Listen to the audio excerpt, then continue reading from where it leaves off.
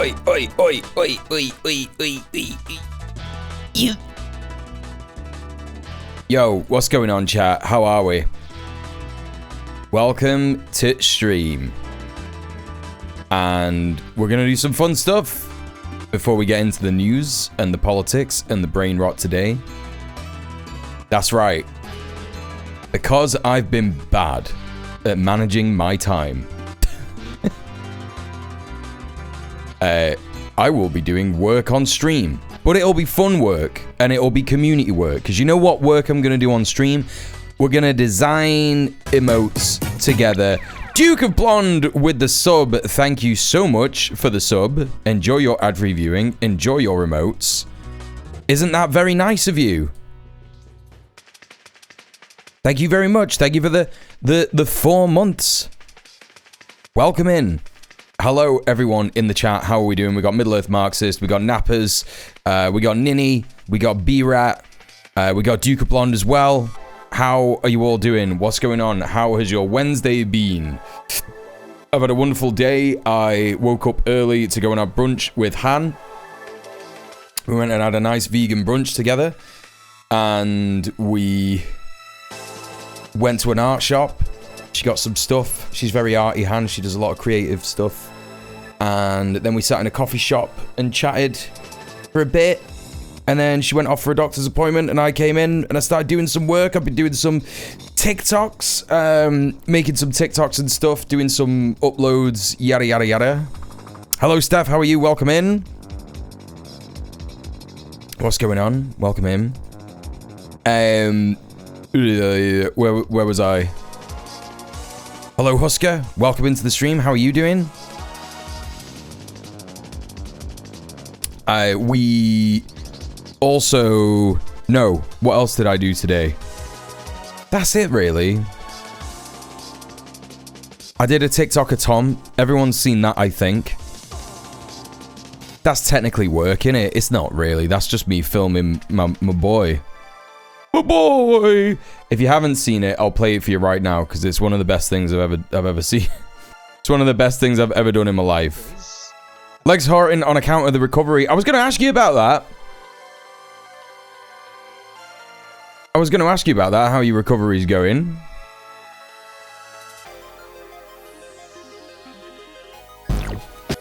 I just think that this is what my TikTok should be, chat. I just think that, like, going forward, my TikTok should just be this kind of content interspersed with political content.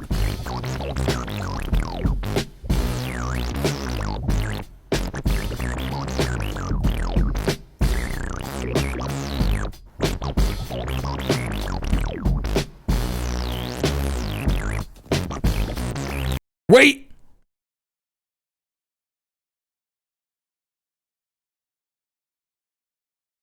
That's got to be an emote, right? Wait.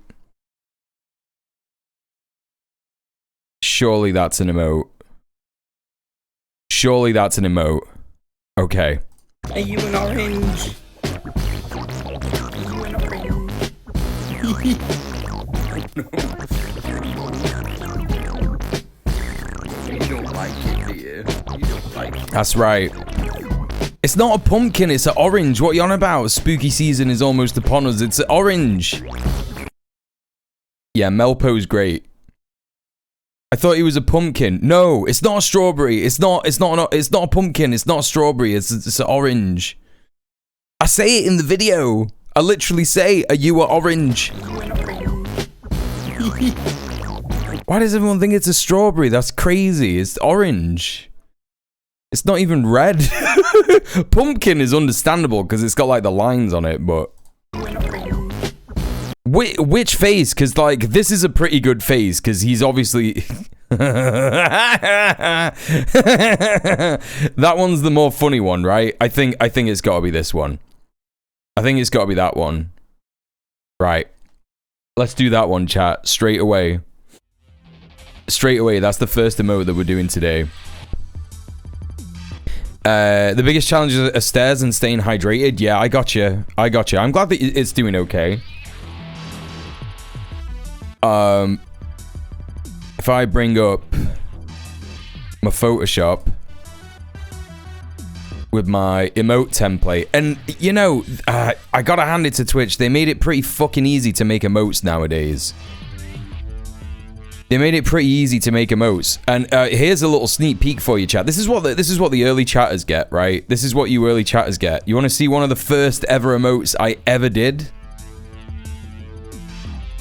That's one of the first emotes I ever did, chat. That's me without a beard. I mean, I've still got a beard, but it's good that, innit? It's good.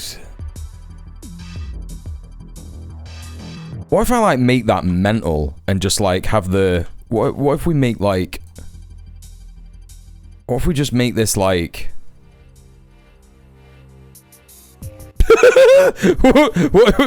chat, what if we just do this? What if we just make this an emote? What if that just is one? What if I just export that straight away? Wait. No, not a JPEG. Why would I make it a JPEG? That's silly. That's silly Billy shit. Where do I put this stuff? Channel art, Twitch, emotes. Yeah. Yeah, it could be like a pog, right? Way too pog. Mule when he sees titties. I mean, yeah, that, and also like, just kind of like any, you know.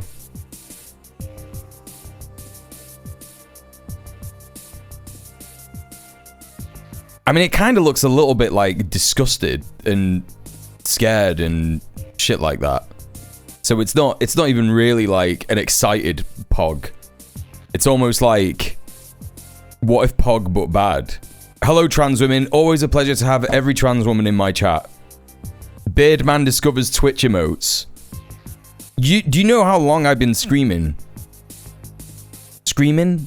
I said that because I saw this emote. I said that because I saw that fucking emote in the chat.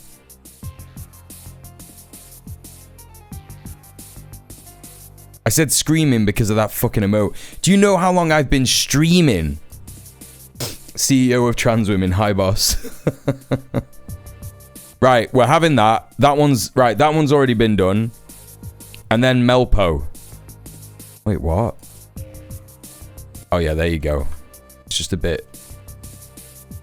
Right, how do we... Oh yeah. Oh yeah, chat. I can already tell this was a great idea.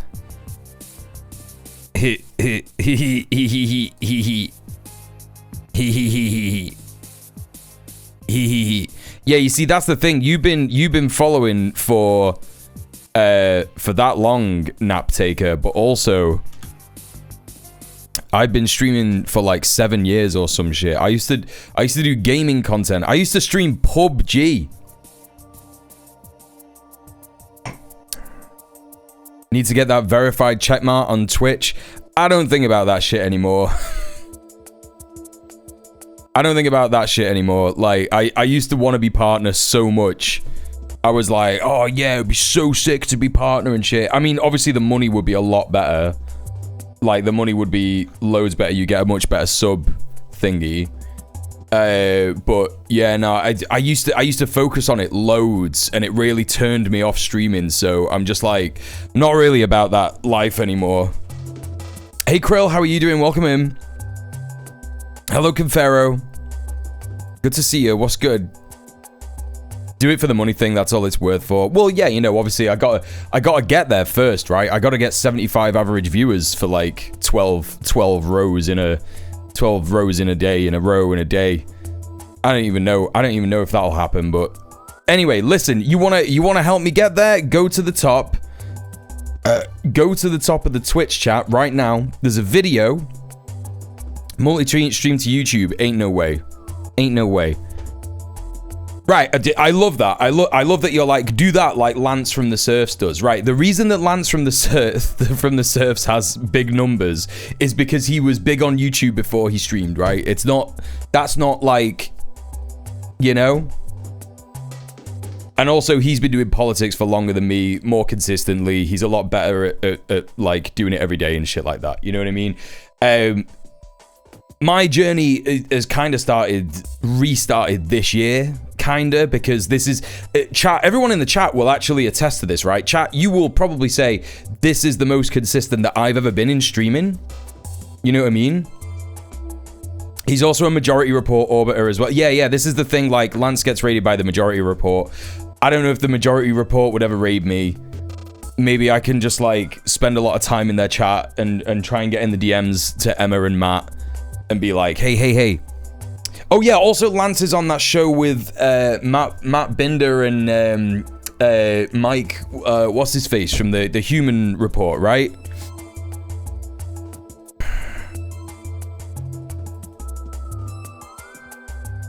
Show them your YouTube channel? Maybe. Leftist mafia, that's true. That's true, yeah. Yeah, I think everyone has the capacity to change, B-Rat, and I think that Lance has done like a lot of work to move away from that kind of shit content, from what I've seen anyway. I could be wrong. But I think most people would, like, especially most people in this community and the crossover that I have with like a bunch of other people, would be like, yeah, nah, we're not hanging out with him if you know, he's hanging out with debate perverts anymore and shit like that, right? Let's start to cut this out.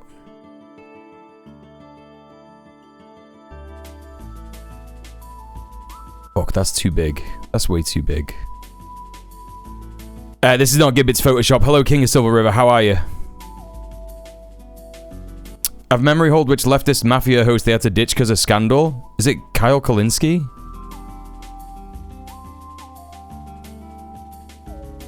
Was he on that? I don't know if he's had a scandal. I don't know if we'll get to this news today, by the way, but someone was talking about this in the chat. Oh, that... Oh my god, yeah, that, what was her name? Illuminati or some shit? I remember all that. Yeah, I remember all that. She just, like, stole everyone's content.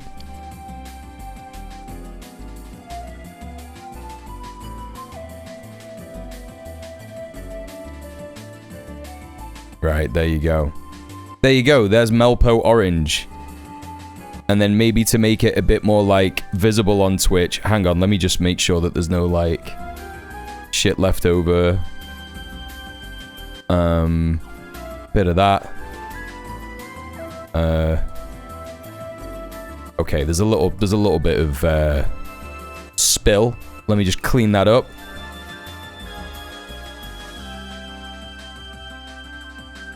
I still think it's a pumpkin and it's gonna be hard to convince me otherwise. Well, you know what, Husker? I won't. How about that? I won't do that. I'm not going to try and convince you to do that. I kind of hate the fact that it would be so hard to see, but it would be too hard to see his whiskers on Twitch anyway. So I'm not too fussed about that. Let's make him a little more...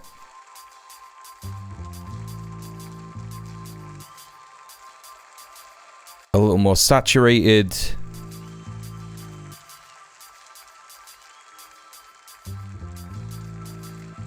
Kyle is fine, Libish AF, but like not the worst. Yeah, like I seen him using the R word on Twitter. It's kind of fucking cracked, you know what I mean? Kind of like really not okay with how much of a resurgence that word is having. And it's like you got like leftists who are using this word, and it's like, what is going on here? I think that there is like ignorance and, you know, people being a bit like, I don't know, maybe a little bit purity testing and shit like that. Like I'm not saying that shit doesn't happen on, you know, in leftist spaces and stuff, but I kind of draw a hard line at that shit. And I don't know why people are doing it. Hello, Emmy Killy, how are you? I don't know why people are doing it. It's just like so lame. And I think that people are using it to be like, oh look, we can attack the right with this, and it's like, shut up, man.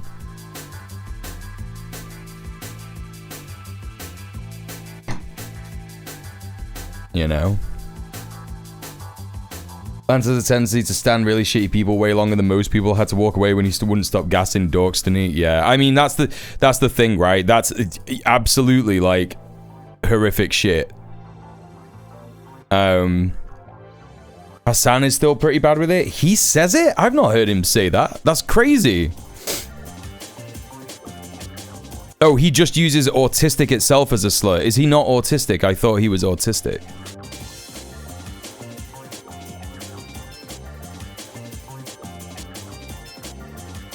I don't know if he's using it as a slur. I think he's just like referring to himself. That's what my read on that was. Outer glow, drop shadow. Doesn't need to be that big. Maybe I'll just make this a glow just in case of like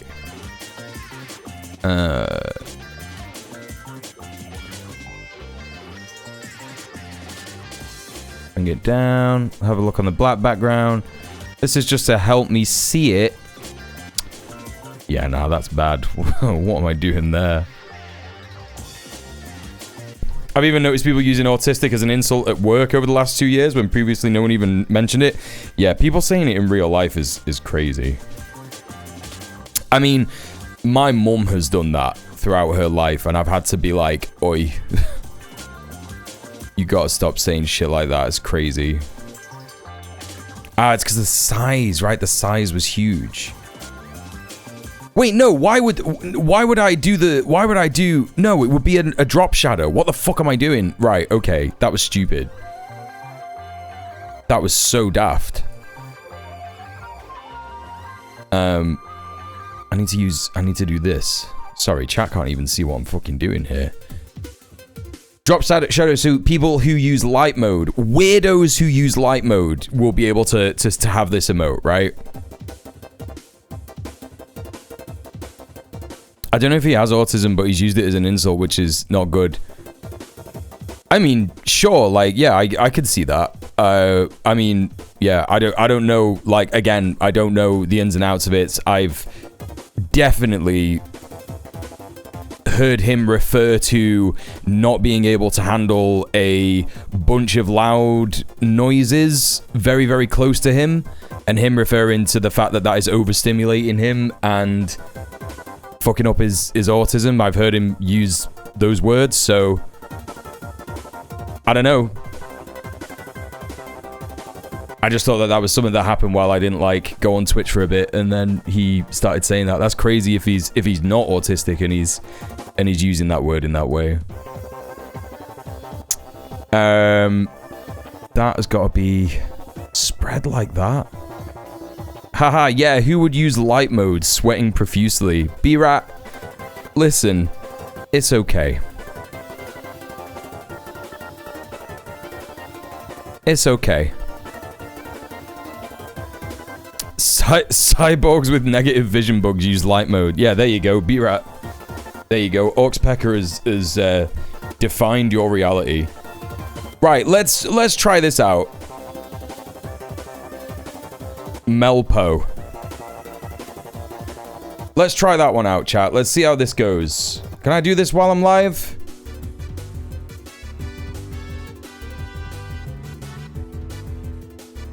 There are memes about him being autistic, and he scored highly in an autism test, but I don't think he identifies as autistic or is diagnosed.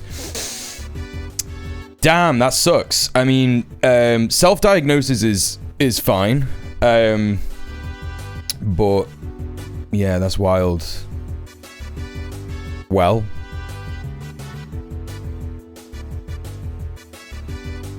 I will be a bit more stringent in understanding the things that he says.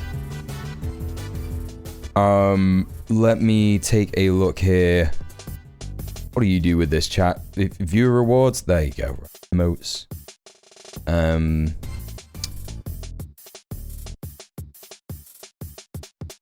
Okay.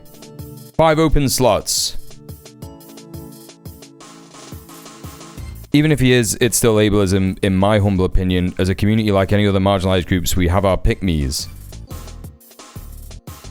I don't know, man, because I use the F-slur all the time. So, I don't know. Look, I'm not autistic, so I'm not going to speak for autistic people with autism.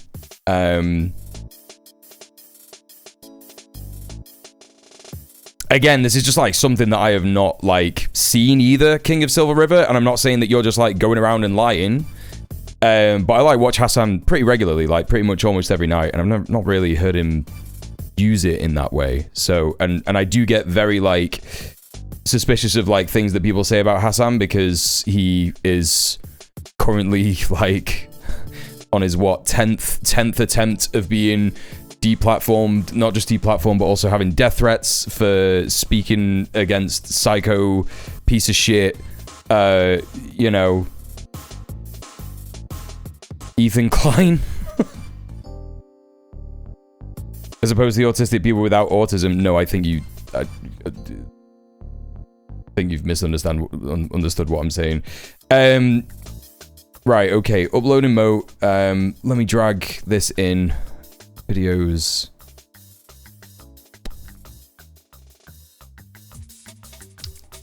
OBS recordings, professional. Graphic design, that's my folder for that. Professional, channel art. Twitch emotes. Okay, right, so I got 2 to add in. I got that silly one. Chat, what are we calling this one? I didn't say autistic people with autism. I said autistic people, well, people with autism. Correcting myself because I don't know if autistic is like the right word to use. Chat, what are we calling this one? Are we just calling this POG? What do you think? I mean, I might have said that, Orcspecker, but I didn't mean to say it. What we calling this one, chat? It's your remote, chat. What do you want? What do you need?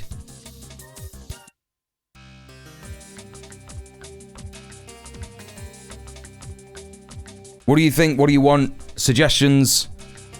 Mr. Data, suggestions. Do we just call it POG? Gaspers? Yeah, it's more of a scared thing. It's less of a POG, right? It's more of a like... Ugh. Yeah, Gaspers is pretty good. What do we think about that, chat? Any suggestions? Factory reset. That is not what I would look like if someone factory reset me.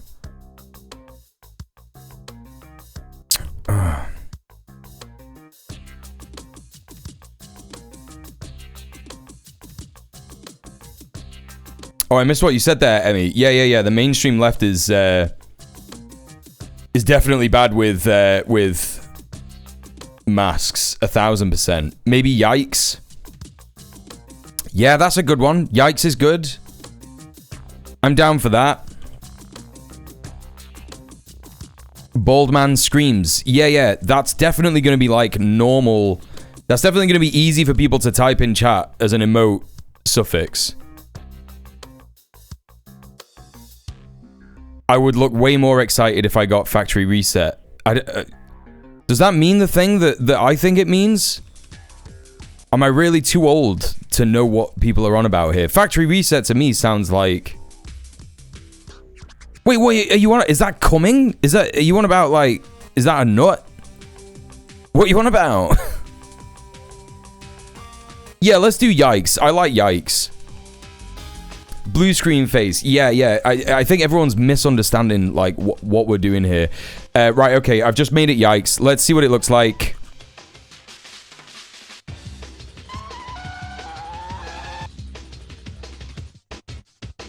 djmuel. Yikes. Yeah, it works, right?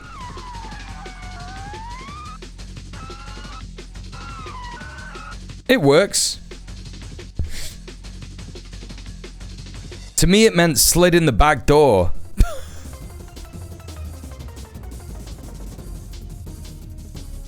What do you mean, anal? What are you on about?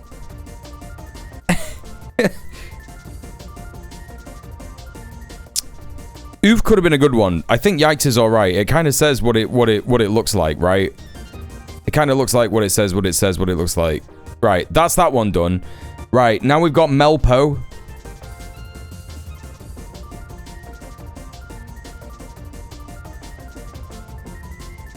Yeah, I got the Angela Davis follower emotes. Yeah, make sure you check the chat. Look at the follower emotes that we got. We got Davis. We got Marsha. We got Ho. Wait, how does that work? Ho? Yeah, and then we got the only Angela Davis emote I've ever seen. Yeah, there you go. That's how you know, chat. Listen, I keep saying we've got great emotes, you know? We've got great emotes. You should check them out. Davis, Marsha, Ho. Who's the other one I got? We got Gassan. We got... I'm not doing tomato. He's not a tomato. He's an orange.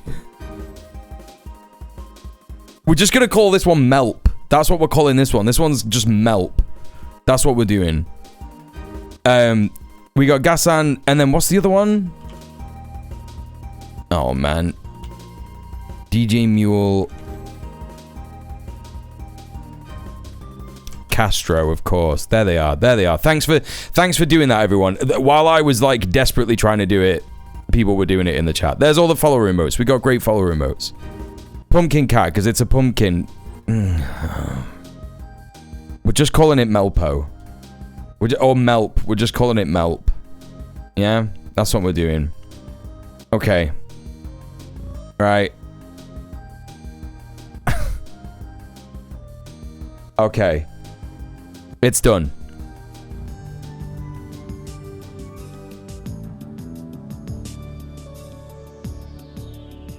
Yeah, chat, it's good. Yeah, it's good. Yeah, I like it. What do you think? I like it.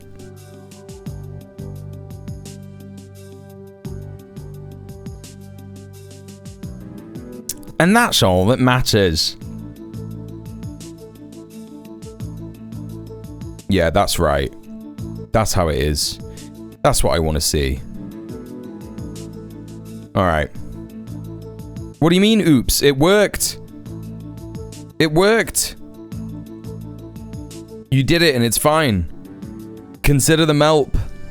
Yeah! Right. Right, so then there's actual emotes that the chat requested the other day.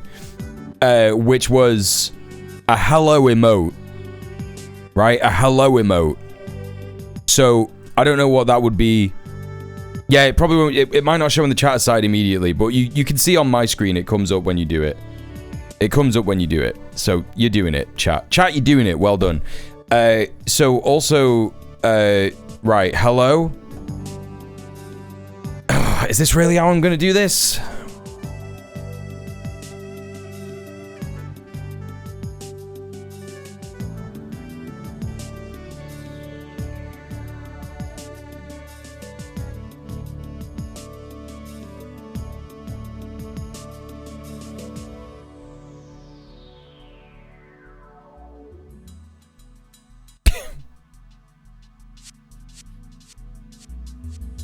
Yeah? How's that? How's that? What? Oh no, you can't see it. How's that?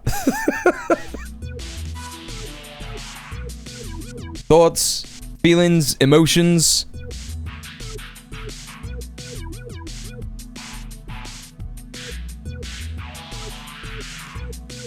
Amazing, perfect.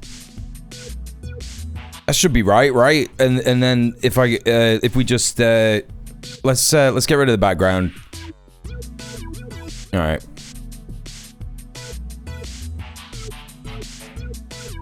DJ, please. What do you mean? What do you mean?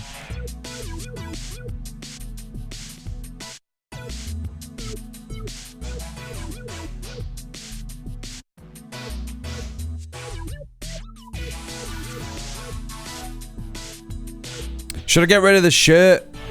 Is that what people do with emotes like this? Do you get rid of the body? Nah, you don't, do you? You just like...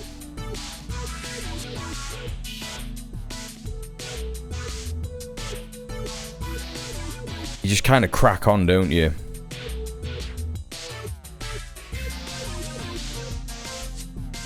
Chat, you enjoying this content? I remember when I used to do art streams, because I really enjoy art and drawing and stuff. I don't know if you know this, chat, but I wanted to make cartoons for a long time, for the longest time. And if I ever find myself with a lot of time and a decent amount of money, I will probably want to spend my time doing that.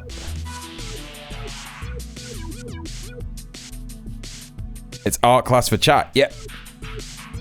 Going in between fingers is when I use AI remove. Yeah, nah. We don't do that. Excuse me, we don't do that.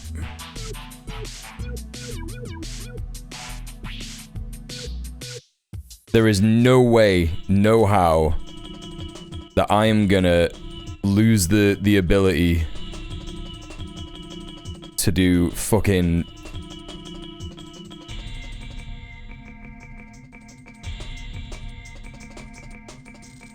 Photoshop. Spent so long doing this shit. My whole life. I mean, if you flipbook animation notebooks as gifts when I was in uni, it took forever. Hell yeah. Yeah, I used to do art streams, yeah. It's better to keep your body more attached to your head as a streamer. It makes you more relatable to your audience. Most of them are like that. Oh, yeah, that's a good joke!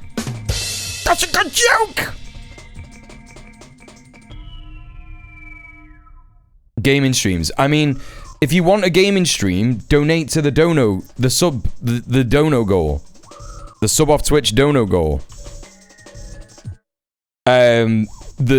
If you, like, that's what the incentive is. If we hit £600 by the end of this week, I will be playing Peak on stream, live on Twitch, twitch.tv/djmuel with fellow streamers, Aslan Silver, Murphy, if I can get it arranged, and also Goblin Hugger.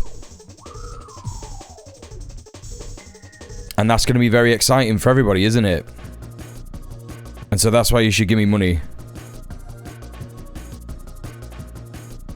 Fellow streamers. Fellow streamers and everything, not just like randos, not random guys. Fellow streamers. A bonus mule. It would also be a bonus stream as well. Yeah, it'll also be on Friday. That's correct. I don't normally get into gaming streams unless someone is playing Mass Effect or Dragon Age. Oh yeah, that's never happening on here. Yeah, don't worry about that. Don't worry, it'll just be one stream. And I don't know, maybe it was a bad incentive. Maybe not that many of my audience want to see me game. Maybe I should have done another DJ stream. But we'll do that next month. Right, there's just still a little bit of scuzz there. I'm trying to refine my balance, you know? Or New Vegas. Yeah, that would just be like too much of a story to do. Like, that's the only reason I wouldn't do Mass Effect or anything like that, because it's just too much of a story, right? Make a gaming YouTube channel like Hassan Abi does. Again, you're saying that like a 37 average viewer streamer is gonna have the same, like he has that because he has tens of thousands of viewers. He can just do that. All good, I'm not a morning person. It's good to know that you think of me in the same vein as like being as popular as Hassan, and hopefully one day that is true, because, you know, I want to be able to sit there in front of 20,000 people and be like, here's how we do a revolution, gang. There's these things, yeah, called dual power structures. And if you go and make them, we can have a better world together, right? Anyway, maybe one day. Gaming streams are a luxury. Whenever I've done gaming streams, it just like cuts my audience in half, and there's just absolutely no point in doing it. You know what I mean? And even if I like set up a second channel, it's like so much faff and shit. You know what I mean? Get Mule and Uncle Chenk. I couldn't think of anything worse. Hello, Mia. How are you? Long time no see. What's good? What's good? Get me an Uncle Chenk is like saying, get me a lobotomy. Get me an Uncle Chenk is like saying, I wanna get like a dick grafted to my head for the rest of my life.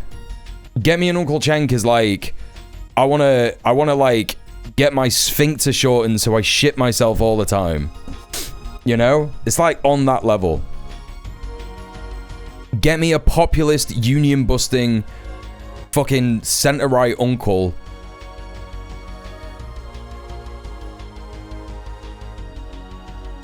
Right, so.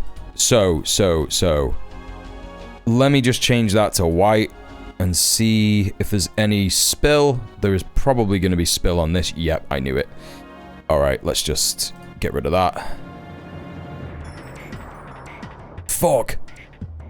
Way too big.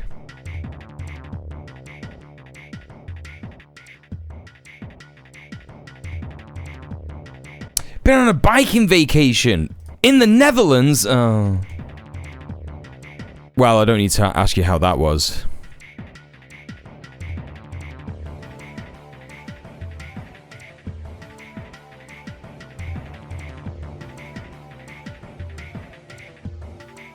Get me an Uncle Chenk is like getting a death note and being stuck with the most inconvenient Shinigami. That's a good one. That's a good one. I like that. I'm just joking, Mia. I hope you had a great time. Maybe try green as a background color. What, to get the extra bits?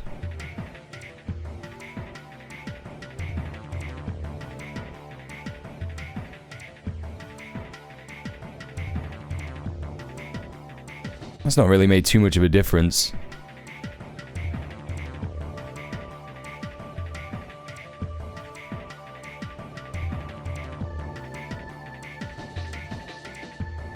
Okay. I think that's all right. There's like a bit there. Yeah, there's like a bit there. A little bit there. A little bit there. Alright. Okay. I think that's it. Let's try it. Let's see what it looks like. Hey.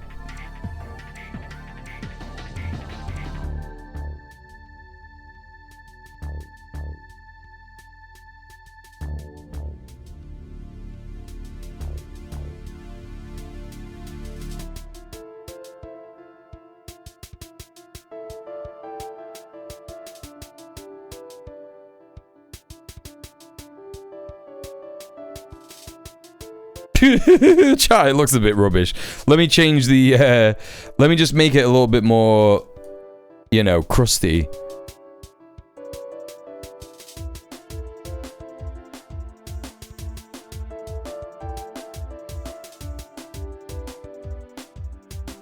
Is that that much different? Yeah, it's a bit all right, let me try that.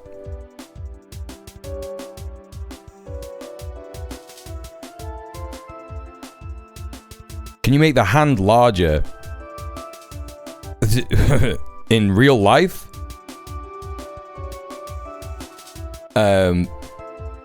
Wait. Nah, that's probably...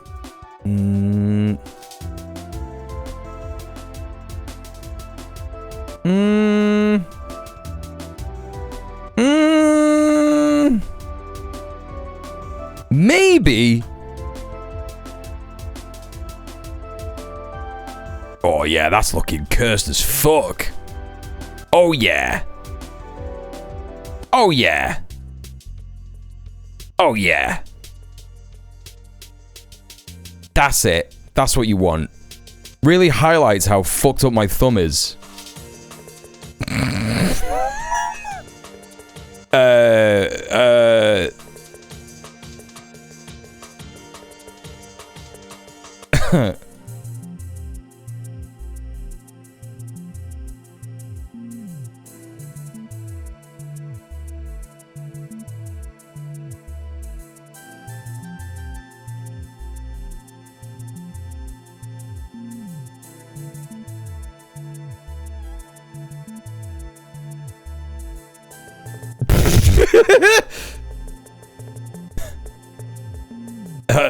Okay. Okay.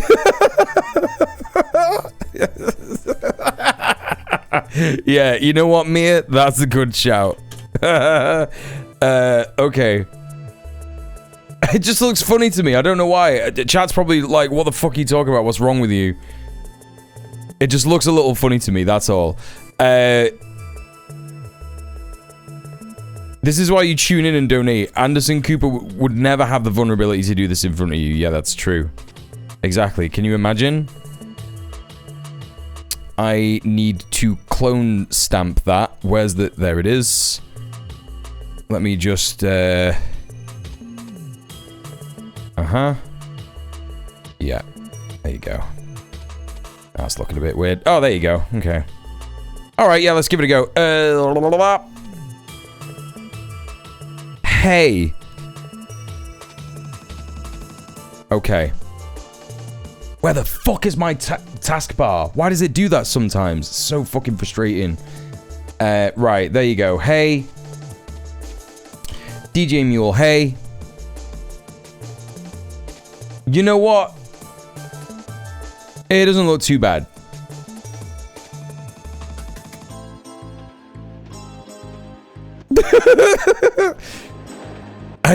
I think like the hand being off the screen is just so weird, actually.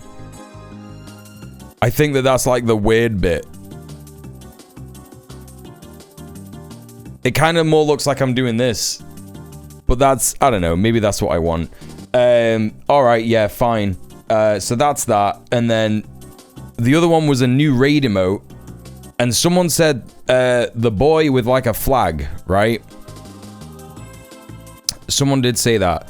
To get to my boy pictures, I'm gonna have to probably go to my chat with Han, where who I send the most Melpit pics to.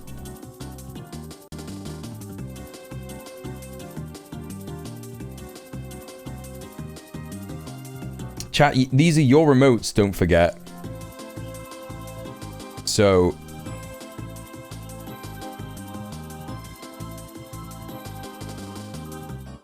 if you don't like them, just let me know.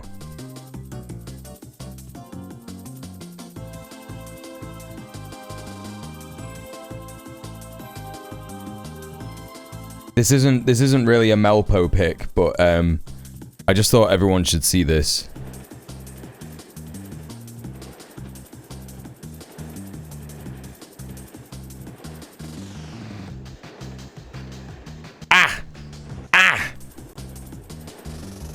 Right, okay, first things first, chat. Please don't talk about how dirty my table is.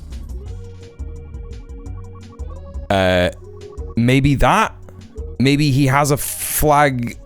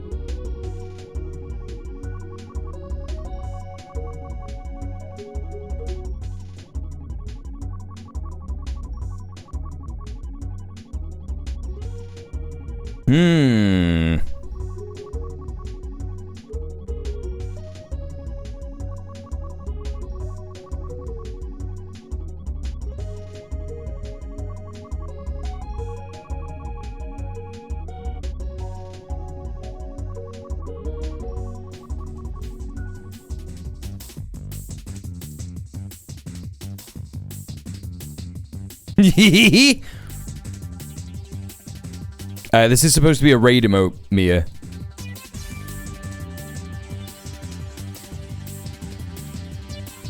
Oh, yeah. Oh, yeah, that's it. Yeah, that's the stuff.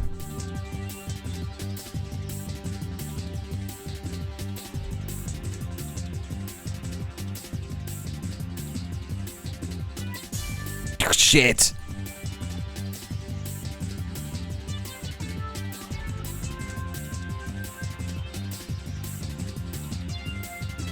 And again, you know, these are just rough for the time being.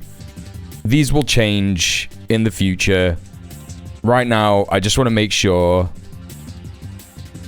How about him carrying the flag in the mouth? Maybe. Probably want Melpert looking up if we're putting a flag behind him. I wasn't thinking behind him. I was thinking just there. I was thinking like that. You know what I mean? Maybe I like mess with it a little bit so it looks, you know? Looks awesome as a cape. It's not supposed to be a cape. He's got there's a flag. It's got a pole. There's a pole. Comrade Melp.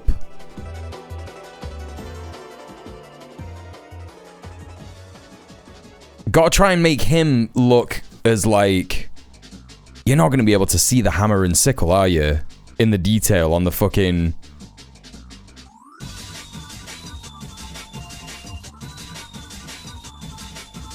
In the chat. You could give him a little red book and a different one. Oh, shit.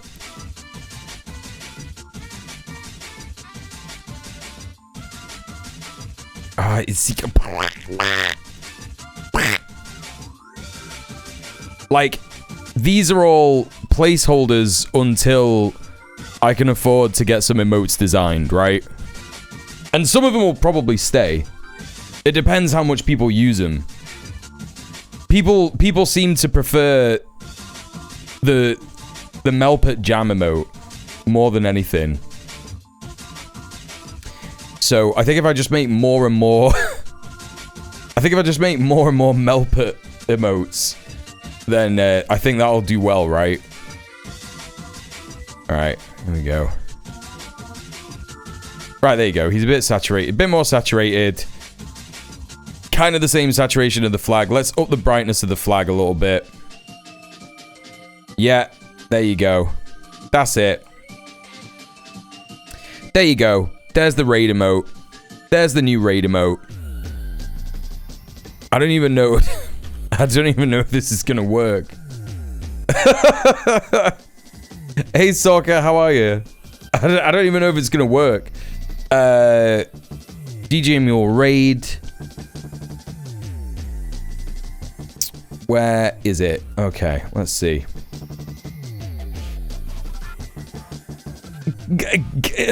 Kinda? There's a bunch of scuzz that I've, like, missed. Hang on. Bunch of scuzz here. Right. That should be better. Let's replace that.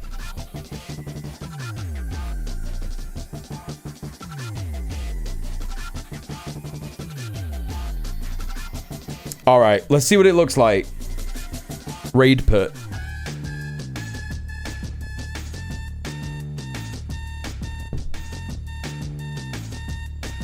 You can't tell what the fuck that is.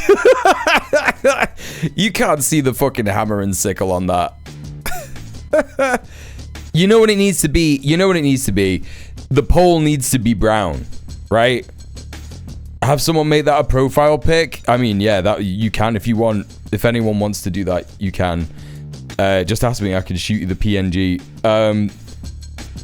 What it's got to be, this is absolutely it. This will change the emote entirely. This has got to be...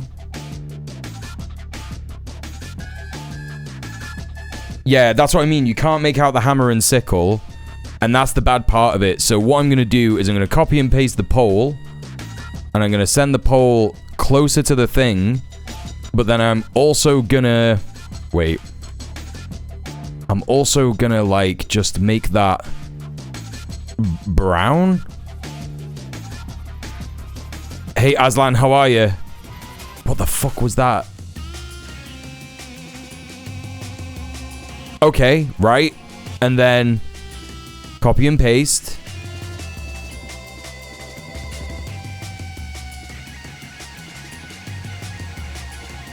You replace the Soviet flag with the trans flag? Yeah, that rocks. Yeah, I love that trans woman. Okay. Everybody go follow Aslan. He's a great commie streamer. Hope you're doing good. Loving the boy with the flag? You got a cold? Oh, I'm sorry to hear it, man. That sucks. Let's get some love in the chat for Aslan. Hope you get better soon, mate. Right, so maybe what I do as well, maybe I'll just thicken it right up.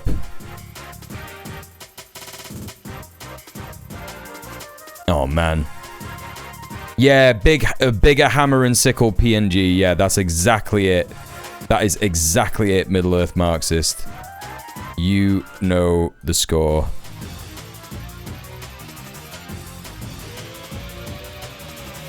Right, like that. Looking a bit crap. Maybe make it look a bit more 3D by adding a lighter color in there.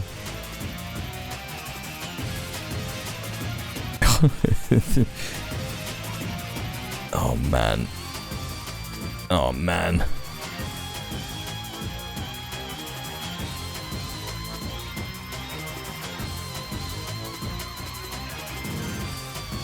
Okay. Okay. Hammer and sickle.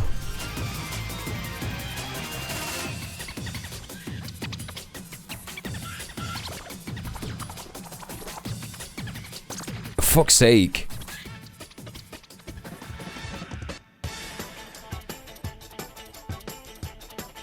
Why is this fucking image so big, Wikipedia? What the fuck? That's crazy. All right.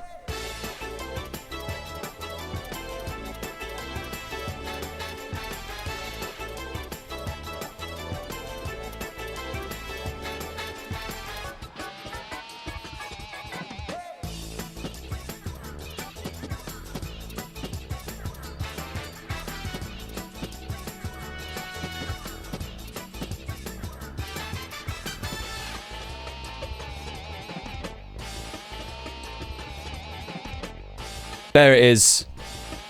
There it is, chat.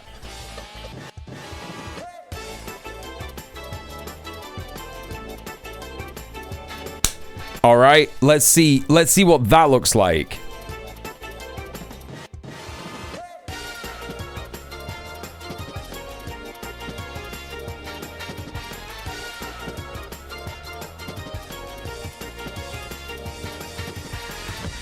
Oh, fuck. How do I edit one? Oh, I just remove it from the slot. Okay.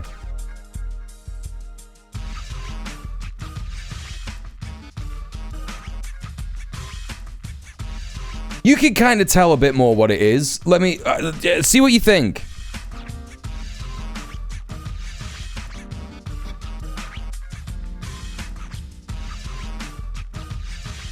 You can...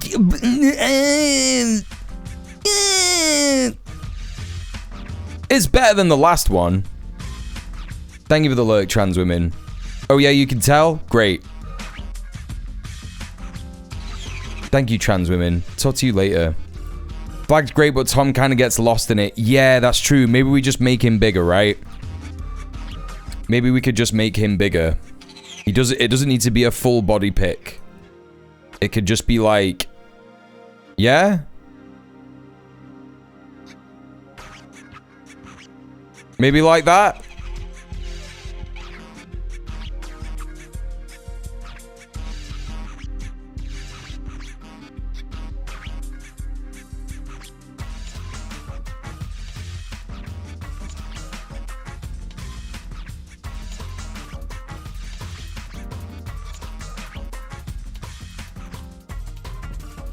What if he had angry eyebrows? That could be good.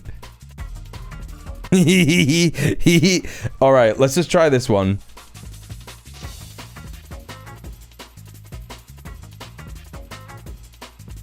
Now I feel like the flag's got to be bigger.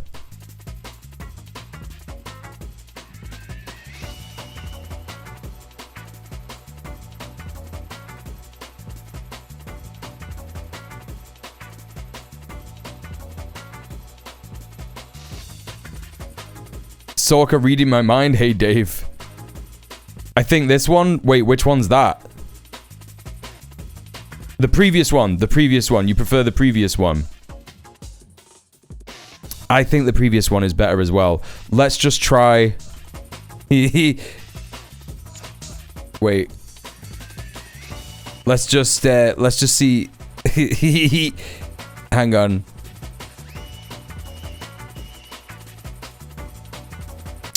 His eyebrows would be like that color.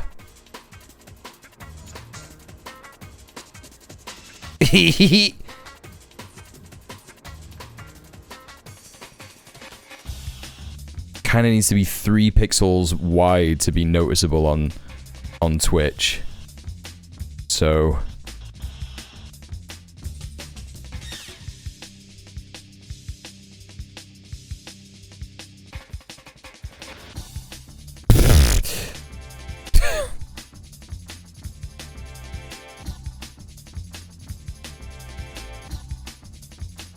You can't even tell.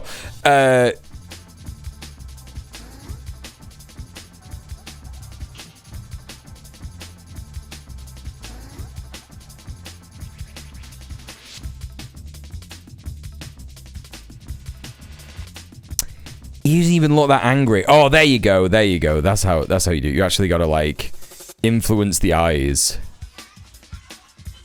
like that. It's so stupid. Wait. Let's get rid of all of that. All of that. Get rid of all of that. Alright. Start again. A bit of a thicker brush. 3 pixels wide. Come on, give me 3. Just 3. Alright.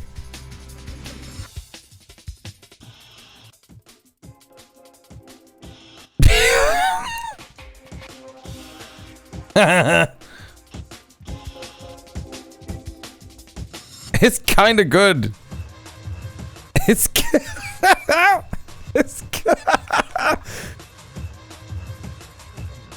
They're too big. They're too big.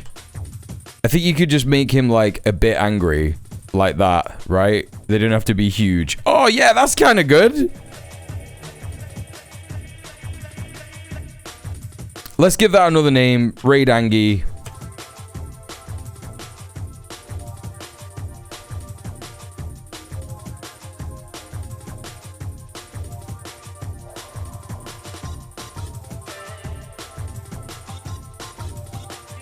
Don't turn him into the Eugene Levy of cats. Thank you, Dr. Eugene Levy.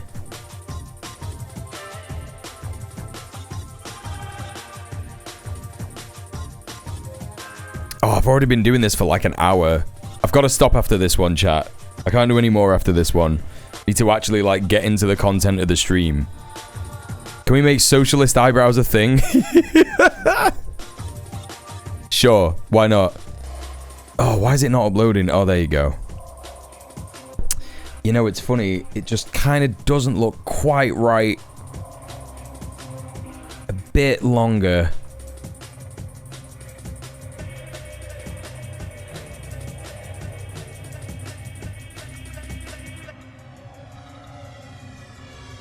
No, it's kind of fine.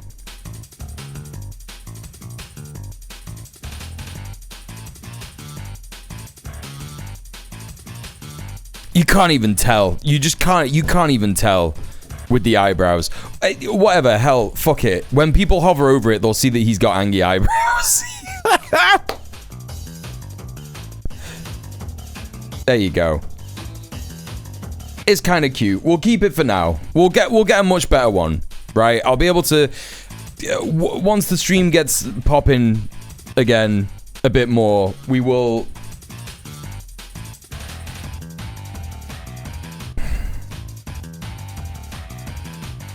We'll find someone to actually make some art, right? We'll find someone to make some art, and that'll be fine.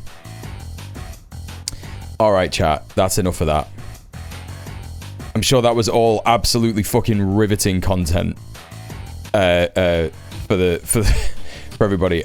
You know what? To make up for it, for those of you that missed it before, have a little bit of this.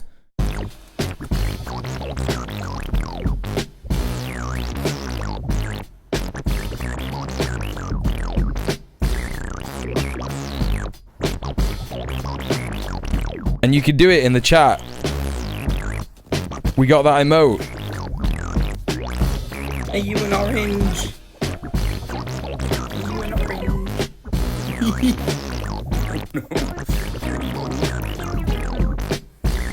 You don't like it, do you? You don't like it.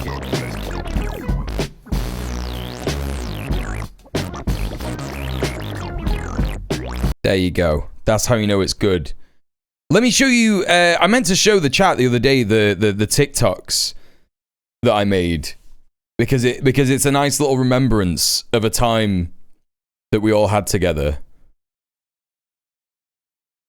Do you remember, why does it do this on desktop? It's so weird.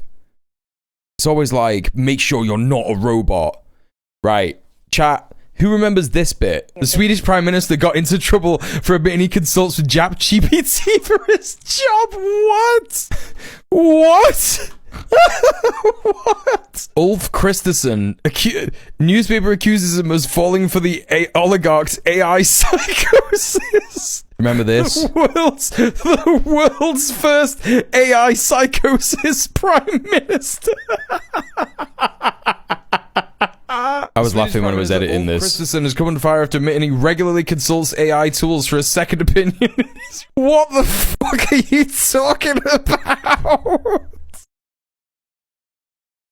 My man is logging into ChatGPT and being like, hello ChatGPT, I've just increased austerity by 500. My Swedish accent is a good idea.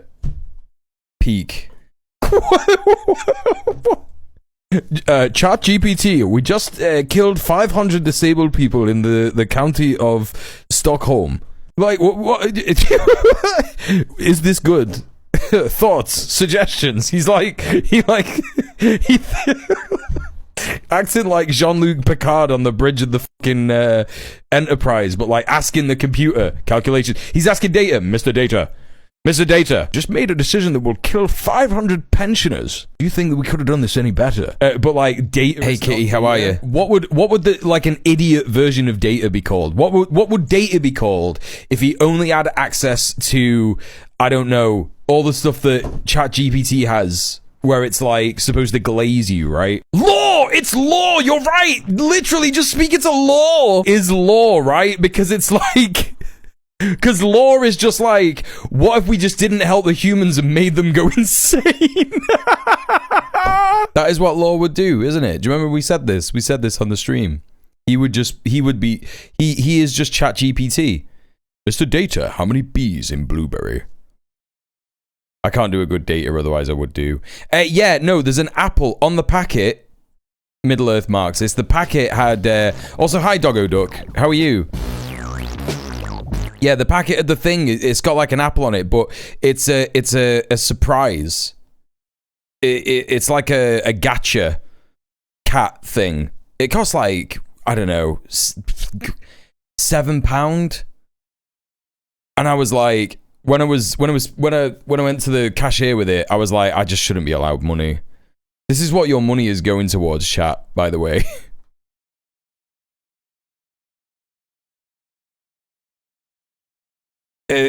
None of the cats look thrilled. Cats are just not thrilled to have these things on their head. And but you know, being a cat owner is like some kind of disease, toxoplasmosis or whatever, right? And you can't do a good Swedish accent either. Yeah, I know. I was doing more German, yeah. I know. Yeah, we got Melp out of it. That's the thing. We did get Melp out of it. Money well spent. Yeah, exactly. I heartily endorse this investment into stream infrastructure. Thanks, appreciate that. Hey, Picard's language, how are you? Mr. Data, what should I put on my pizza? Tomato sauce or glue, you devilish minx? Yeah. It's like an app. You can get loads of different little cat hats with it. But here's the classic chat. Y'all remember this one? I can't get over it. I can't get over it. Every time I look at it again, it's just the same. It's the same amount of funny. Oh, I'm crying. I'm actually crying. This one's a little bit different because I put a little information thing in here to explain it so that everyone understands what's happening. That's right, get the Sleewer emote out. Let's see those Sleewers, chat. Subs, let's see those Sleewers. We got him there. Oh! I don't know if I can live my life in the same way anymore. It's like he has to screw it back on. He looks fully depressed. I'm in pain. My back hurts.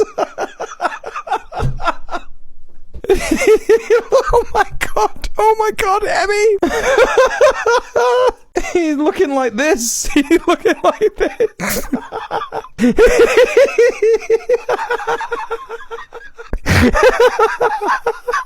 Oscar, you weren't here for this. You remember this? You don't remember us seeing this? I'm fucking sweating. Whoa. Looking like a fucking freshly circumcised dick. Oh, that is the funniest thing I've seen. He supports two-tone policing. My temples hurt.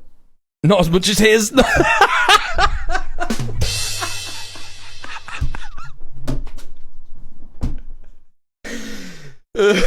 Look like Humpty Dumpty. Okay. Gotta carry on. It's great. It's so good. Oh no! Oh my god, it did this before. Why is this TikTok 5 minutes? Chat, this has been happening for some reason in fucking Premiere Pro. I did a fucking TikTok for Red Planet literally earlier, and it just like exported like an extra like fucking 3 minutes, like 5 minutes. I don't know why it did that. It's just like there's so much time here. What the fuck? Why does it do that? Anyway, I think I fixed it. But yeah, that's wild. Did that happen on the other one? Did that happen on this one? The Swedish Prime Minister. No, this is 2 minutes for a bit, and he consult. It's 2 minutes. Mental. Okay. Well, there you go. That's what happens when you have you got that. Listen, when you get that content grind on, you'll just make some mistakes. Yeah, it's Adobe and shitification, right? Yeah, what does the Guardian Angel do that? 9%? I know, it's so funny. It's like, people were saying to me, is Eric Adams not the Republican candidate? But he was he, correct me if I'm wrong, chat, I don't know too much. He was the Republican candidate. He is a Republican mayor. Yes? No? And he's gonna run again, but as an independent. Because I always thought that Sleewer was the Republican candidate. Like, he's been the Republican candidate since Giuliani. I thought he was a Democrat. I thought he was a fucking Democrat. Someone said it to me. Someone was like, is Eric Adams not a Republican? And I was like, no, he's a Democrat. And they were like, nah. And I'm like, listen, man, American electoral politics is completely cooked. It's completely cooked. Hasn't had a Republican mayor since Giuliani. That's what I thought. I did think that. Well, there you go. All right, chat. Let's get into the news. I've been live for an hour and 20 minutes, and I know that he lost the primary against Mamdani. No, I don't. I think you're talking about Andrew Cuomo. Eric Adams wasn't running in the primary. So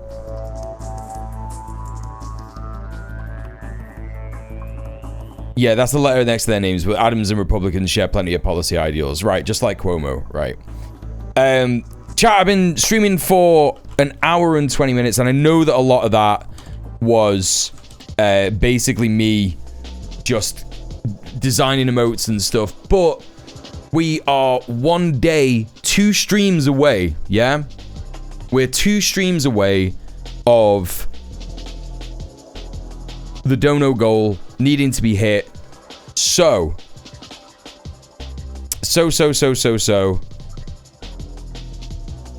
please consider donating. Please consider subbing off Twitch. The daily dono goal is £75. That means 15 people donating £5, I think. Yeah, that's right. 15 people donating £5 each. I know that this is possible. It can happen. It should happen. Please give me money. This is my full-time job at the minute. Yada, yada, yada. Before we get into the content, if you don't have the money to support me, don't worry about it. You can also just go to my socials, and you can go to the promo tweets. And if you support me on my socials, and if you repost the go live tweets, you will help me attract more people to the stream, and then hopefully those people will be able to financially support me. So there you go. So please consider doing that.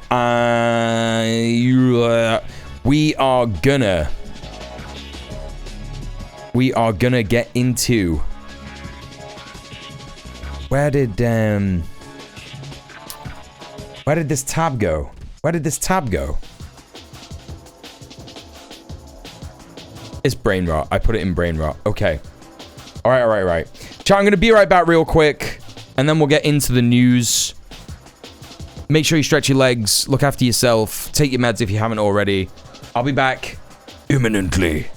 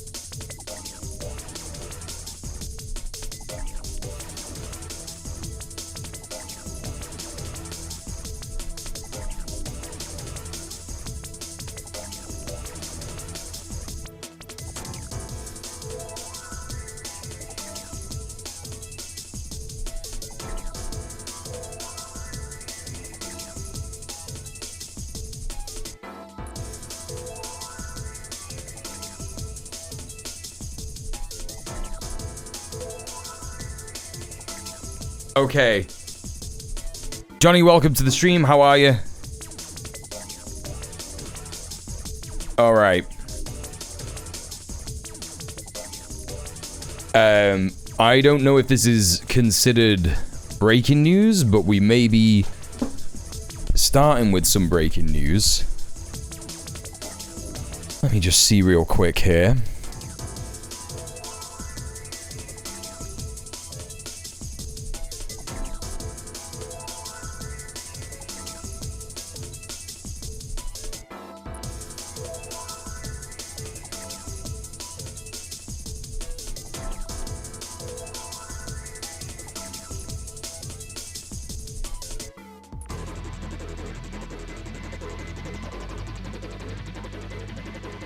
I don't know if they have...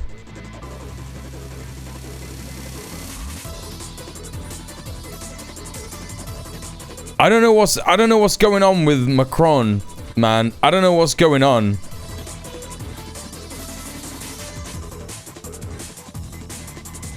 I think Macron is seeing which way the wind is blowing.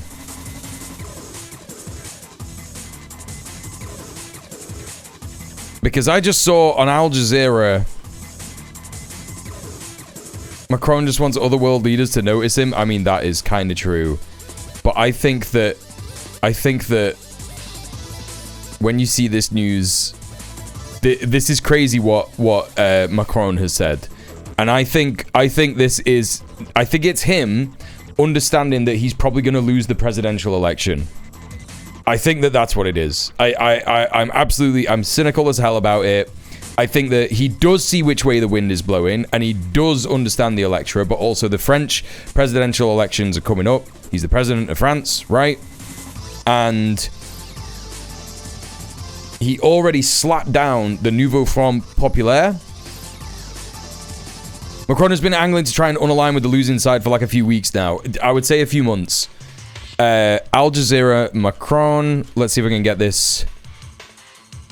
So this was 5 hours ago. It's not breaking news. It's 5 hours ago. But let's just have a kind of a rundown of what's happened over the last, I guess, 2 months or whatever, right? Who's likely to take his place? I've not been paying attention, hoping Mélenchon over Le Pen.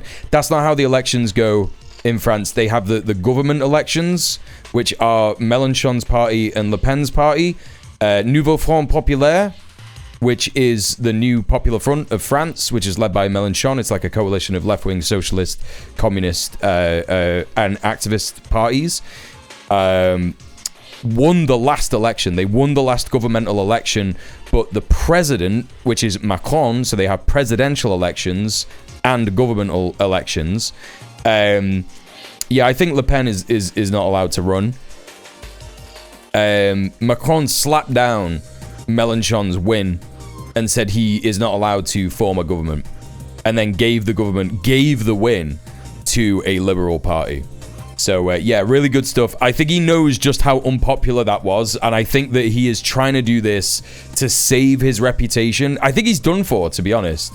I genuinely think he's done for. I don't know if there's anyone like running against him in the presidential elections that are gonna that is like left wing or you know, sympathetic to left wing or socialist ideals.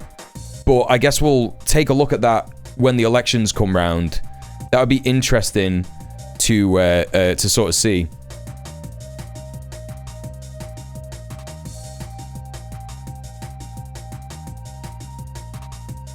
The real answer is that French imperialism can't afford to keep destroying their image after the massive losses they took from the military coups in the Sahel states. Ideologically, it might be because of what you said, but these things aren't separate. Yes, well, I think they're connected. I think you're right, Mia. So we have to look at like where France is, absolutely, geopolitically. Like you said, the Sahel states, for people who don't know what that is, that's Mali, Niger, and Burkina Faso, all ex-French colonies as of recently. They've even done things like remove French as the official language, which is fantastic. You know, all the leaders of those countries are making huge, sweeping socialist reforms that benefit the people of those countries. And, you know, comes after decades of colonialism. Horrific resource extraction from the imperial core. So, Macron said a month ago that France will recognize a Palestinian state. He also wanted to tighten the bonds between the UK and France, and he started talking about the Entente Cordiale. We spoke about that on stream. We've spoken about that on stream a couple of times. The Entente Cordiale was an agreement that France had back in the day with Britain to basically bolster its protection in Europe, because the EU didn't exist at the start of the 20th century, and all the, you know, countries in Europe were still fighting each other, having wars with each other, colonial wars and all this kind of business. And then obviously World War I, World War II. after that, the European Union was floated as an idea to be like, oh, we need to unite. We can't be fighting each other, yada, yada, yada. And but now what we're seeing is a breakdown of imperial power. We're seeing France losing its colonies. It's losing a lot of power. It's losing a lot of military might. So it's like going, hey, UK, we should be fucking smart, because also you're losing out because the USA is not huge friends to either of us at the moment. May think that they are, but they're not. So we should strengthen our bonds because we don't know what's going to fucking happen. We don't know what Russia's going to do. We don't know what any other country's going to do. We don't know what the peasants of our country are going to do. They may rise up against us. So I think Macron is probably like, he looks like he's aged a bit recently, and maybe that's the stress, right? So you're right. That's absolutely it, Mia. Macron knows that he's losing his France's imperial colonial power, and so he was trying to encourage other European states to recognize a Palestinian state. Now remember, this is a meaningless thing. It's a meaningless platitude. However, he's having visions of guillotines. That's it. I think that's it, Krill. I think that's absolutely spot on. I think he's having visions of guillotines, and he's shitting his pants. I think it's a combination, right? So, when the Zionist entity was being belligerent as hell and bombing Iran and trying to drag the West into a war with Iran, Macron said this. Now, this passed me by. I did not see this, but this passed me by. This was at the G8 summit, I believe. Nous ne voulons pas. We don't want Iran to acquire nuclear weapons or ballistic capabilities. But I think the biggest mistake we can make today is to use military means to bring about regime change in Iran, because that would mean chaos. Now, that's an interesting take. The nuclear weapons take is his liberalism, neoliberal, reactionary bullshit, going along with his imperialist mates, but also going, we shouldn't fuck around like that. I think it's a combination of he's understanding just how unpopular that would be, right?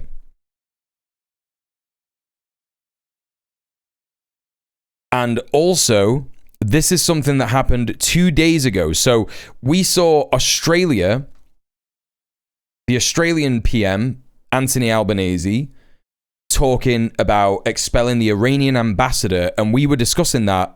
Was it yesterday or was it Monday? I can't remember. I think it was yesterday.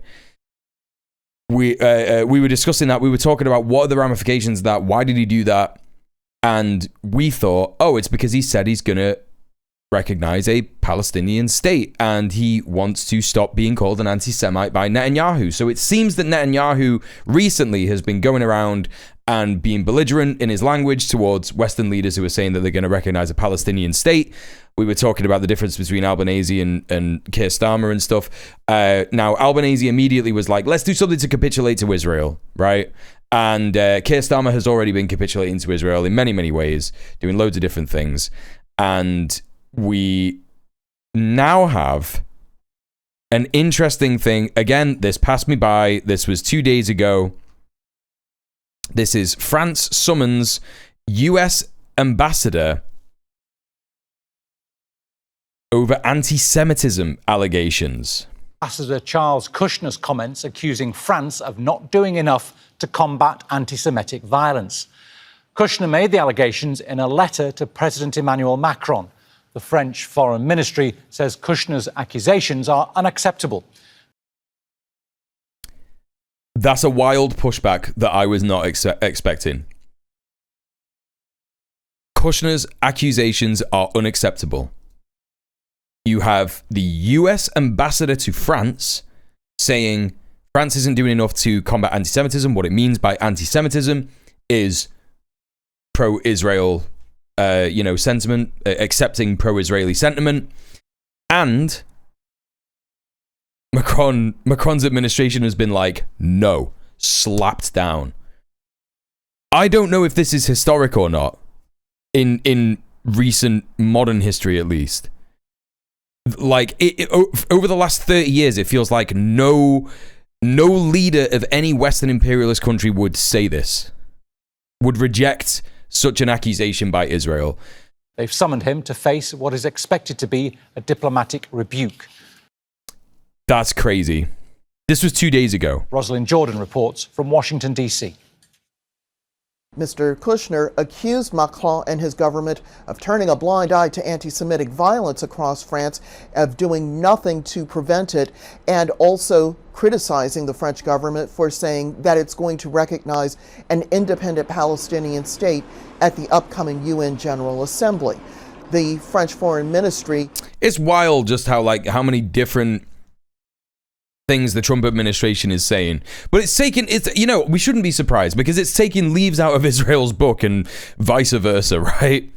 He's just saying whatever, because we saw when Keir Starmer was saying, yeah, I'm going to recognize a Palestinian state. Again, a meaningless platitude, just to reiterate. Trump said, I don't have to agree with it, but he could do what he wants, and that's that, and it's happening, right? So he's been like that with the UK, but with France, he's like, okay, Kushner, you got to say this. Took umbrage, published the letter in the newspapers late on Sunday evening in France, and has now summoned Mr. Kushner to the foreign ministry for what can only be imagined would be a dressing down. This is crazy. Told the French press that what Mr. Kushner has done is a violation of international diplomatic treaties in which ambassadors are not supposed to interfere with internal political and foreign policy decisions by the host country. Kushner, it should be noted, David Cameron did say that Gaza was an open-air prison. You're right, yeah. Already has a notorious reputation. He spent 2 years in federal prison on tax evasion, witness tampering, that's right, yeah, he charges. did. He was later pardoned by Donald Trump, and he is now just 1 month into being U.S. ambassador to France. Rosalind Jordan, Al Jazeera, Washington. Thank you, Rosalind. All right. So now this story has popped up. This is 5 hours ago. Macron hits back at Netanyahu over claims of fueling anti-Semitism. The French leader responds in a diplomatic row that erupted after Macron said France would recognize a Palestinian state. President Emmanuel Macron has rebuked Israeli Prime Minister Benjamin Netanyahu for accusing him of fueling anti-Semitism, calling the comments an offense to France as a whole. That is this is based, but it's crazy that he's the person saying this. This is crazy. I feel like it's felt like the last 2 years we've been living in like a nightmare world, and some things are starting to happen that's like, whoa, what? The simulation is falling apart around us. The French leader responded to his Israeli counterpart in a letter published on Tuesday in several newspapers in which he said Netanyahu's recent accusations aimed at Macron were unacceptable, quote, unacceptable, and warned that the battle against anti-Semitism must not be weaponized. This is crazy. This is not something that any Western leader has fucking said over the last 2 years. What the hell? Accusations of inaction in the face of a scourge that we're fighting with everything in our power are unacceptable, an offense to France as a whole. Macron wrote in the letter, the fight against anti-Semitism must not be weaponized and will not fuel any discord between Israel and France. The French leaders also appealed to Netanyahu to bring the murderous and illegal permanent war in Gaza to an end. This is crazy. What? This is a quote from the letter? Bring the murderous and illegal permanent war in Gaza to an end, saying it's causing an indignity for your country and placing your people in a deadlock. I mean, again, like, trade? What trade is Macron doing with Israel, right? So this is going to be words, and there are probably actions that could be done. So, but again, like, these are more serious words than most of the Western leaders. This is what people whining that protesting wouldn't do anything were afraid of. He only did it after nearly 2 years of protests. Right, exactly. So this is wild. This is absolutely wild. Causing an indignity for your country and placing your people in a deadlock. If Keir Starmer said this, my head would fall off. Do you understand? Like, my head would fall off if Keir Starmer said something even close to this.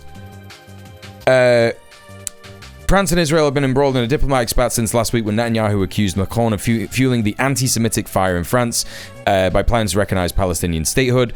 The accusation was contained in a letter which claimed that anti-Semitism has surged in France since Macron's recent announcement that he would recognize Palestinian state at a meeting of the United Nations General Assembly next month. I mean, this stuff is just not gonna work anymore. It's just not gonna work anymore. Like, what do they think they are even doing? Who do they think they're even trying to convince at this point? Fueling anti-Semitism. If we read anti-Semitism as dislike of Israel, the state of Israel, then yes, absolutely, there is a huge increase in that. And it is not because France has said they're going to recognize a Palestinian state. It's because Israel is broadcasting its war crimes to the entire world. The French president's office responded by labeling the remarks as abject and erroneous. Great. That's great. This is a time for seriousness and responsibility, not for conflation and manipulation, the French presidency said last week, adding that violence against the Jewish community was intolerable and asserting that France protects and will always protect its Jewish citizens. They are making a distinction between anti-Semitism and criticism of Israel. This is mental. I cannot believe this. It's good, but like... The row was widened to draw in Israel's chief ally, the United States, after Washington's ambassador to France, Charles Kushner. Yeah, we saw that. Kushner, the father of Trump's son-in-law, was summoned to the French. Yeah, we saw that. This is wild. This is wild, chat. This is absolutely wild. We are gonna have a look at some more good news regarding Palestine as well. Have I put it in here? Have I put it in this bit? I've not. It's in this bit. Okay, so let's talk about some incredibly good news. The prescription of Palestine Action probably was a very doom-pilling situation for a lot of people who support the Palestine cause, the Palestinian cause in the UK. Even though I will not say that I support Palestine Action, I disagree with the prescription. I think that direct action groups, prescribing direct action groups as terrorist groups is incredibly insane fascist behavior, and I think that our government is fascist for doing it. And as I said, there will be direct action groups who continue to do this, who continue to do direct action, who are just not Palestine Action. Because again, like, if you're thinking about a terrorist group, like if you think about the concept of ISIS, right? ISIS have a charter, they have a founding document. They say that they're going to wage war on people. They commit violence against people.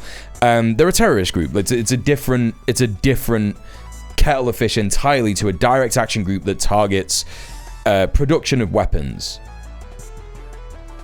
And if you think about a direct action group that targets a production of weapons, they are like, people are just going to continue to do that.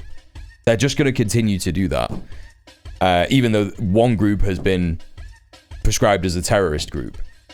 Terrorist groups like ISIS will more than likely, want to still call themselves ISIS. They will still want to be like, we are ISIS. Like, and if you also think about, let's think about like, a terrorist group that I also disagree with the prescription of, the Provisional IRA, right? So I disagree with the prescription of the Provisional IRA. Yeah, sure, they've done violence and they threaten violence against people and shit like that. I don't even think they threaten violence against people. I mean, they've threatened violence against Margaret Thatcher, right? But it is understandable that a colonized people are going to want to fight back, right? It's understandable that colonized people like the Irish are going to want to fight back and target individuals who have power in the country that's colonizing them, right? This is just basic understandings of colonization and imperialism and war. And if you think about the IRA, like, even though the IRA are a prescribed group, they're doing actions and they're saying, no, we are the IRA, right? So if you think about Palestine Action, which is a group of individuals, activists who want to do something about Palestine, right? They want to do something about the UK's not just complicity, but active participation in a genocide. And they are like, there are people who are going to go, oh, Palestine Action is illegal now. Like, I can't be in Palestine Action. I can't be a member. okay, well, I guess I'll join another group that's doing the same thing because it's not terrorism. It's just, sure, it's breaking the law, but it's not terrorism. You know, you're sabotaging the equipment that is being used for a genocide. Like, the politicians aren't listening, so of course people are going to do that. So, as I said, and we've reported on this on the stream as well. We reported on it on Red Planet, and that is exactly what has happened. So, this is crazy, chat. Let's watch this video.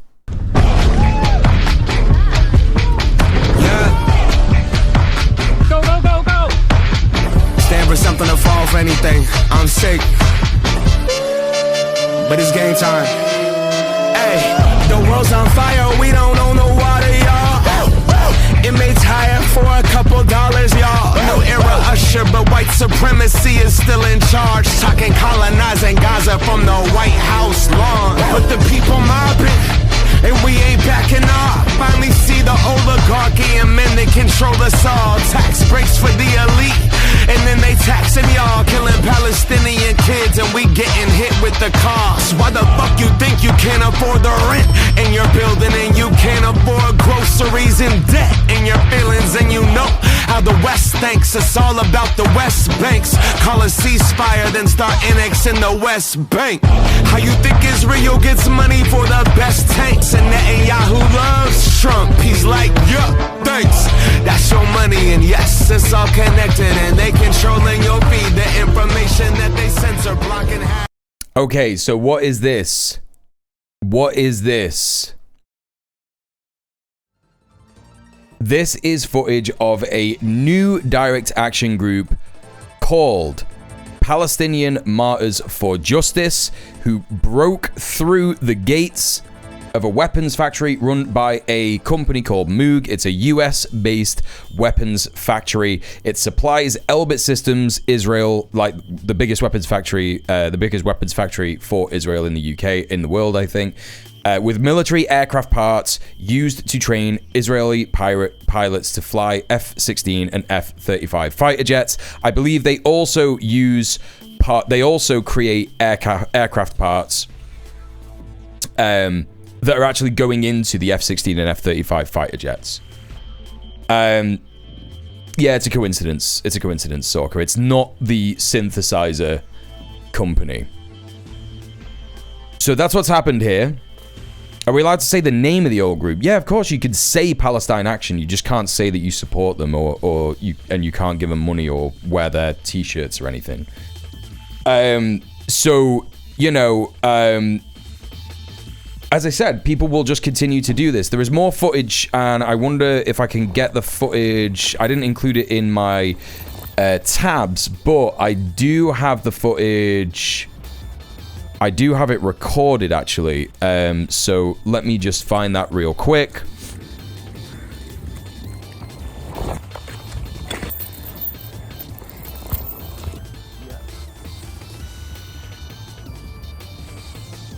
Hey, Alejandro, how you doing? Good to see you.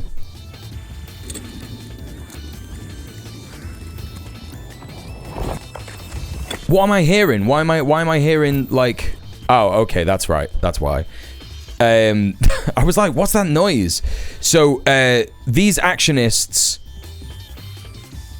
Yeah, let me get the footage ready here. Okay, so what these actionists did, chat, is they drove a modified van through the gates of the Moog Aerospace factory. They positioned themselves on the roof, and they used a saw. This is just a standard battery-powered tool to saw through the asbestos roof, the plastic roof, into the main part of the weapons factory. So you can see here they're cutting into the roof with this tool. Now, you may think, well, they're not going into the factory and they're not smashing anything up, so what's cutting a hole in a roof gonna do? If you've ever watched the... Thank you for the follow. If you've ever watched the documentary Ne Passaran, you will know that the way in which those engineers who were working in the factory. Nate passed around as a story about Scottish engineers who found out that engines that they were making were being sent to Pinochet's regime in Chile. They were all trade unionists. They realized this is a really bad thing. We're not going to allow these engines to go to Chile. And so they put them in the backyard, right? They knew that if they did that, because they're engineers and they build these things, the very sensitive parts exposed to the weather, even if exposed to the weather for 20 minutes, would completely eradicate any kind of possibility of them being optimized to be used in a combat situation, right? So what that means, when they have opened up the roofs here of these weapons factories, it means that the entire factory floor is compromised, right? The entire factory floor is compromised, and nothing that has been produced in that can be used. They're going to have to replace the entire roof. They're going to have to really sort of like do a lot more work. This kind of action, even though it looks like it's not doing too much, it is going to put the factory out of commission for weeks, right? Contaminated and all that shit. Literally nobody got hurt. The whole point is that a whole lot less people got hurt as a result of this action, right? So we've got these actionists. All 4 of them have been arrested, I believe. I'm not sure if they've been released, but also on top of this chat, there was also 2 actionists who are unaffiliated to any group. Completely unaffiliated to any group. They just decided, just 2 friends going for a cycle, they thought, you know what we're going to do? We're going to go to Elbit Systems HQ and lock on outside the only entrance. Yeah? Lock on outside the only entrance, and they even were able to stay there for 4 hours, even after the police left. Here's a video. Let me see if I can get the...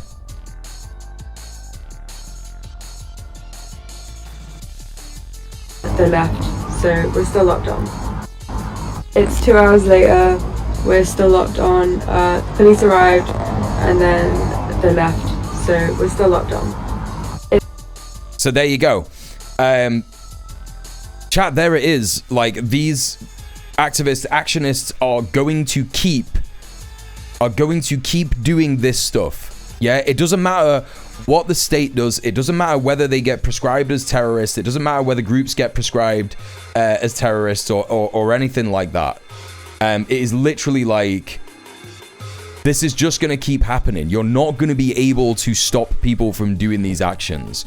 And this action also comes as a third action. Like, these 3 actions. This one happened on Tuesday, so this one happened yesterday. The one that we looked at before happened... Oh, no, sorry. This one, literally, the bike one, this one happened today. The one where they got on the roof and they opened up the roof of the Moog factory, that happened on yesterday. That happened on Tuesday. And then last week, actionists in Edinburgh for Shutdown Leonardo also got on, blockaded a weapons factory. So Leonardo is an Israeli-owned weapons factory in Edinburgh. I also believe there's another factory somewhere in the UK. They've been targeted before. And yeah, I think I got some footage of these guys as well. Let me just have a quick look, see what we got. What do we got? There's one of the actionists on the roof of a car. So they drove a modified van into the gates. They blocked the gates. Here's one of the actionists having a little chat. Let's see what she's got to say.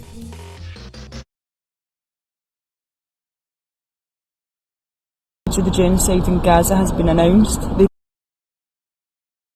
ethnic cleansing and land grabs continue in the West Bank, and the final stage of the genocide in Gaza has been announced. They plan to annex it, which was always the plan. We're seeing children being shot routinely in the head, the neck, the groin, as if it's hunting for sport. We've all seen the aerial footage of Gaza completely annihilated. Dismembered bodies, people carrying their loved ones in their backpacks, orphans scavenging for scraps amongst the rubbish. You need to wonder what kind of country, what kind of democracy can... So, unfortunately, that got cut short there.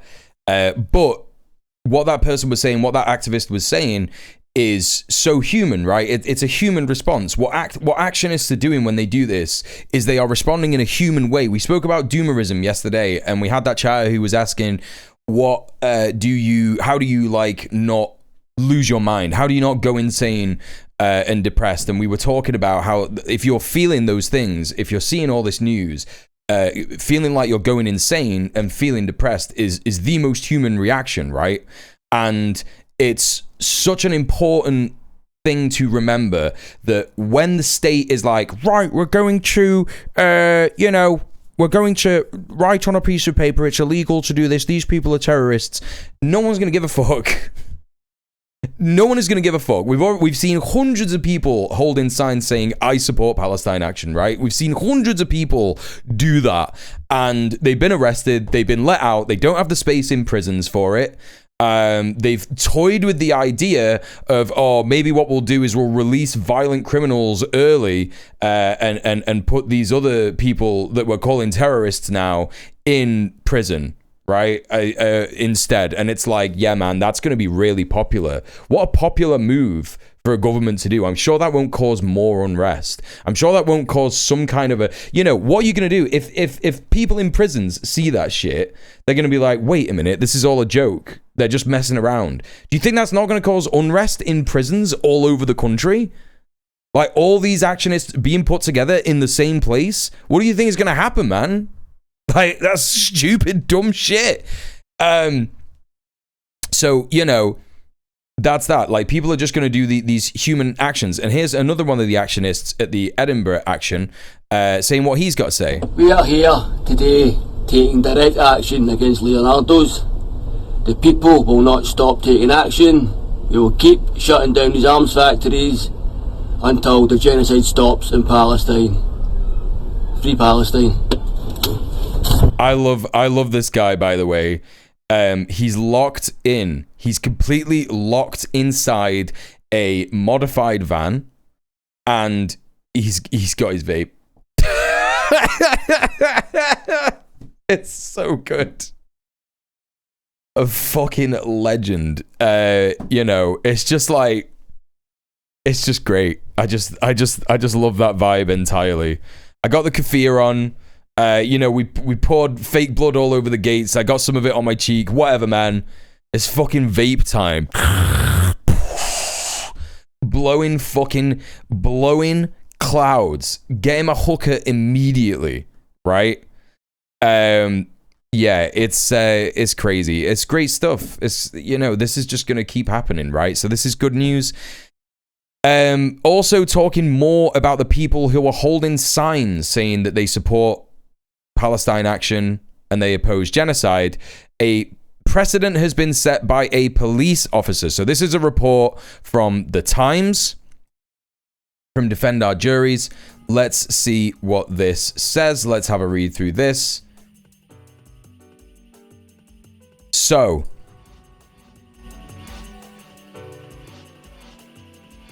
it's gonna make me fucking pay for a fucking article. You've got to be joking me, man. Oh, God, I hate this so much. There must be another story about this. Palestine Action sign in window legal. Telegraph, Morning Star. Okay, let's read this from the Canary. Okay.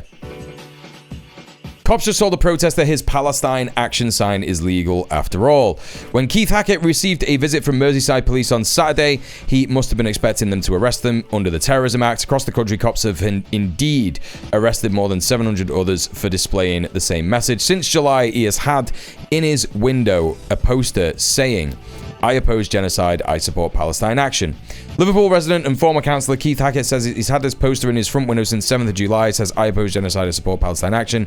He says Merseyside police visited him yesterday to discuss it and told him it is lawful to display it. Right? Cops tried to get him to take it down, but Hackett refused. Instead, in an encounter recorded on film, a police officer reassured him his sign was lawful. That is, it would remain so as long as he didn't take it outside. Let's see what the video says, chat. You've probably done your own private research, haven't you? Yeah. Into this. So, as I'm sure you're aware, then there is no offence with it because it's in a private dwelling. You're allowed to say that. It'd only be an offence if it was in a public place, basically. That's all it is. So I did not know that, you know. Yeah. No, I didn't know that. Did you know that? There we go. I'll get your legislation for you now. There you go. Has that changed? Rarest cop of all time who actually knows what the law is. Like, my man's looking on his phone. He's literally like looking up the law on his phone, right? Yeah, this guy is a vibe. From the Terrorism Act 2000. So, Section 13 states a person in a public place commits the offence if he basically has that sign in a public place. But because it's in a private place, it's not an offence. So if you were to take that outside... I'm astonished. Yeah. And a lot of people are going to be astonished by that. Yeah. So and I'm very grateful to you, I have to tell you. So if you were to bring that out into a public place, then you would be committing an offence, okay? Look at this other cop here. Let me just... Can I make this bigger? Hang on. Let me just get this... Let me just actually get this on YouTube. Right. And you've got... Look at this other cop's face. Right. I don't know anything about this copper. I don't know how long she's been on the force. Right. But this is not a face of someone who is like, this is so good. This is what I wanted to be doing. This is not the face of someone who is like, yeah, man, I love going to old people's homes because they have a sign in the window and like reassuring them that they're not breaking the Terrorism Act. This one is ashamed. This one's kind of being a Jobsworth and being like, actually, I know the fucking law and it's not illegal. So there you go. I'm a cop and I know stuff, right? Being a cop right now, if you're not fully insane yet, must be the most humiliating shit. Right, exactly. Yeah, this is the face of someone asking, why am I here? Why did I, like, not just that. Why did I sign up? Why did I get this job? Right?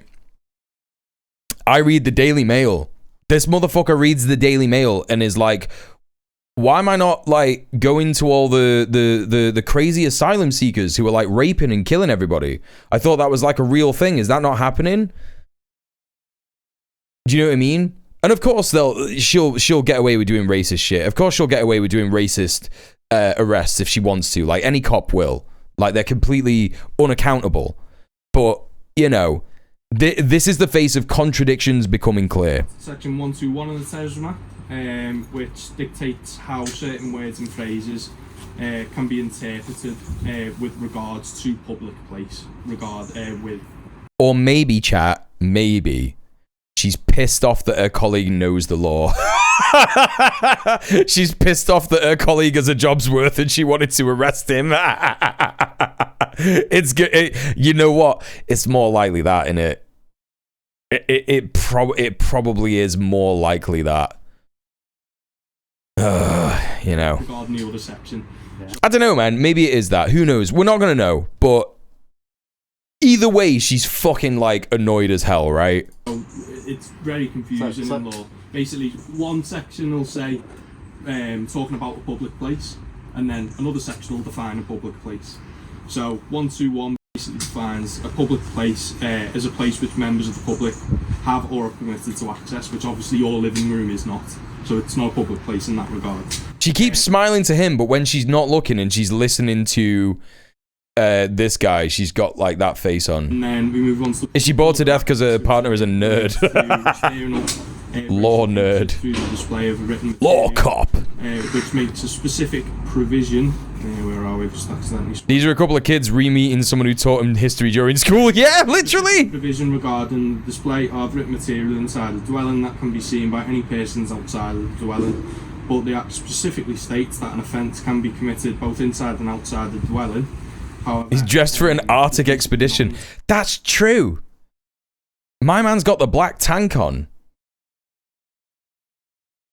And they got the full fucking, like, what is happening? Say that because you're just saying you support, there's nothing to outline. Also, hi, Valerie. So I'm going to ask you, which you can take your own way, and I'm sure I know the answer to this already. I can ask you to take the sign down, Yep. which I'm sure you already know that. I already know what you're going to say and do with that. I would be grateful to your requesting but refuse. That's entirely up to yourself. You're entitled to. Old guy working out. He's got that circulation. Yeah, there it is. Alter the sign, which would. Yeah, you liking the new emotes? Or Palestine, which again you are fully entitled on your own to do, solely for the. Still bastards, but more compelling bastards than most cops. Look, it's good to. It's good to have a sophisticated understanding of cops, right? Cops are bastards. Every cop is a bastard. We know why cops are bastards, because they are state thugs. Yeah, they arrest our friends, they put them in prison, they enforce unjust laws. And right now they are breaking human rights laws by arresting people who are part of direct action groups, protest groups, under terrorism charges. The way that they do things, the way that they interrogate people is disgusting. They use violence, they get away with it, they rape people, they're racist. That's why cops are bastards. Yeah, we understand that broadly.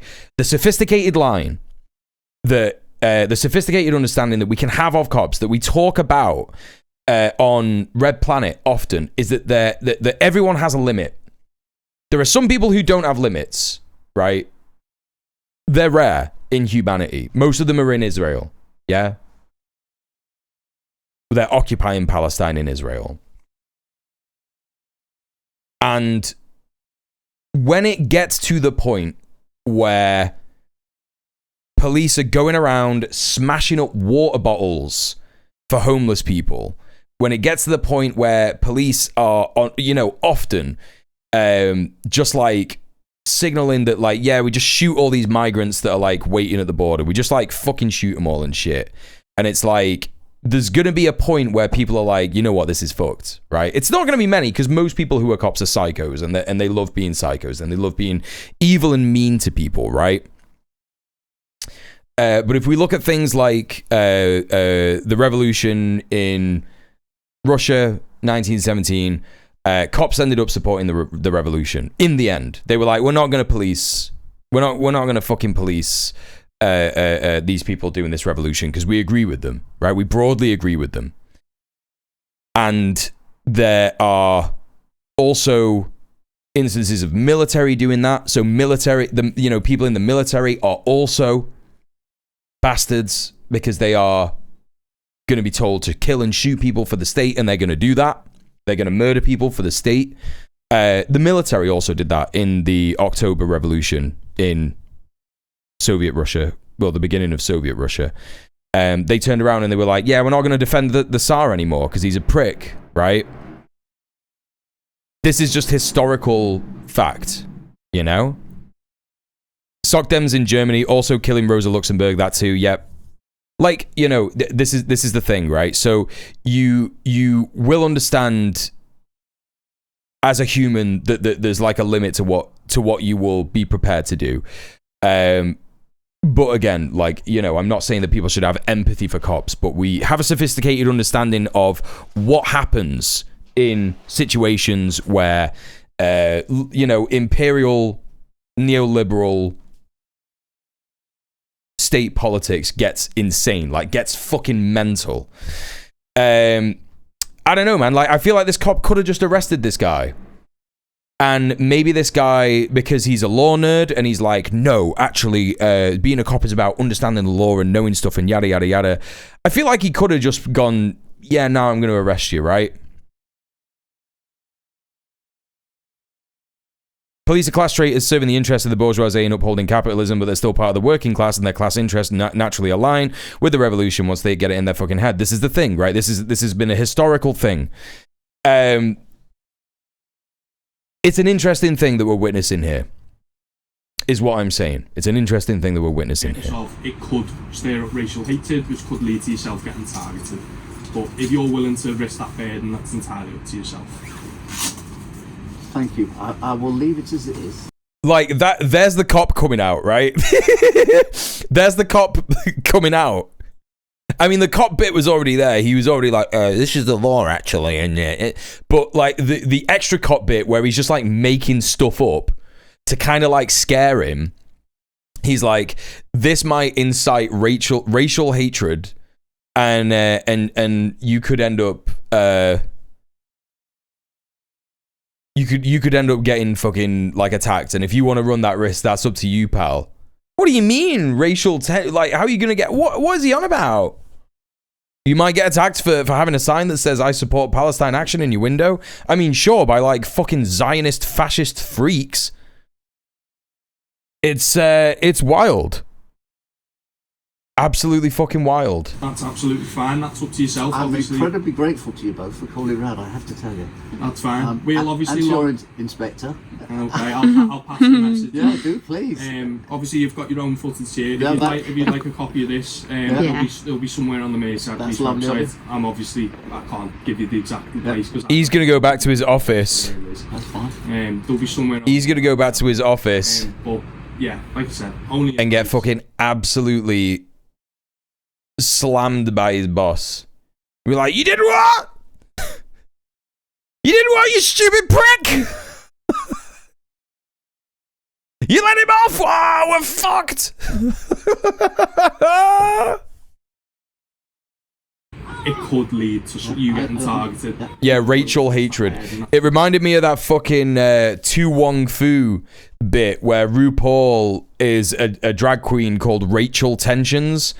And she's obviously just like a black drag queen, but she's wearing the Confederate flag colors. That's a hell of a bit. Thank you. Alright, thank you very much. Oh, don't shake the fucking hands. Don't shake their hands. Right, well, there you go. So, very, very, very interesting situation here where this kind of stuff is happening. So there's a lot of good news regarding Palestine in the UK. There's obviously some bad stuff going on still. We're just going to carry on talking about Palestine. We're just going to carry on talking about the Palestine-related news.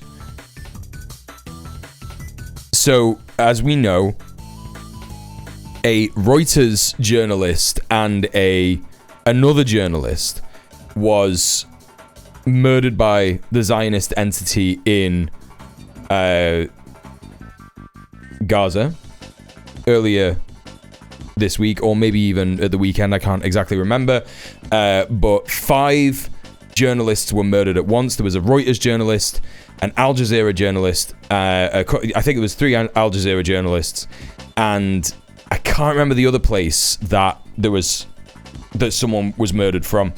But Reuters gave a absolutely awful statement about the person who worked for them who died, because obviously they were just a Palestinian, and so to Reuters their life didn't matter.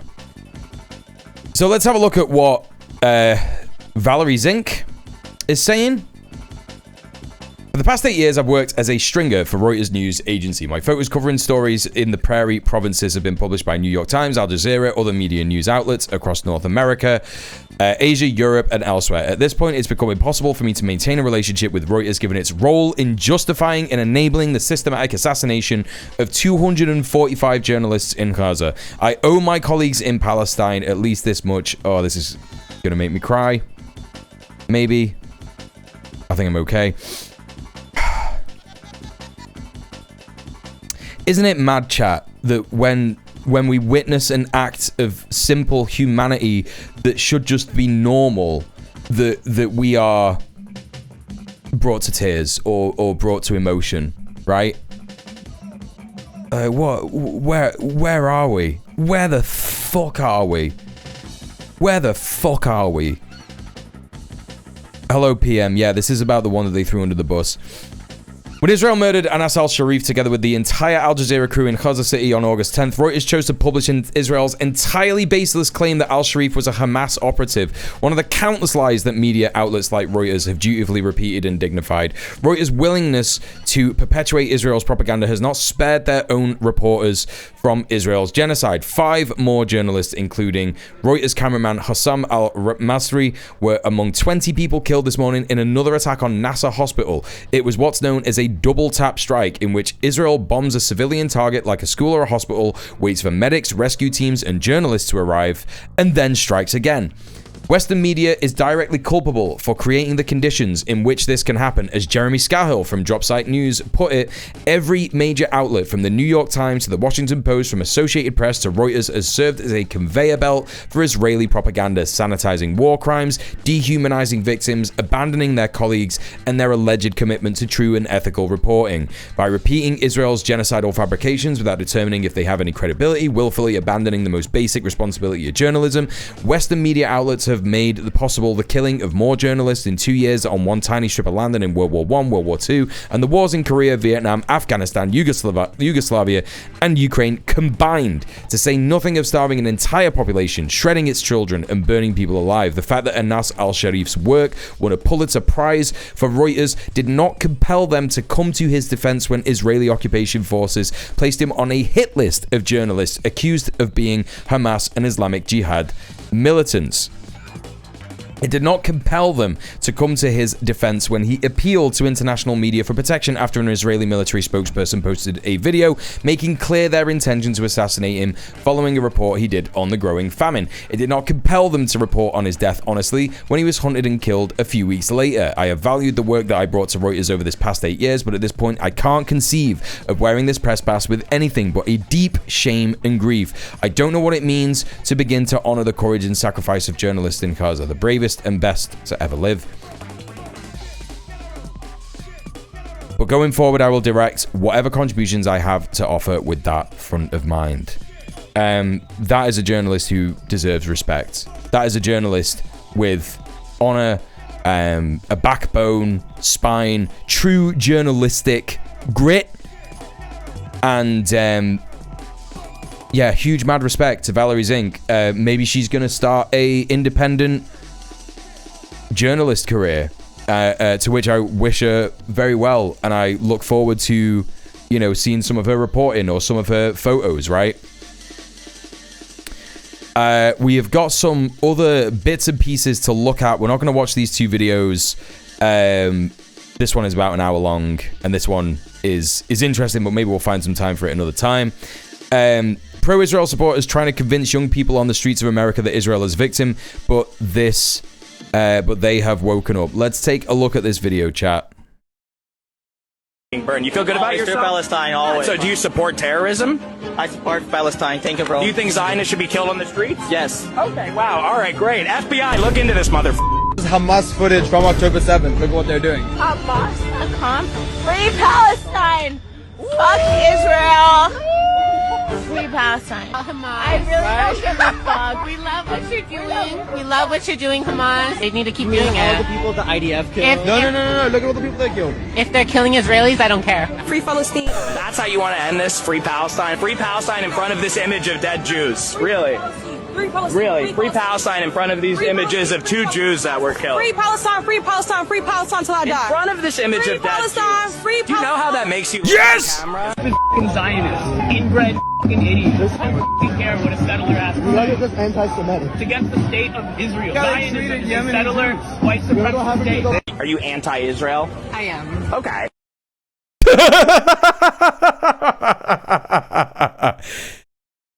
It's over. Chat, it's over. It is over. If you think, I feel like this guy thinks he won. I mean, that's what Israel and Zionists always think, right? Hey, Rat Freak, welcome in. Like, no one is gonna forget what's happened over the last 2 years. Can we go back to the girlies shouting out Hamas? That was crazy. This was crazy. This is clearly New York, right? As well. This is clearly New York as well. where all the fucking Democrats in the world are saying like, oh, Zoran Mamdani is making New Yorkers scared, making New Yorkers so scared to go out of their homes. Hamas footage from October 7th. Look what they're doing. Hamas, free Palestine.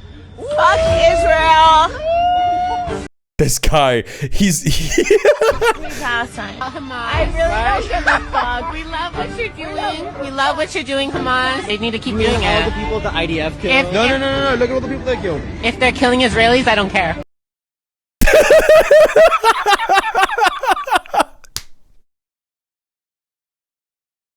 Chad, that is crazy. That bit is so crazy. But this is the thing, right? This is the thing. Like, what do you expect? What do you expect? People have developed a sophisticated understanding of what it means to be a settler on stolen land, right? People have understood. People are understanding. More and more stuff is happening all the fucking time. It's over. It's fucking over for Zionism. The ideology is so weak, it's falling apart. You know, you've got the French fucking president saying, don't be telling us to combat anti-Semitism, because we know that you're not talking about anti-Semitism. You're talking about criticism of Israel. Anti-Semitism is a real problem that we have in France, but we do our utmost to fight it. And we love our Jewish people and we'll look after them. But you're talking about criticism of Israel and you're doing a perpetual, endless war, right? Evoking Jacques Chirac vibes, someone said in the chat earlier. And you've also got actionists everywhere doing stuff. This is a huge thing. You've got the Hague group as well. The Hague group, which I'm feeling bad that I've not actually, you know, reported on too much. I want to report on some too much. I want to report on some Hague group stuff more. But the Hague group have got 20 states. Sorry, just waiting for that rent-a-car to leave. The Hague Group have got 20 states to agree to sanctioning Israel, to making fundamental, like, tangible actions that are needed to stop Israel from doing what it's doing. And Turkey has already started. Colombia has started. Brazil has started. There are all these countries doing stuff all over the world. We've also got this. I thought the chair was creaking. No, it was someone with a fucking rent-a-car. The next Freedom Flotilla is going to be multiple ships. Yeah?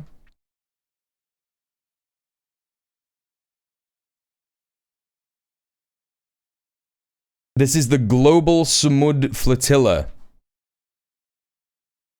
This is another thing that's happening. So we've covered on this stream the Handala, we've covered on this stream the Madeleine, the way in which Israel just broke the law. No one gave a shit. Well, Israel didn't give a shit, and also countries all over the world didn't give a shit. But now the largest flotilla to ever sail to Gaza has just been announced. Yes, I can get you the link to the video. There you go, Mia. And anyone else in the chat who wants it. An unprecedented civilian mission to break the siege and expose global complicity. In what organizers are calling a landmark act of international civil resistance, the Global Samud Flotilla Coalition has announced plans for the largest coordinated civil maritime mission ever undertaken to Gaza. Holding a press conference at the General Union of Tunisian Workers in Tunis, representatives from over 44 countries revealed an ambitious plan to sail dozens of civilian boats to Gaza, which will aim to break Israel's illegal naval blockade and hold complicit governments accountable for perpetuating Israel's genocide against the Palestinian people. It's now 18 years since the blockade started in Gaza. The Global Samud Flotilla aims not only to deliver critical humanitarian aid, but also assert the rights of Palestinians to freedom, dignity, and self-determination. The mission follows a series of smaller flotillas, like we've covered, like I've just mentioned. Global Summit Flotilla will see dozens of boats ranging from small fishing vessels to larger passenger boats setting sail in late August and early September. The main convoy is scheduled to depart from ports in Spain on the 31st of August, with successive departures planned from Tunisia and other ports worldwide on the 4th of September. Countries confirmed include Malaysia, the United States, Brazil, Italy, Morocco, Sri Lanka, Tunisia, the Netherlands, Colombia, and many more. Notably, the Southeast Asian Coalition Sumud Nusantara confirmed the participation and endorsement of the Malaysian Prime Minister Anwar Ibrahim as an official patron, who is expected to flag off their regional convoy from Malaysia on 23rd of August. So this has already happened. Let's see this. Anwar Ibrahim flags off flotilla. Let's see if we got any news of this. Oh, well, this is crazy anyway. This is crazy anyway. I want to show you this footage of the Malaysian Prime Minister. Anwar Ibrahim announces aid. This will probably be on YouTube. Let me see if I can get this on YouTube.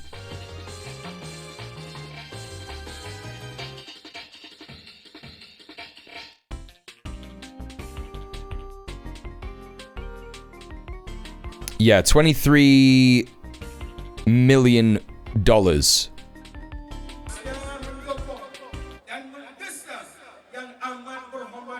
Bagi pihak kerajaan Madani, kita telah luluskan 2 tahun yang lalu 100 So 2 years ago, they announced $23 million in aid to Gaza. ringgit.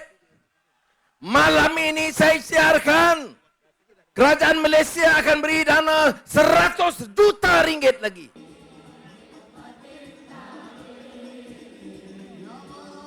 Saya akan minta rakan-rakan dari syarikat negara kita untuk turut prihatin.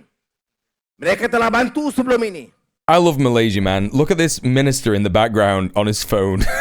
Ada yang bagi pelbagai bantuan. Netanyahu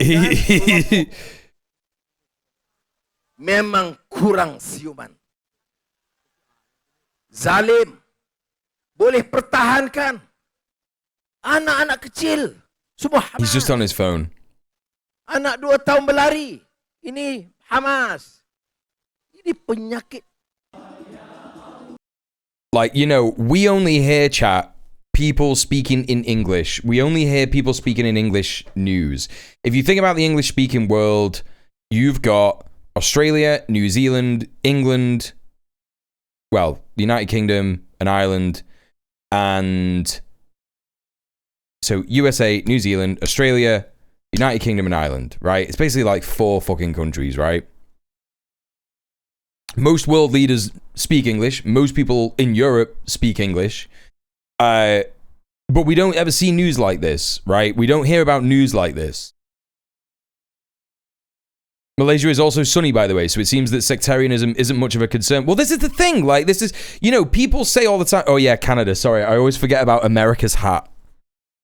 I always forget about America's hat. South Africa. I thought in South Africa they were starting to speak indigenous languages again. Is that not true? When people talk about sectarian issues within Islam, the only place that you really will see this is in the Middle East itself, but it's not as exacerbated as people might think, because the Middle East is a large place, right? English is still spoken in Parliament? I did not know that. South Africa has 17 national languages. Films are often shown in several languages, right? South African news will not get broadcast to the rest of the English world, right? Even if they speak English, we're not going to hear the South African news. We're not going to get the South African news. That's what I'm kind of saying. That's what I'm talking about. We only hear what is going on in the UK. You know, these 5 nations that we've mentioned. These 5 colonizer imperialist nations. And even in Europe, like, you know, in Europe, you're going to hear about European news, right? But we don't hear about everything that's going on all over the world. And if you think about the size of Europe and the USA compared to the rest of the world, like, there is going to be so much more news and so much more stuff happening all the fucking time. All the fucking time. And that's why it's super important to decolonize your mind, decolonize your brain. Remember that the English-speaking world is not the boss. You know, we're a minority in this world. We are a global minority, white people. And we are also a, you know, like speaking the language, like the size of our countries is a minority. And it's like, you know, we have so much power and it's fucked. It's like this dominating force in the world that is like just so evil. Anyway, you see what I'm trying to get at, right? The reality of the world is that there is so much other stuff going on, and we don't hear about this great news that is happening regularly. And you have to open your ears to it, and you have to decolonize. And we are going to check some other stuff now. We got the let's see if Anwar Ibrahim, if we can get any footage. Sumud Flotilla. Learn another language, learn about a different culture, expand your mind. Exactly, Doggo Duck. Exactly. Everybody else in the world does that with English. Everybody else in the world learns English. None of us do this shit. None of us fucking colonizer states, people in colonizer states, do any of this shit. We don't have any footage of him blessing the flotilla. So, unfortunately, we can't find that. But, you know, this is happening. Like, the global Samud flotilla is happening. And it's very exciting. The Malaysian convoy has set sail from Malaysia. Like, they're fucking sailing from Malaysia. From Malaysia. Right? This global cooperation links 4 major organizing coalitions. Let's read about this. This will be interesting. The Maghreb Samud Flotilla, the Global Movement to Gaza, the Freedom Flotilla Coalition, and Sumud Nusantara. That's the Malaysian thing. I guess they didn't film it then. Well, here's the thing. That's exactly what I'm saying. We can't, like, this is colonizer thinking. This is colonizer thinking. It's not that they didn't film it. It's just that we don't see their news. It might have been on their news, right? And we're not gonna get the news in their language because we don't speak their language. That's exactly what I was just talking about, right? So, collectives which bring decades of experience to supporting Palestinian rights, more than 6,000 activists, including doctors, lawyers, journalists, artists, and human rights defenders, have also registered to participate or support on shore. At a press conference, Maria Elena Dilia of the Global Samud Flotilla described the mission as a response to Palestinian calls for justice. They don't need saving, they can save themselves. We're responding to their call for justice, the right to live, eat, move freely, to be free with dignity. Yasmin Akkar from the coalition leadership expressed the global grassroots determination that underpins the effort. We, the people from across the world, stand with Palestine. We see you, we hear you, and we will return stronger. While Saif Abukashek condemned the international silence today is complicity in genocide. Those who don't take direct, active steps to end the siege and genocide are complicit in these crimes. The Global Samud Flotilla grounds its resistance in international law. The naval blockade imposed by Israel on Gaza is widely regarded by legal experts and human rights organizations as illegal under international humanitarian law, amounting to collective punishment prohibited by the 4th Geneva Convention. Organizers warn Israel that any attempt to intercept or forcibly stop the flotilla would violate these laws and constitute an act of piracy. I mean, they don't care about that, right? But it's based that they're going ahead and doing it anyway.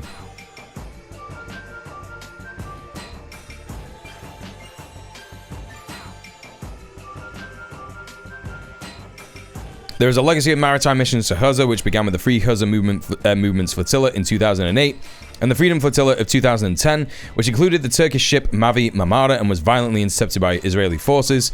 It resulted in the death of 9 activists. The incident resulted in worldwide condemnation and exposed the brutal enforcement of the blockade, which international legal bodies have repeatedly condemned. Subsequent flotillas, including the 2018 Freedom Flotilla, have continued efforts to ferry aid and raise awareness despite Israeli naval harassment and legal obstacles. So there you go. It's great stuff. Important to know what the word sumud means as well, chat. Sumud is a word that people use in Palestine. And it's cool that they include this in this article. It means steadfastness in Arabic. It is a central aspect of Palestinian identity. There are 2 kinds of sumud. Sumud number 1, which is remaining steadfast in your everyday life and resisting imperialism and colonialism and the Zionist oppression. And then there is resistance sumud. There is active sumud, active steadfastness. No, we will resist you. And that's a really important thing to understand. You can find the definition for that easily online. Sumud, S-U-M-U-D. So, you know, the Global Sumud Flotilla is acting in resistance sumud.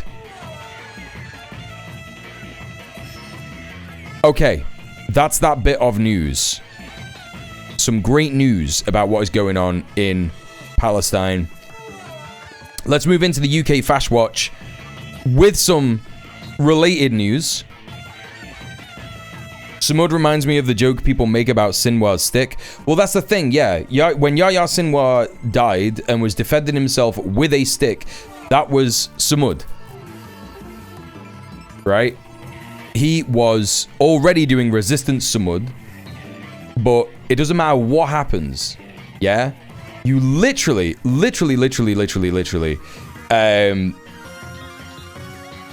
fight with everything that you have, even when there is nothing left around you. Try and fight off a fucking quadcopter drone with a stick.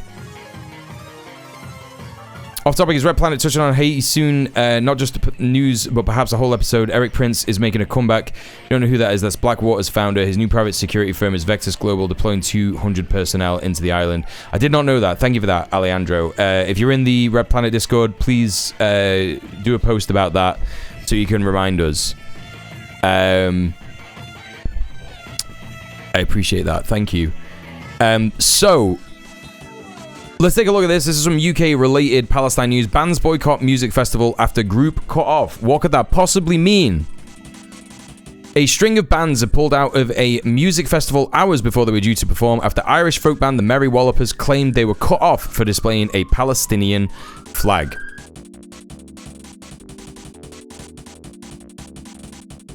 The Last Dinner Party, Clifford's and the Academic announced on Saturday that they would no longer be performing at Portsmouth's Victorious Festival. The organisers, who initially claimed the Merry Wallopers had their set cut on Friday for using a discriminatory chant, have since issued an apology to the band. They also pledged to make a substantial donation to the humanitarian relief efforts for the Palestinian people. But this is garbage. Rock band The Last Dinner Party said they were boycotting the festival in a statement shared on their Instagram page. They said they were outraged by the decision made to silence the Merry Wallopers, accused the organisers of political censorship. They apologised to their fans and expressed their support for Palestinians. Following the Merry Wallopers set, a spokesperson for Victoria said, "We spoke to the artists before the performance regarding the festival's long-standing policy of not allowing flags of any kind at the event, but that we respect their right to express their views during the show." Yeah, I mean, this is just stupid. Like, no flags of any kind? It's basically like saying no politics, right? Although a flag was displayed on stage contrary to our policy, this was raised with the artist crew. The show has not ended at this point, and it was the artist's decision to stop the song. I mean, yeah, if you're gonna get, like, you know, yelled at for having a Palestinian flag, you're gonna be like, right, fuck you. Especially at a British festival. If you're an Irish band and you go to a British festival and they're like, oi, what are you fucking doing? You're gonna be like, right, fuck off. Right? In response, the Merry Wallopers claimed the festival had released a misleading statement to the press claiming they cut our sound because of a discriminatory chant and not because of the band's call to free power. Oh, they cut the sound! So, shit, BBC reporting again. Great. Yeah, good stuff, man. Yeah, cool.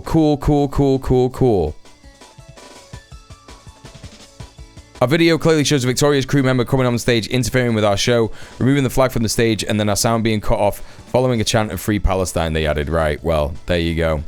Normal stuff from the UK. Yet again, great stuff. But yeah, all the bands are just going to continue to boycott festivals that do this. Old school chatters will remember. Old school chatters will remember. Ken Loach, screenwriter. We watched I, Daniel Blake in the Discord last year, I think.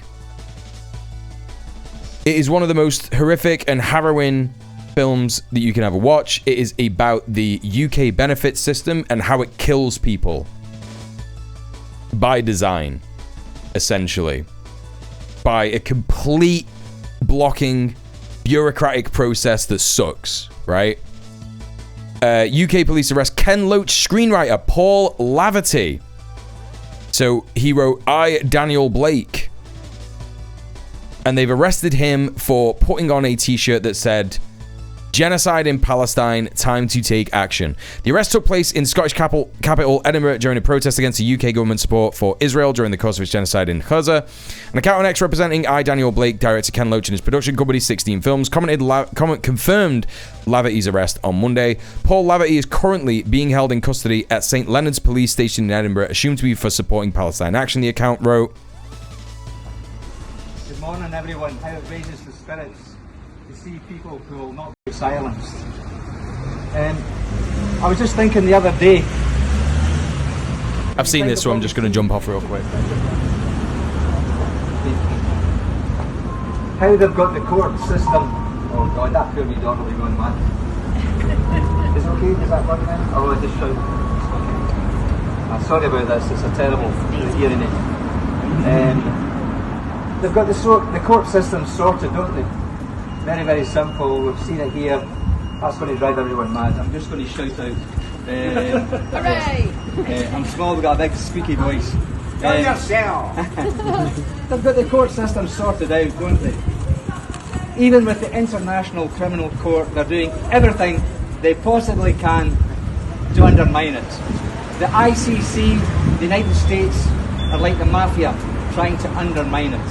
So we've got the legal, you've got the law on our side, we've got justice on our side, but the implementation, we're absolutely screwed. So what I think we have to do is to invert it, is to go back to the basics. Every single organisation under the sun that carries out proper investigation, from Amnesty International to Forensic Architecture to Human Rights Watch, Médecins Sans Frontières, 3 UN bodies have said there is genocide in Gaza. The Genocide Convention quite simply says we have a duty to prevent genocide. Article 3 in particular says there should not be collusion with genocide under any circumstances. And it talks about the personal responsibility and also the official responsibility. The free plasticine t-shirt sold very fast. You mean plasticine action? Plasticine action t-shirts? Has my audience seen this, by the way?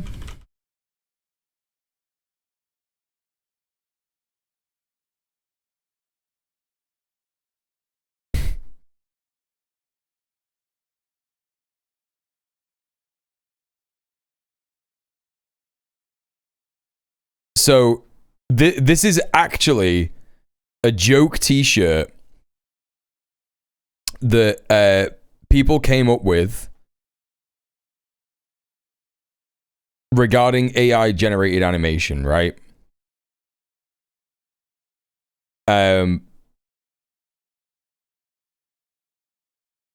This little fella here is supposed to be Morph, who is a claymation figure that was essentially on TV in the UK for fucking ages, represents art in the UK and shit like that. And so they're copying Palestine Action, Plasticine Action. People have been arrested for wearing this shirt. Is Plasticine the new watermelon? Who knows? Hello, Gobs. How are you? Everybody should go follow Goblin Hugger. Please go and follow Goblin Hugger. Yeah, absolutely phenomenal shit. So yeah, very, very important stuff. It's in stock. It's in stock. You can buy one of these if you want. I want this so much because like that's also a cause that you can unironically support. Yeah, exactly. Hello, Judy. How are you? All right. So that's the shit that we got going on here. This is even Lavity still. I mean, this is a 5-minute video. We're not going to watch all this. He's saying stuff that we all agree with, and of course they arrested him, right? A Police Scotland spokesperson said, following a protest outside St. Leonard's police station on Monday, 25th of August 2025, a 68-year-old man has been arrested under the Terrorism Act 2000 for showing support for a prescribed organisation. Inquiries are continuing. And again, chat, his shirt said, genocide in Palestine, time to take action. That's what his shirt said. It didn't say Palestine Action. It said genocide in Palestine, time to take action. Yeah? Expression of inviting support for Palestine Action as a criminal offence in the UK. More than 500 people were arrested on 11th of August, most of them over the age of 50, for alleged support of the group while attending a protest demanding the government lift the ban. Dozens of others have been arrested in other protests around the country. Police briefly stopped a man in Scotland for wearing a t-shirt wearing Palestine Action after mistaking it for a Palestine Action shirt. So yeah, it's reporting on this thing as well. So okay, maybe people haven't been arrested for it, but these dumb fucking scum lice coppers. I fucking hate these fucks.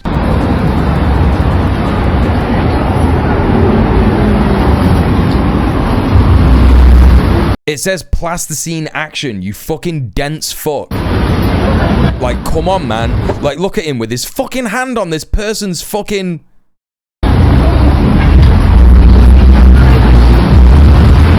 Like, come on. Like, this image, this is a joke. This is a joke. This should be the end of Britain. This should be the end of the UK. Like, what are you doing, man? Like, what is going on? Where are we? Who are you? Where am I? What is happening? Right? Completely absurd shit. I don't think anything actually happens in this clip, but... I've been to a protest in Jerusalem. I was so surprised by how much the new generation in Israel is realizing how fucked up this country is. It made me believe a bit in humanity, honestly. That's really good to fucking hear, Judy. Holy shit. Judy, by the way, is a Palestinian living in so-called Israel. By the way, just so everyone's aware. Yeah, that's good to fucking hear. That's good to hear. I mean, we saw an ultra-Orthodox, Jewish person in Jerusalem yelling at a Zionist the other day as well. An absurd waste of resources, yeah. Comedy's legal again. Oh, yeah. Hey, Ezron, how are you? Can you zoom in? There might be Hamas triangles on his socks. Yeah, exactly. You just don't know. You just don't know. You never know.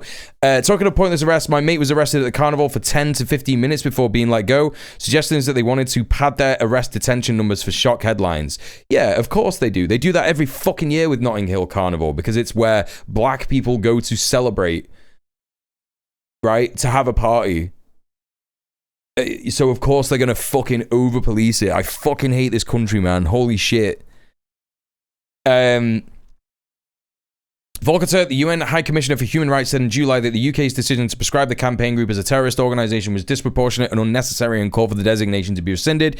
Yes, a foreign state is demanding that its laws be enforced in our country. That is what's happening in the UK, by the way. The Zionist entity has literally said to our government, you must enforce our laws in your country. And that is why Palestine Action is being prescribed as a terrorist organisation. He said, UK domestic counter-terrorism legislation defines terrorist acts broadly to include serious damage to property, but according to international standards, terrorist acts should be confined to criminal acts intended to cause death or serious injury or the taking of hostages for purposes of intimidating a population or to compel a government to take a certain action or not, right? Anyway, so there we go. We got some more news about this. This was breaking news on Monday. Protesters spill fake blood and protest outside the British consulate in Dusseldorf, Germany. Mia, you were saying? Where do Why do activists in Germany not do stuff like this? I mean, this is not the same as shutting down a weapons factory, but it is an action that is pretty based. This activist was wearing a shirt saying, "I oppose genocide, I support Palestine Action." So, the British consulate, they poured blood all over it, wearing this thing.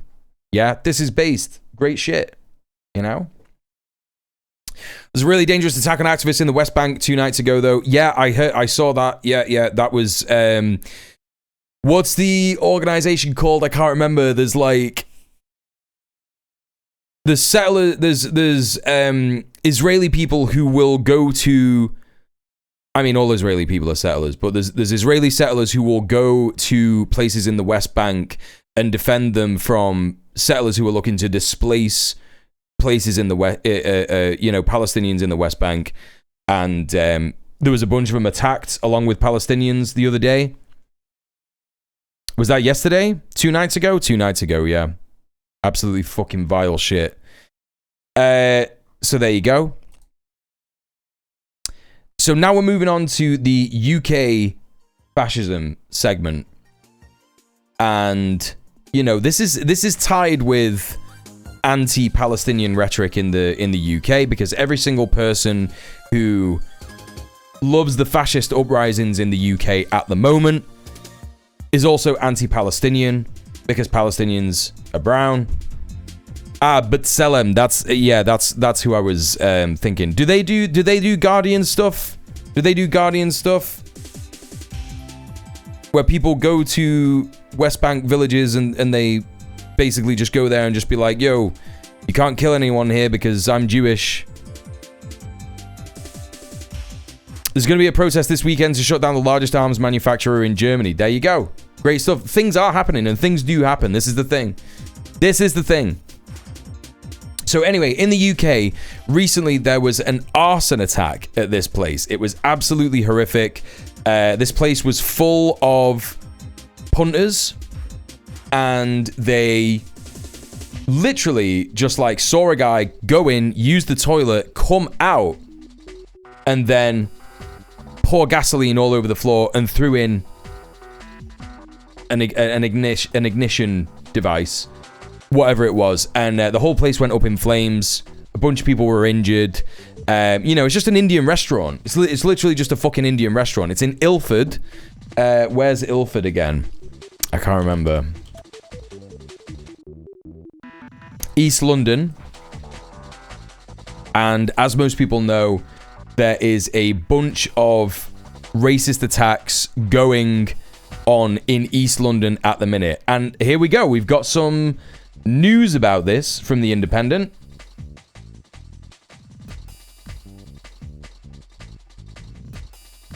Boy 15 and man 54. Now, if this just doesn't say everything,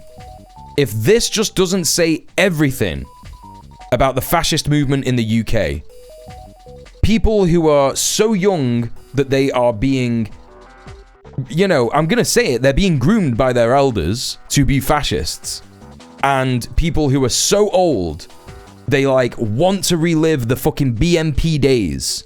Yeah, this kid is innocent. I'm sorry, he's innocent. Kids are innocent. Yeah, if you're a kid, you don't know what you're fucking doing. There's so many things I did when I was fucking 15. And I just I regret them. I would never do it. Yada yada yada. Right? This guy's 54. He's bringing his fucking kid along, or his grandson, or whatever. And they've been bailed after this, after they got arrested. Following fire at the Ilford restaurant. So, these are the people who have done it. 15-year-old boy and a 54-year-old man have been released on bail after they were arrested on suspicion of arson with intent to endanger life following a fire at a restaurant in Ilford. Emergency services were called to Indian Aroma in Woodford Avenue, Gants Hill, about 9 p.m. on Friday. 5 people, 3 women and 2 men were injured in the incident. 2 of them, a man and a woman, were in a life-threatening condition, according to the Metropolitan Police, and it's believed there were 2 further victims who left the scene before officers arrived. CCTV footage seen by the PA news agency appears to show a group of people with their faces covered walk into the restaurant before pouring liquid in the floor. Oh, it's different. Oh, I didn't know that's what happened. Okay, so they literally just came in with a fucking gang of people covering their faces. So there you go. So it wasn't just these two guys. But, you know, again, this is it, right? This is it. Targeting a fucking Indian restaurant. Like again, like this isn't anti-migrant stuff. This is just racism. This is simply just racism. Like, you know, we were watching the Lucy Connolly interview yesterday. It is so important to remember that she was sat there being like, nah, I just, you know, I just have really real concerns about unvetted criminals coming into our country. That's what all these fucking fascists say, but they're just racist. They are just racist. Why were they released on bail? That's standard procedure in the UK, especially if you're a racist. If you support Palestine Action, though, no, because that's terrorism and illegal. So there you go. That's the Ilford news. The I Daniel Blake thing. We got Sky News here being completely fucking fascist, saying, is it time for gunboats to help stop the people smugglers? Now, as I said on the stream yesterday, people smugglers in anti-migrant rhetoric is referring to the fact that there are no legal routes for people to claim asylum in the UK. So a lot of the time, what migrants have to do in order to get here is they have to get on a small boat, cross the channel, or they get trafficked. They get trafficked in. However, the rhetoric, the disgusting manufacturing consent for fascism and racism news outlets like Sky News peddle, the rhetoric that they peddle basically calls people smugglers every migrant. Every migrant is a people smuggler, right? Because what they always focus on is like, oh, look how, like, this is why they've used this image here. Because what they're saying is, oh, all these guys, they run the boats and they get people on the boats. So they're doing people smuggling, yeah? Do they even know what a gunboat is? Yeah, they do. Yeah, they know what a gunboat is. Of course they do. Right? So Sky News here basically advocating to shoot people seeking asylum in the UK. It's great stuff. It's good stuff. It's just not racist at all. It's just like, yeah, we're just really concerned. This is apparently from someone who lives near the Bell Hotel in Epping. If you don't know what the Bell Hotel in Epping is, it's where a bunch of anti-migrant protests in the UK have been going on recently. They've been assaulting anyone who's brown, not even migrants, just anyone who's brown. That's how you know it's racism, and it's not just anti-migrant, and anti-criminal, which the racists are trying to say that it is. This is someone who lives in near the Bell Hotel in Epping. This is where these attempted pogroms have been happening. This person says, twice a week, we clear up bags and bags and bags of rubbish left. Nothing says caring about your community like littering a medieval forest where little kids play. Also, nothing says patriotism like shipping your flags from China. Why not support a UL flag business? On protest nights, our 1-year-old baby can't sleep because of the chance of send them home, send them home. My 7-year-old can't go in the front garden because there are often drunk men pissing against the trees before they get in their cars and drive home to the towns they actually live in. Clue, it's usually not Epping. Yeah?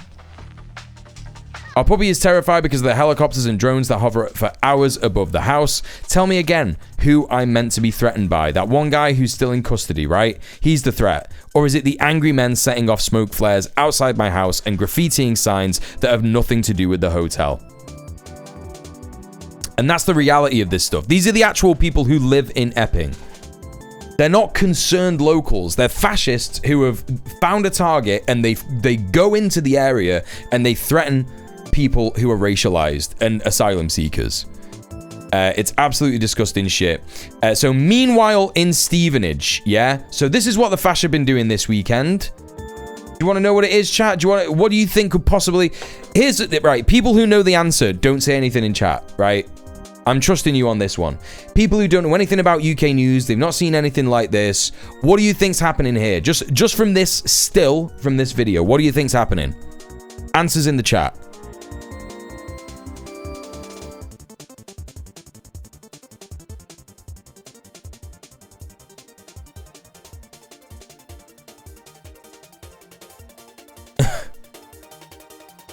Good one, PM.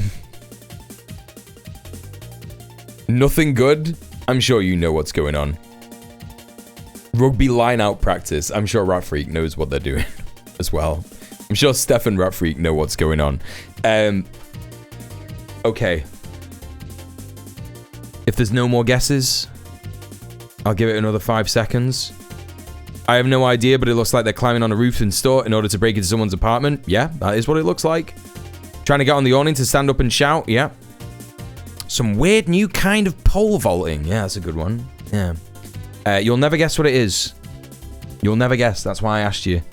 That's why I asked you. All right. Take a look. Quick, they're coming! He's coming! Hurry up! Quick! Go! Hello, one who reads. How are you? Go on! He's coming! Quick, go up! Yeah! They're putting flags up.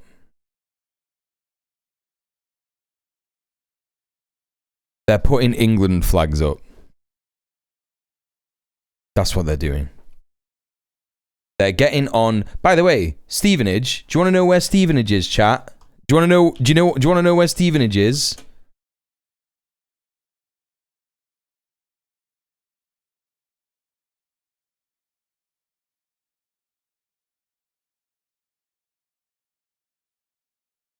It's in fucking bumfuck nowhere. That's Stevenage there. Yeah? Fucking miles away from London. What do you reckon the migrant population of Stevenage is, chat? How many like black and brown people do you think these guys know? How many black and brown people do you think live in Stevenage? Never seen a labeled English flag before. Yeah, it's like a football thing, yeah.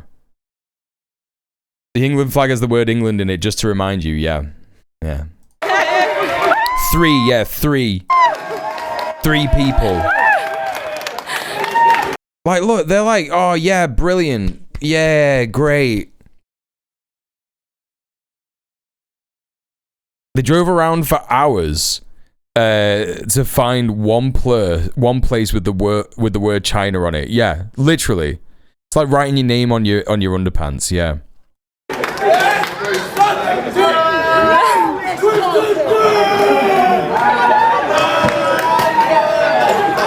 Now we're talking.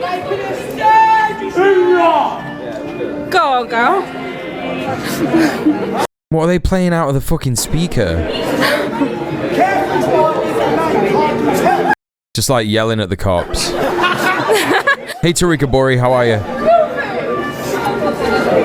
I bet the people in this video make up 70% of Stevenage's population, yeah.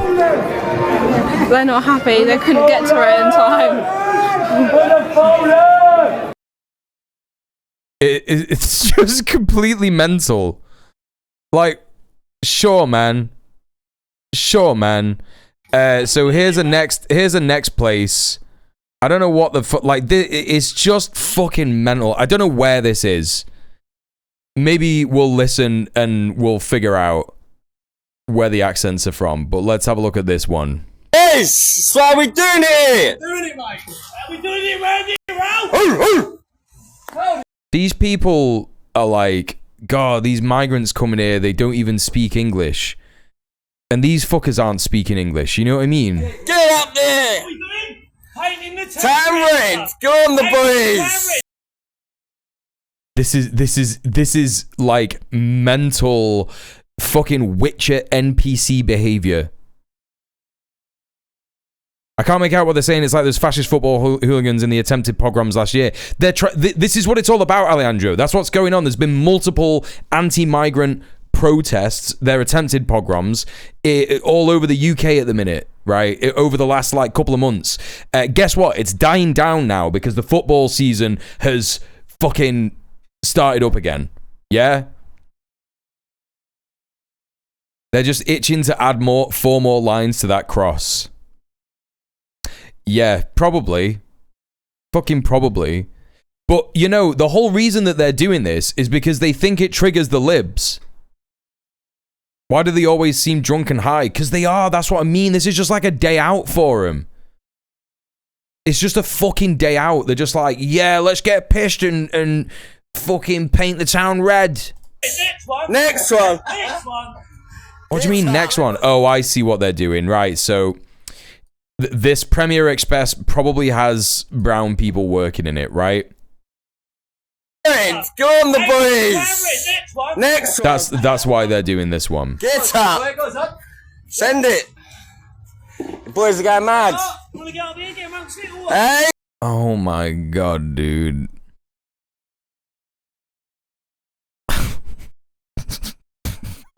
It's so embarrassing. It's so embarrassing. You get him right. He's a liar. Jesus, come out the Indian. He wants one above the shop. You guys are crazy, man. How long have you been doing this for? Half hour. Bone and bread, fucking. Half an hour. That kid just said, how long have they been doing this for? And he was like, half an hour. Yeah, of course it's half an hour. They're putting they're putting fucking 2 lines.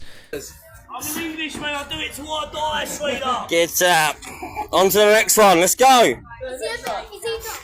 Spread them all the way across. Indian cuisine. Indian cuisine. But migrants, it's migrants they don't like. It's unvetted criminal migrants. Yeah? Not just like every brown person, it's unvetted migrants. They're just really concerned about unvetted migrants, chat. Yeah, really concerned about that. But like this Indian restaurant that's probably been there for decades, they're like, yeah, we gotta put like a swastika above them. We gotta put the British swastika above them. All these ragged Palestine, look behind you. Oh yeah, just saying a slur. Just saying a slur. Did you hear what he said, chat? I don't really want to repeat it, but it's R-A-G head, right? Like a kafir. And he said Palestine. All these Palestine fucks. Yes, sir. Look at it. Right. A Muslim family there.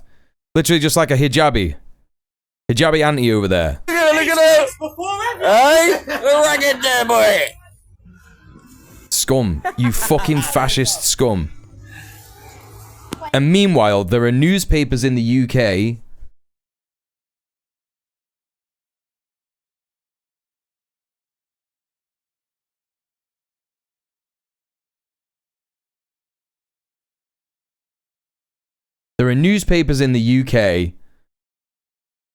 who are doing shit like this.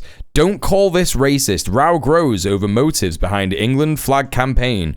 Organisers say they're just being patriotic, but some suspect far right is behind the dangerous lamppost movement. So, putting flags up on lampposts everywhere, etc., etc., etc. That slur is more about turbans. The slur is about any person who wears a head covering. Any person who wears a head covering. Like they're just being racist. They're just harassing people of color. They're harassing Muslims. Get up. It's legal to burn flags in your country, right? I don't think so. Nah, you get one more out of that. Basildon. They're doing this in Basildon.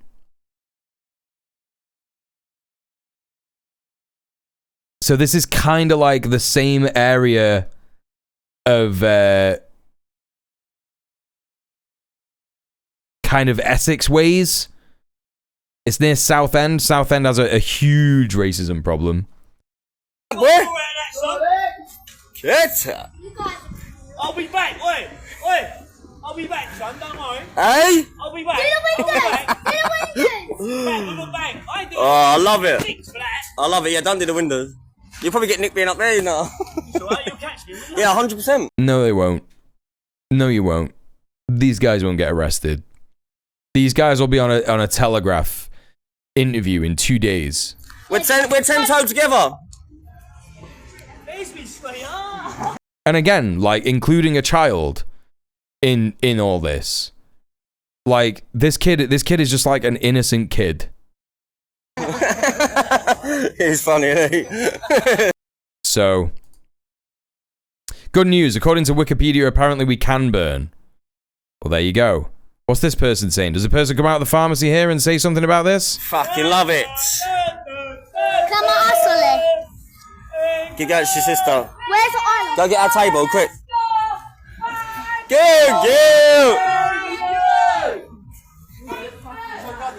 Hey, Glenn. Wait, what's it called? Yeah, come. Right, well, we don't know what actually happened there. Yeah, a Muslim woman came out of her car with a child, one of them racially abused them straight away. Yes, that's the same video that we've already seen. What else do we have? Let's have a look at some funny stuff. Let's have a look at some funny stuff and some hopeful stuff. Okay, so This Dawn account, it's not even Old English, it's like Fracture, which the Nazis abandoned because they had to get more anti-Semitic. Wait, what do you mean, the Dawn account? Oh, the one that had the video on it? As a German, this is not at all reminding me of history class in any way. Yeah. Oh, the font. Right, sorry, yeah.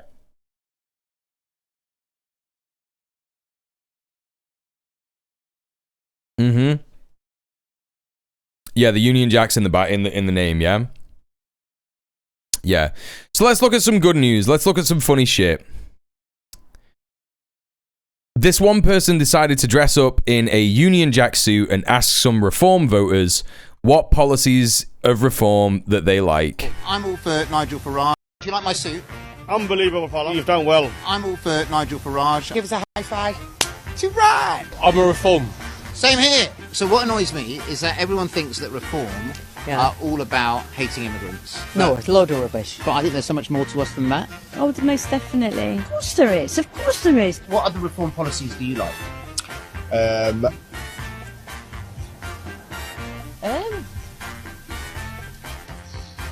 mean, I can't name them off the top of my head. To be honest with you, I can't remember them all now. Shall I help you out? No. Give me a second. These motherfuckers are like, no, I'm not racist, nah, don't need any hints, I'm not racist. What other reform policies do you like? Spend more money on the NHS.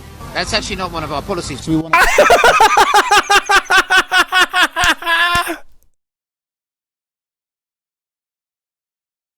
Yeah, nah, that one's fucking sick. Let's get that one again, chat. Shall I help you out? No. Give me a second. What other reform policies do you like? Spend more money on the NHS. That's actually not one of our policies. So we want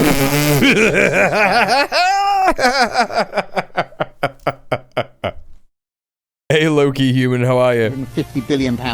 Wow. Okay. It's quite a... Wait, what was he saying? There you go. Do you like... Spend more money on the NHS. That's actually not one of our policies. So we want to cut public services by £150 billion. Wow.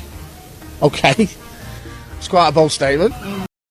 So my man was like, yeah, it's not about racism. It's not about racism. I love reform. Can't think of any other policies. Go on, what is one? We want to cut public services by £150 billion. And he was like, what?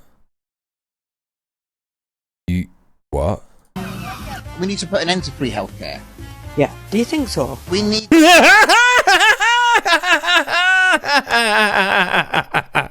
That's great. This is fucking great. We need to put an end to free healthcare. Yeah. Do you think so? We need to protect the wealthiest. Yes. So we need to cut the taxes on things like private education, private healthcare. Yep. Protect the billionaires. Climate change is a myth. Oh, right. Thank you for that. So we need to put an end to net zero.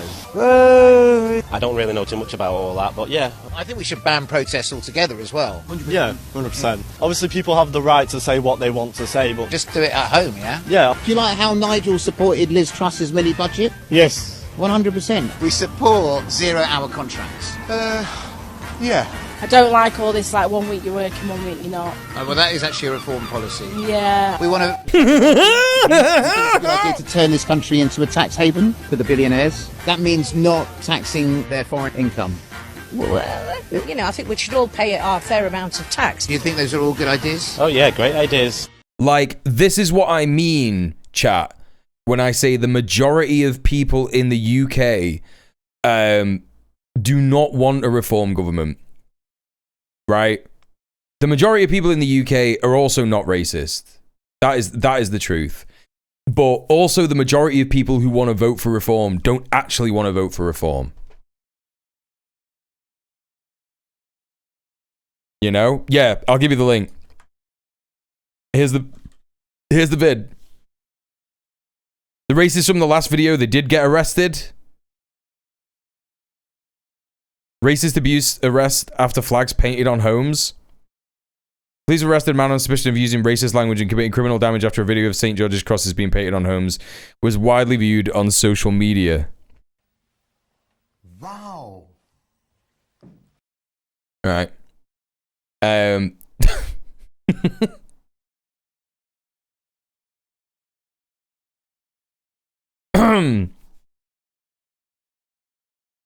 I'd more say this is telling me they're gullible as fuck. That's what it is. That's what it is. So, there you go. A little bit of a funny thing here. We got a 10-minute video from Owen Jones here. Owen Jones doing his best to right the wrongs that he did during the 2015 to 2019 Guardian articles that he did calling Corbyn an anti-Semite and smearing him. Doing the best to right the wrongs that he committed here. And I commend him for it. I genuinely do. I think that people give him a bit of a bad rap because of what he did in the past. And I think he's doing a lot to make good on what he has learned. Let's hear what he's got to say. This is really big news for the left, guys, and it will have Keir Starmer's dead behind the eyed goons. Just name the fucking party, my guy. What are you talking about, Mia? What are you on about? Name the party, my guy. What do you mean? Fluttering, I would imagine. It's a new poll by one of the main British pollsters, Ipsos. They find that 20% of British adults say they're very or fairly likely to vote for a new left-wing party founded by Jeremy Corbyn, the former Labour leader, and Zahra Sultana, who's a former Labour MP. And if this new left-wing party forms a pact with the Green Party, that figure rises to 31%. Now, bear in mind, Labour only won their landslide victory last year with 33.7% of the vote. And the proposed left-wing party doesn't even have a name yet, let alone even exist. So you've got to think about those figures in that context. Amongst voters aged 16 to 34, the figure drawn to the Left-Green Alliance rises to 52%, so more than half of those younger voters. Now, you can see based on the polling about policies how their support could grow still further. Does Owen think Labour can recover? No. New left parties' policy proposals would deliver a positive change for the country, and that rises to 7 in 10 of Britons who are under the age of 35. Now, according to Ipsos Director of UK Politics, these figures show that a new left-wing party led by Jeremy Corbyn and Zahra Sultana has the potential, listen to this, to shake up British politics. A significant number of... So Ipsos, it's important to remember, chat, right? Ipsos is the sort of like official, like really biased, like biased statistics on polls. So it's kind of like, you know, Director of UK Politics at Ipsos is kind of like, you would not be, I would not be surprised to see an Ipsos poll that said, like, everyone hates Jeremy Corbyn. Yeah. They're not ideal. Most statistics, most pollsters are not ideal. They have biases. People who run these places have biases and shit like that. But it's great that this is popping up, and I think that that's why Owen Jones is getting so excited about it. I was just referring to the fact it's awkward to refer to the party. I know they plan on getting the name of the founding Congress, but the brand is not the greatest. Well, that's what I mean. Like, you know, I think a lot of people have got your party derangement syndrome. I said this on Twitter the other day. I said it on Blue Sky. You know, you're talking about 8 MPs who are coming to fucking try and create a new political party. Not just try and create a new political party. They're not making all the decisions themselves. They're asking members to inform their policy. They're polling people who have said, we're going to support you either financially or, you know, just pledging support in general. Like me, I'm one of those people. And you get invited to go to a conference in the area that you live in, and you get to inform the policy at that point, right? Now, lots of people have rightfully said it's concerning that they haven't said anything about trans rights, particularly how bad trans people have it in the UK at the moment, and I completely understand those concerns. The UK also has a huge problem with housing. The UK also has a huge problem with public services. The UK also has a huge problem with unions being supported, and they've also not said anything about that. The only things that they've said is, do you want a party that doesn't stand for genocide? Do you want a party that funds our NHS? And those are just like broad appealing things, right? And most people get that. To criticize a party, like not even a political party that exists, right? Not even a political party that exists yet, let alone one that has been trying to organize a founding conference for 1 month. 1 month. If you are like, you know, criticizing them for not having like the policy and all this kind of thing set up, I just think that you're completely, you're living in cloud cuckoo land. This isn't how things work. It's not how things work. And I think that a lot of people have a derangement in thinking about that. And I understand where it comes from. It comes from a desperation. But a lot of this is online. A lot of people who are saying these things are online. You know, there's been all kinds of shit that people have said about it. They're like saying, you know, oh, there's been a coup in the your party leadership. There isn't a leadership. There isn't a leadership. Oh, someone who's been involved with Keir Starmer, and it's like, you're talking about, it's been a month. It's been a fucking month since this was announced, right? Promising polling, but I wonder how it might translate to first past the post constituency wins. I mean, again, like it's pointless to try and think about that at this point. It's completely pointless. The election is 4 years away. Unless it gets called by the government earlier, there is no shot. There is no shot Starmer is going to call an election. No shot. You think the guy who has, you know, and I'm not saying that you're saying this, Emmy Killy, but if anyone is saying this, if anyone thinks that Keir Starmer is going to call an election, right? The only thing that would result in calling an election in the UK at the moment is if there was a vote of no confidence in Keir Starmer. That is not going to happen. That is simply not going to happen. Everybody in the Labour Party, in the government right now, knows that the Labour Party is done. They know it is done. It is over. It's dead in the water.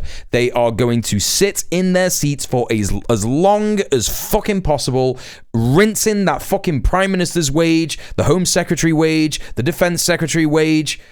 They're gonna fucking make as much money as possible, right? They want this job for 4 years, and they'll do anything that they can to keep it, and they will turn on the British public. They will enact fascism. Liberalism, I think the really important thing to remember about the UK is that we can't be under any illusions anymore. We are living in fascism, right? This is the beginning of fascism. Whether the Labour Party is the Weimar element of that, the Weimar Republic element of that, or whether it is the actual Nazi party, yeah? The Dems basically have the same strategy. That's what I'm saying. Like, they are literally like, liberalism is dead though, because it doesn't even matter. You can't even call the Labour Party liberal. Like, they are just fascists. They are authoritarian fascists. And it's only a matter of time before more authoritarian fascist shit happens. Like, there are people being housed in concentration camps in the UK. People don't want to fucking admit it, but migrants are being put in concentrated areas where they cannot leave. They cannot have a life. You know, that's been going on for years, and people just don't even want to think about it. They don't even want to talk about it because all the migrant discourse is fucking poisoned by stupid fascist nonsense about like concerned, we're just concerned about non-vetted criminals coming into the country. It's bollocks, and the media is just running with that shit, right? That's where we are up to. I believe it's more likely that elections won't be allowed in 4 years. That's what I think is more likely in this country, actually. I think it's more likely than a general election being called before the end of Keir Starmer's term. I'm being serious. So that is important to remember. And, I think that projections about your party are important because what we need... right? What we do need right now is excitement and happiness and joy about the fact that this thing even fucking exists. Even the idea of it exists. You know what I mean? Yeah, people keep talking about the midterms in the USA. I'm like, are you sure they're going to happen in the USA? We're gonna cover some USA stuff tomorrow because the stuff in the USA is going fucking mental as well. Like in the USA, they are talking, like Trump is talking about, we are gonna, I can't remember what the wording was. There was a report on this. I'll find it for you tomorrow, but you know, it's just crazy. It's not a great thought, but I'm thinking the experiment of democracy is over when we're going back to feudalism without God. That's not feudalism. You're talking about fascism. It's fascism. There won't be feudalism. There won't be techno-feudalism. It's just hyper-capitalism and fascism. They'll happen, but will they be counted with any bit of reliability is the question. Right, exactly, Goblin Hugger. Exactly. You know, so we have to have a shred of joy because doomerism kills action. It kills movements and it turns people into wreckers. Because once you have people, once you have people saying things like, I don't have any time for your party, I don't have any time for Jeremy Corbyn or Zara Sultana because they haven't said this, this, and this, and this. That's wrecker shit. That is wrecker shit. I'm not saying that they're going to be the vanguard socialist party, right? I'm not saying that they're going to do the, you know, the same shit that the fucking Bolsheviks did with the vanguard party in 1917. They'll probably be like a socialist democrat, moderate left, right? It'll probably be that. Maybe it might be a little bit more radical than that. Who knows? But it's the closest thing that we've got, and we need to build up momentum around that. Like, we absolutely have to. Because what else? What's the alternative? Like, what's the alternative? Just keep organizing. Like that's keep organizing is good. That's great. But there needs to be a popular acceptance of left-wing ideas, and the way that we get that is with a party that promotes our ideas. Yeah. The very basic ones. Everybody should be fed, clothed, housed. No one should face discrimination. These things should be, you know, promoted as good ideas. And I think that's my main issue with people who are just like super criticizing this shit at the minute. I think it's fucking dumb. I think it's a waste of time, and I think it's wrecker shit. And I think if people like that actually got involved in organizing, I think they would kill movements. And people don't understand that. It's a huge mad phenomena that we have in the Imperial Core, where people, as soon as anything good happens, like you saw it with Zoran Mamdani, right? Everybody, like, people saw it with Zoran Mamdani. Like, it's happening with Zoran Mamdani. He's like, yeah, we got some like basic good things that we're promoting. Rent's too high. People should be able to afford rent. People should have affordable housing. We should have free buses. People should be able to afford food. So we're gonna have state-run grocery stores, right? These are like good ideas. These are good shit. This is good shit. And immediately people were like, nah, he's a liberal Zionist. He says that Israel has the right to exist. Oh my God, fucking listen to what he says, man. People were like, whatever, man. Like, here's the thing. I'm not saying that Zoran Mamdani is going to save the world. I'm not saying that Zara Sultana and Jeremy Corbyn are going to save the world. But what do you want? You want to be sad? You want to be sad and depressed and doom pilled for fucking ever? Is that what you want? Because that is what you will get. You know, I hate this like fucking culture that we have.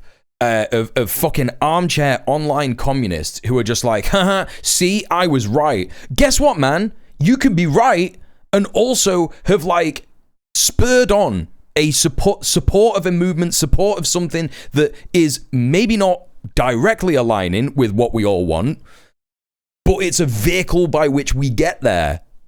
And it makes me fucking mad as hell, man. Honestly, I get so frustrated with it. Some of the worst shit that you will ever experience as an organizer is other activists being like, my individual ideology is not being adhered to, so I'm going to tear this entire thing down. It happens, right? It fucking happens. So, that is my rant over about this. Of younger people. And I'm sorry that, I don't want you to think, Mia, that, you triggered that. Or, Emmy, I don't want you to think that you triggered that. Or anyone else in chat or anything like that. It's something that I've been thinking about for a long time. Even before any of the announcements of any of these things, right? I just, I don't entirely agree with you calling it fascism. Right, I'm not reading the rest of your message. We can disagree. Like, okay. No, I'm not even gonna discuss it. Prepared to consider voting for it And a majority of those aged under 35 said they would consider voting for some kind of alliance between the new party and the Greens. Clear policies around change, the NHS, poverty, and wealth taxes could be popular. Time will tell if the new party can turn this hypothetical appeal into real votes on a significant scale. Now, look, these findings are remarkable for a number of reasons. Jeremy Corbyn has been vilified like no other frontline British politician in the history of our democracy. There's been no Yeah, and Owen was part of that. coverage of the proposed New Left Party at all. It's been sneered at, ridiculed, dismissed. Welcome to British media. That makes these results even more impressive. Now, the poll comes only 1 year after Labour won a landslide victory, albeit on the lowest share of the vote, as I say, of any triumphant party in history. The last Tory government was the most catastrophic in our democratic history. I think we can all agree on that. Yeah, I would say, Emmy, the AOC and Bernie hate is kind of justified because it's not like, you know, people have been calling Zoran Mamdani a liberal Zionist, and I think that that's like a bit of a waste of time because he's not really doing the things that Bernie and AOC are doing. AOC voted to send money to Israel, right? That's why she's getting hate. And Bernie is also like doing that same stuff, and he's a liberal Zionist. He may not have. The Bernie thing is interesting because he clearly understands there's a genocide happening in Gaza. He talks about it a lot, and that's good stuff. Like, that is good stuff that he's talking about it. It's good stuff that AOC is talking about it. It's good stuff that she's saying Free Palestine. But guess what? She had to be pushed to say that by other activists, right? And it's a bit of a she didn't endorse Zoran Mamdani until she saw that he had momentum. And his line has always been on Israel, which is a very sophisticated line, which I actually quite respect, particularly for a Democratic candidate in the USA. He says, I believe in the right for Israel to exist as a state with equal rights, because the only response that you can have to that is that you say, well, no, I don't want equal rights. Palestinians shouldn't be allowed equal rights in Israel, so you're agreeing for an apartheid state. It sets you up for a rebuttal, right? It sets you out for a rebuttal, which is very easy. Oh, so you support apartheid, so you're a racist, right? And that's easy. That's short. That's done. Any news reporter who says anything like that is like, all right, so you're a racist. You're a, and they'll say, oh, that's what Israel wants. And it's like, well, Israel is racist. It's a great fucking ideological trap. It's fucking genius, to be honest. Bernie doesn't do any of that, and AOC don't do any of that. They're like, Hamas are bad and evil, and October the 7th is like an evil, horrible thing that happened. It's not like people who, decided to throw off the shackles of imperialism one day, that they have a right to do, like, they have a legal right to resist imperialism and colonialism under international law, right? Anyone who understands international law knows this, yeah? Yeah, about Zoran, person doing nothing criticizes person doing something. It's good. It's really good stuff. I love it when people do that. A lot of the time, that's what I mean. Armchair fucking communists. It just winds me up, honestly. It was unquestionably desperate to get rid of it. The fact that a massive chunk of the electorate is already willing to abandon such a new government, well, that is testament to its catastrophic failure to offer any tangible change. Indeed, Labour's repeatedly offered worse change. Hammering pensioners, scrapping the universal winter fuel payment, or seeking to drive hundreds of thousands of disabled people into poverty. What is the point of a Labour government that does that? They've continued, of course, to facilitate Israel's genocide of the Palestinian people as it becomes ever more depraved. Indeed, another survey by the pollsters YouGov underlines... Magic Mia, do you think the EHRC in the UK is not a reactionary institution? You know about the EHRC and what they have said about trans women and trans people. Do you think that that is not a reactionary institution that has been put in place by the government? I said I wasn't going to discuss this, but you're saying putting reactionary institutions in place in order to militarize society, right? The EHRC exists as it currently does in order to demonize trans people, right? That is the main vehicle of the EHRC at the minute. to say that trans women are not real women and that they're not allowed to use public services in the same way that other people are. And it emboldens people to treat trans women like a non-person, right? And to attack them in public. And that has happened. Yeah? That is a reactionary institution. And the people who are in the EHRC have been appointed by the government. Not just the previous government, the Tory government, but the present government. So we had fascism in the UK even before the present government, right? Just how much the electorate has rejected this government, which is still pretty new. 69% say they disapprove of Labour's record, with just 13%. I think that if we get into a, I'm not like angry with you, or I'm not saying that like what you're doing in the chat, Magic Mirror, is like breaking my rules or anything like that, or counter-revolutionary or anything. I do value it as a discussion. I dislike the idea of discussing this, because I personally, think that anything that is pushing the needle towards fascism, is fascism. And if the government is doing fascist shit, like for example, concentrating a specific kind of people in a particular area, in order to control them, which is what our government does, as you said, putting reactionary institutions in place in order to oppress people and inspire people to act towards minorities in a particular way. That also happened. Arresting peaceful protesters who are not breaking the law. The difference hardly matters. They're fervently anti-communist, imperialist to the core, a rabid class enemy. This is it, right? Whether we like define that as like true fascism or not, it's reactionary. It's a reactionary government. It's a reactionary government that is demonizing people, and it is currently enabling people to attack minorities with impunity, right? That's why I resent the idea of like, well, it's not fascism quite yet. It's not fascism quite yet. If you asked a trans person if they thought that, like in the UK, if they think that the UK is fascist, they would be like, yeah. There are trans women in the chat in the UK who would be like, do you think trans women in the chat, do you think the UK is fascist? And I'm not saying this to just like, agree with me. I'm not saying that. Like, you could disagree if you want. Absolutely, up to you, right? But do you think that the UK is fascist as a trans person? A migrant. Like, if we've got migrants in the chat, do you think that the UK is fascist, right?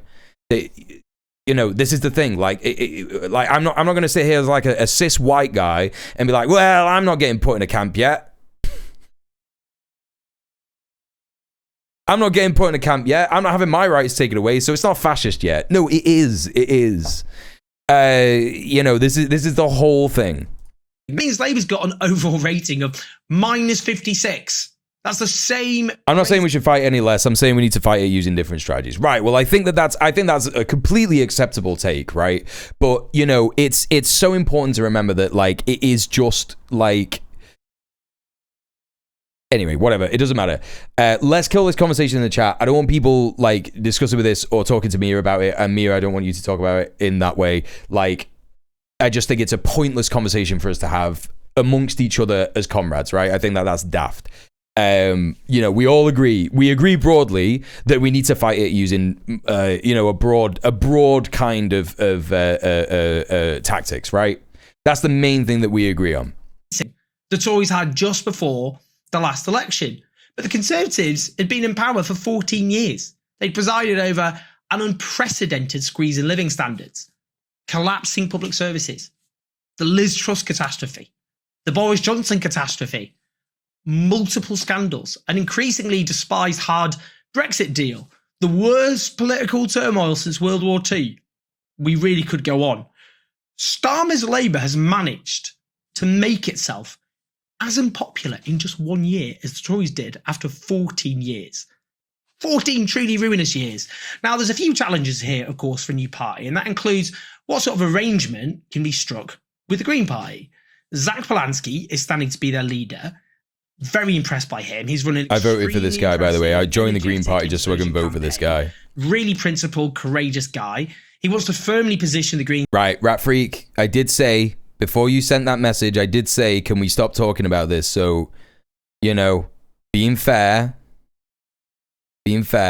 let's not. Yeah? We've had the discussion. It's done. Sorry, my bad. Hands up. Right, yep. Okay. All right, everybody understands. That discussion is over now. We're not doing that. We're not arguing with each other about this. We all broadly agree. We're all comrades. That proposition itself faces a challenge from his leadership rivals. The other thing that we need, is comradeship. The other thing that we need is togetherness. The other thing that we need is to understand that we're a broad front, that we're a popular front together. We're going to have disagreements. This is a key thing. This is a key thing. And this is another thing that wreckers do. Another thing that wreckers do is tear down organizations because they have minor disagreements. Yeah. That's what I was implying anyway. You know, and a lot of that comes from individualism. And we have to understand that as humans, we have individual parts of us that are important. But the most important thing is cooperation, right? And we understand that broadly as leftists, that cooperation is so important. And understanding and listening to people is one thing. You know, getting to understand that some people might not disagree with that thing that you've listened to or whatever. But if you think about it, like, you know, Mia's not saying that's anything in my opinion that is harmful. We're disagreeing. Yeah, exactly. There's no I in comrade. Yeah, exactly. Ellie Chowns and Adrian Ramsey. They're MPs for two formerly Tory rural seats, which completely... One of my great comrades, she runs Geeks for Social Change. Fantastic woman. She's trans. I've got so much time for her. I've got so much fucking respect for her. She said to me when we were talking about disagreements that happen that cause like organizations to fall apart and people to fall out and shit like that, she said, what are we doing? We're not making our movement look fun and good. We're not making our movement attractive to people. And guess what we need it to be? We need it to be attractive. If people are just going to be having arguments all the time, you know, weaponizing, you know, social justice language in order to get their way, which is what happens a lot, what like people are going to look at that like everyday normal people who are depoliticized, because there's a lot of depoliticized people in our countries, you know, where we live, right? And if a depoliticized person comes into an organization that is like, we are here to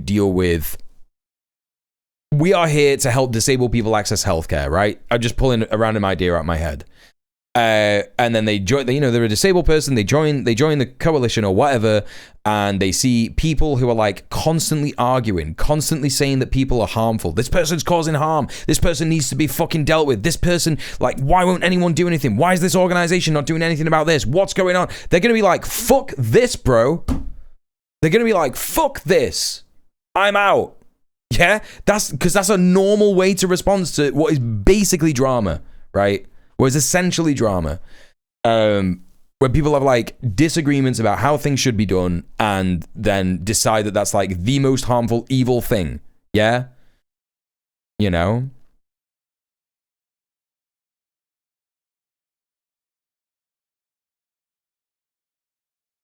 Okay, Mia. No probs. Representative of the Greens' other target seats, they're overwhelmingly Labour-held urban seats with very different demographics. Now, we'll have to see if an alliance can actually be forged. What's going to happen in the relationship between the two? Starmer's Labour need more pizza parties. Food and organising is killer. And I don't mean killer as in it'll kill organising, but it's great. They don't have a chance of winning. If you got an organisation, you're having a meeting, you got to have food. Try that. So they're going to go for fear, which is the prospect of Nigel Farage becoming Prime Minister. As things stand, the polling shows Reform UK are way ahead. This is, in fact, due to Labour's dire failures. And in an electoral landscape which has splintered, what will matter is who manages. So someone was talking about, we looked at this on the stream yesterday. I don't know if you were here, Emmy. I think it was you that brought this up. But you should always, I would say, I think Stats for Lefties is on Blue Sky, but she's mostly on Twitter, and she does great poll shit. The first past the post voting intention at the moment, the seat projection, from YouGov is this at the moment. So we looked at this yesterday. It's overwhelmingly reform in mostly, rural areas, essentially. There's some Labour strongholds that will remain. Unfortunately, it's pretty embarrassing, but there you go. Mostly in big cities like London, Manchester, Liverpool. I think this is not York. This is Newcastle up here. But a lot of places are going to go to reform. This is mostly out of a lack of desire to vote. Like, the main projection is that people will not vote because they're politically homeless, right? Even the Lib Dems are gaining seats. The Lib Dems have gained 15 seats, projection-wise, 15 seats, which is like a huge area of the country. It might be like this for the Lib Dems. This is mainly because people are feeling politically homeless and they have nowhere to go. And they think reform is going to be a good shout, yeah? The minority of people who are going to still vote, yeah? And I think that, this is like a worrying map to look at, but it also still doesn't represent what people actually want in this country. There are people who I know who are absolutely not racist. They're voting reform simply because they have no other ideas of who to vote for. They're like, I'm probably just going to vote reform, right? I don't want Labour. I don't want the Tories. That's the only thing that's in most people's head. I don't like Labour. I don't like the Tories. What's a popular party that's getting promoted at the minute? Reform, right? I truly believe that if, the new party, the new Socialist Alternative Party gets founded and they have a decent set of policies, which I assume will be informed by the members, and most people in the membership will probably be like, yeah, let's have a country that has free healthcare, properly funded NHS, free fucking whatever, free fucking yada yada, housing. Everyone should be housed, like good housing policy, good NHS policy, good housing policy, good policy on things like Department of Work and Pensions, disability benefit, all this kind of business. People will be like, yeah, that just sounds pretty normal. And if they couple that with a decent attack on Farage and what he stands for and what reform stands for, because the thing is that they won't even have to say reform are racist.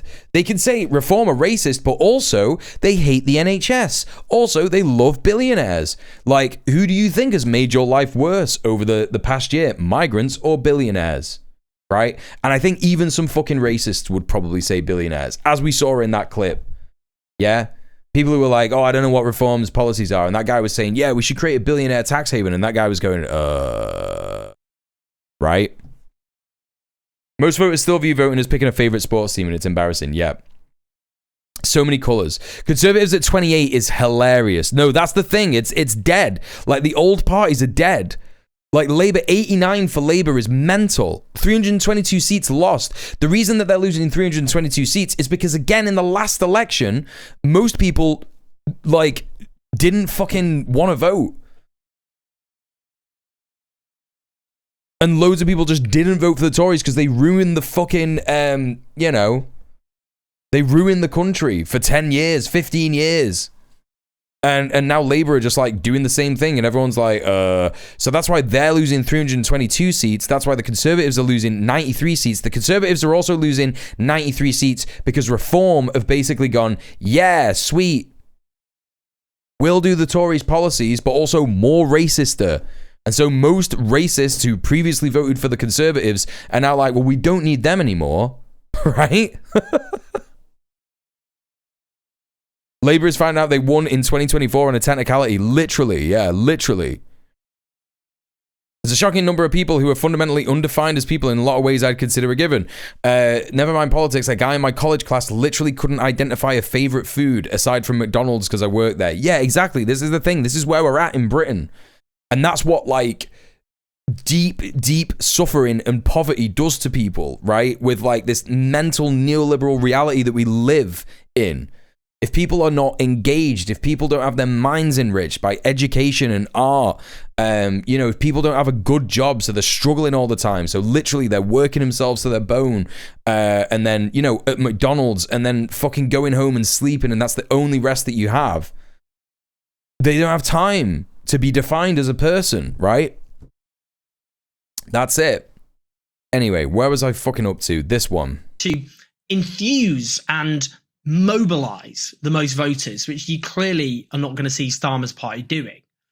Now, the new party is going to have a clear strategy to deal with this campaign of fear, including beginning by throwing huge resources at target seats where Reform UK aren't in contention and, building out from there, I guess. But having clear messaging, for example, noting how Labour is raiding Farage's rhetoric and policies, which is only boosting Reform UK, well, I think that's going to be pretty important. Building an optimistic vision too, that's going to be another challenge. Voters really are fed up of despair and decline, but what? Thanks to the combined efforts of the Tories and Labour being as crap as they are, breaking through cynicism and resignation amongst voters. That's right, Tariqa Bori, yeah. It'd be interesting to see how the party hammers away at a message of using Britain's vast resources, which are currently locked in the bank accounts of a tiny few, to build a new sort of society, to invest in public services, in living standards and security. Now, the candidates the party select, I think that's going to matter a lot. We saw from the successful independent candidates at the last general election how important it was they were embedded, rooted in their local communities. Given how Labour parachuted hacks into constituencies they've got no connection with. I mean, it was a joke. They just carved up these constituencies, pop them all in. That'll be an important dividing line. Now, in a fractured electoral landscape, it's not about winning 40% of the vote. It's about mobilising enough voters to win a decisive number of seats, certainly enough to, for example, secure a change in our electoral system. Yeah, because you are not going to be able to pass votes if you have a slim majority, right? You're not going to be able to do that. The reason that Labour is able to pass votes at the minute is because they have a majority in the House of Commons. The Conservatives have 100 odd seats. Labour has 400, so people who are allowed to vote in Labour are like, yep, sweet, based. You know what I mean? Whatever you want, bro. Yeah, what's that? Kill pensioners? Yeah, based. Kill disabled people? Yeah, based. Kill trans people? Yeah, based. They're just passing things through. They don't give a fuck. The post currently works against new political parties, and that's on the grounds voters feel compelled to vote for lesser evils. Getting there means an unapologetic campaign of redirecting justified anger that people feel at elites rather than migrants, refugees, and offering a hopeful vision that inspires communities long afflicted by stagnation and decline. How the party communicates will matter given the hostility of the mainstream media. I think a big test is going to be the use of social media. The radical right has proven so adept at using TikTok with viral content that's snappy, to the point, clever enough and witty. Got to be honest. It could mean poster campaigns with provocative messages. Picking fights, that's surely going to matter too. For example, when the Labour government got rid of the universal winter fuel payment, a big campaign accusing them of killing our grannies. It's provocative, I know, but it caused a storm, but it forces your opponents onto your terrain. Another, promising to send those complicit in Israel's genocide to jail. Why not put that on a poster with the faces, for example, of Keir Starmer and David Lammy? Oh, it would cause you Oh, that would go so fucking hard. Oh, that would go so fucking hard. You see what I mean about hope? You see what I mean about building hope? This is what we've got to hope for. This is the reality we need to hope for, chat, in the UK. A reality where there is a political party who is putting posters out saying, these guys belong in The Hague, and we're going to do that.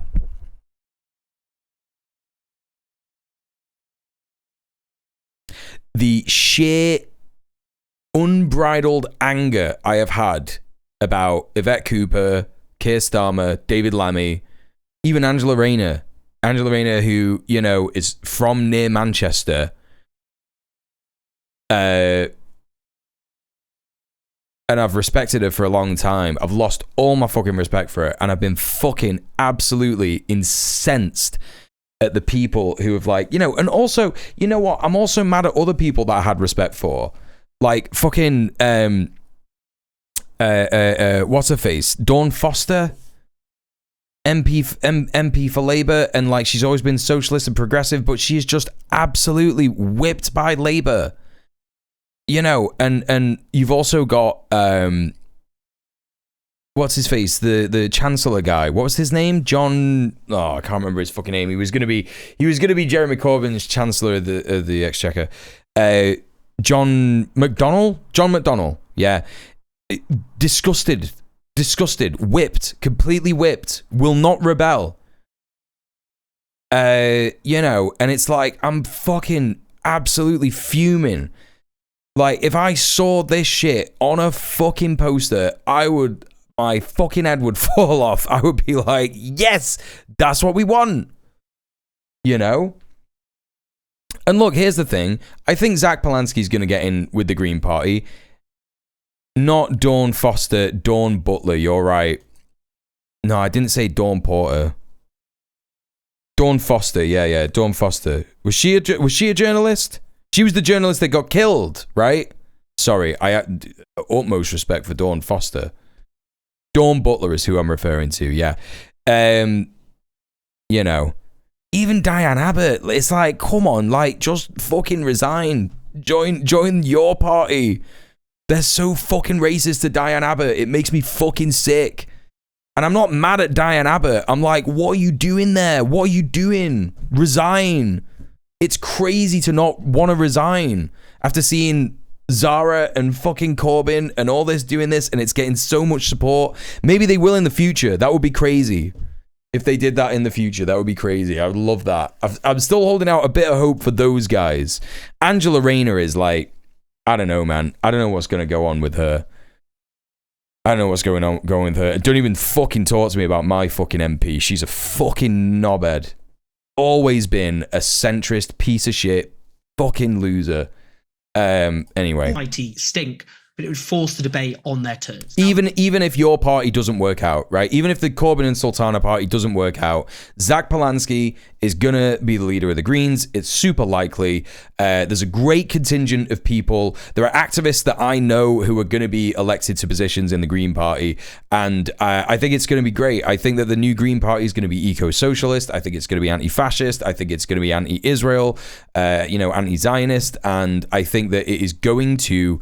I think that the Green Party is going to make a lot of gains. I really do. If Zach Polanski gets in with the good people supporting him in the rest of the party, and that's why it's important to vote for him. There's the deadline is Saturday, by the way. If you're in the UK and you're thinking about it and you haven't done it,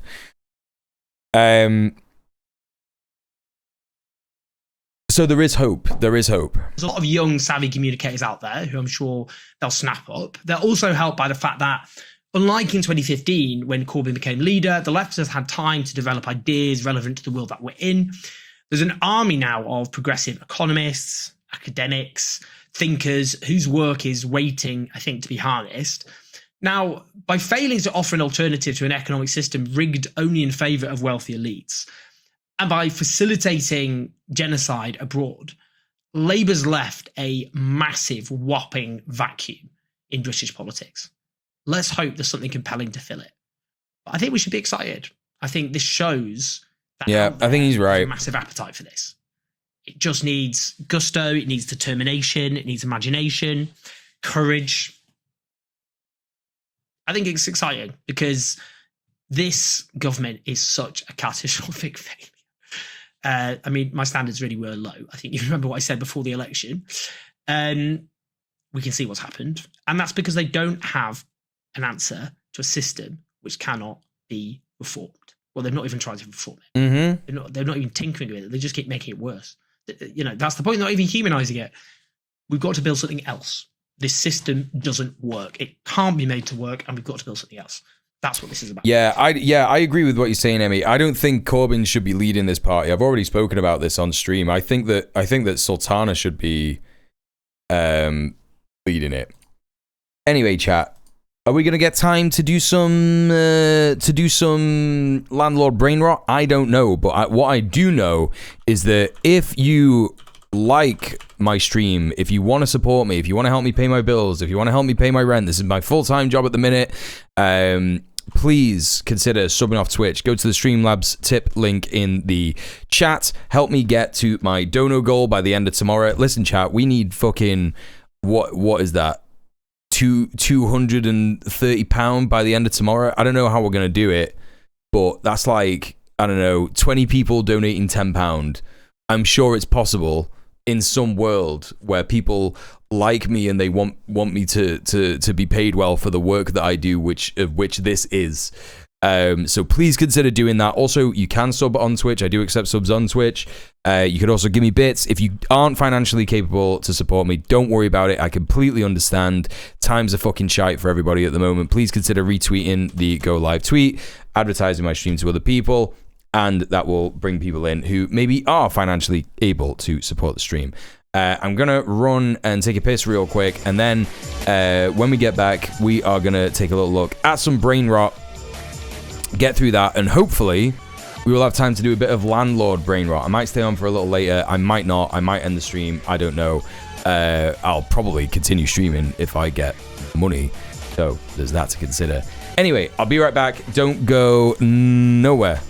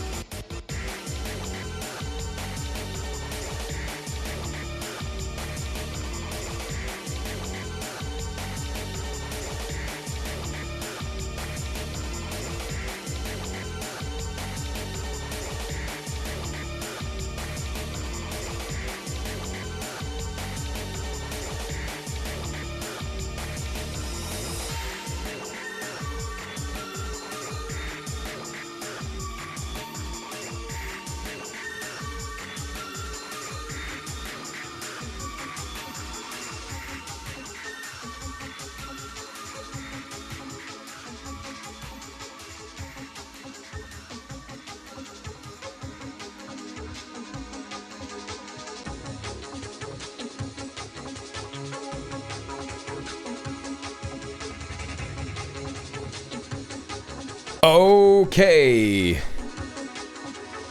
All right, chat. I am back. Oh. Let's take a look at this brain rot shit. Oh, hey, I tell you another way you can support me if you want, chat, that doesn't cost any money whatsoever. Go to this video. My new video is premiering tomorrow at 6 p.m. before the stream. That's the wrong... Don't click that link. You're not gonna be able to access it. Sorry, not that link. This one, the one underneath it that I just posted. Please head over to my Twitch Clips channel and join us for the premiere tomorrow before the stream at 6 p.m. UK time. And that is my new video that's going to be premiering tomorrow on the Twitch Clips channel. If you go to that video, if you like it, if you comment on it, and if you subscribe to the new channel, it does in fact mean that, yes, you will be helping me out a lot. You will be helping that video out in the algorithm a lot, and hopefully it will grow in popularity and it will attract more and more people to the stream, and then we get a bigger community and there's less pressure on people in the community to donate and stuff like that, because there'll be more people and that means more money. So please consider that. That would really help me out. Yeah. That's the end of that. That's the end of the calls to action. We're going to watch this nightmare shit from Channel 4 News. I wonder if you can guess what it's about, chat. Hard to be a farmer in South Africa. Well, there you go. They already said it. They already said it. It's hard to just be white in South Africa. Does that mean you think the term white genocide is appropriate? It's like a slow war, a slow genocide that's keeping on. The white minority in South Africa feels under attack. I don't say apartheid was maybe the right thing, but there wasn't as much murder, there wasn't as much crime. In a nation scarred by a racist past, this sounds like the old regime spreading lies. I want to put categorically clear that we're not killing white people. We were hoping that we'll get what the white people took from us. It's like they playing games with us. This is the myth of a white genocide and the failure of post-apartheid South Africa. Oh, they had me in the first half, chat.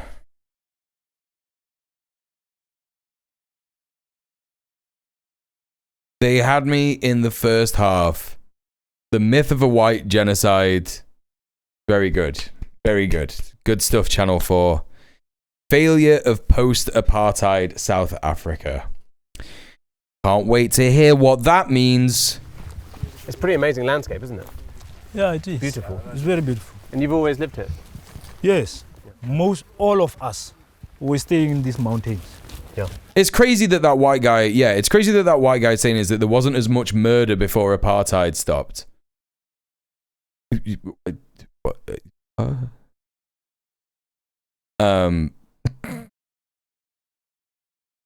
Yeah, man, I'm sure there's a white genocide happening. I'm sure. Then we were chased by whites to settle down there. Yeah.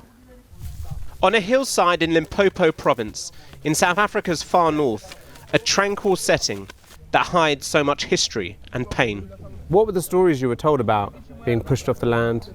It was not negotiable. You were told, they were actually instructed, and those who resisted, they perished there. So you were supposed to comply. It is the legacy of apartheid. During apartheid, Mahali's family was forced from their land in these lush hills and moved down below. When that system fell 30 years ago, the community was promised they would one day return. Because okay, maybe Channel 4 is saying that the failures of post-apartheid South Africa in giving the land back to indigenous families, right? Sense of ownership. Because I once had the misfortune of talking to a white South African who called herself a liberal. Yeah, it's bad. It's bad. Listen, there are good South Africans who are based communists. They understand why apartheid was so bad. They get it. Like, I know some of them personally. But overall,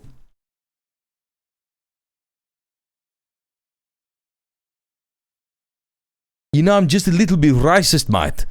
I think it's good to be racist, actually. And who owns it, and the past, and how you resolve it, is the story of modern South Africa. What they're doing is they're killing fucking white South Africans, mate. Death.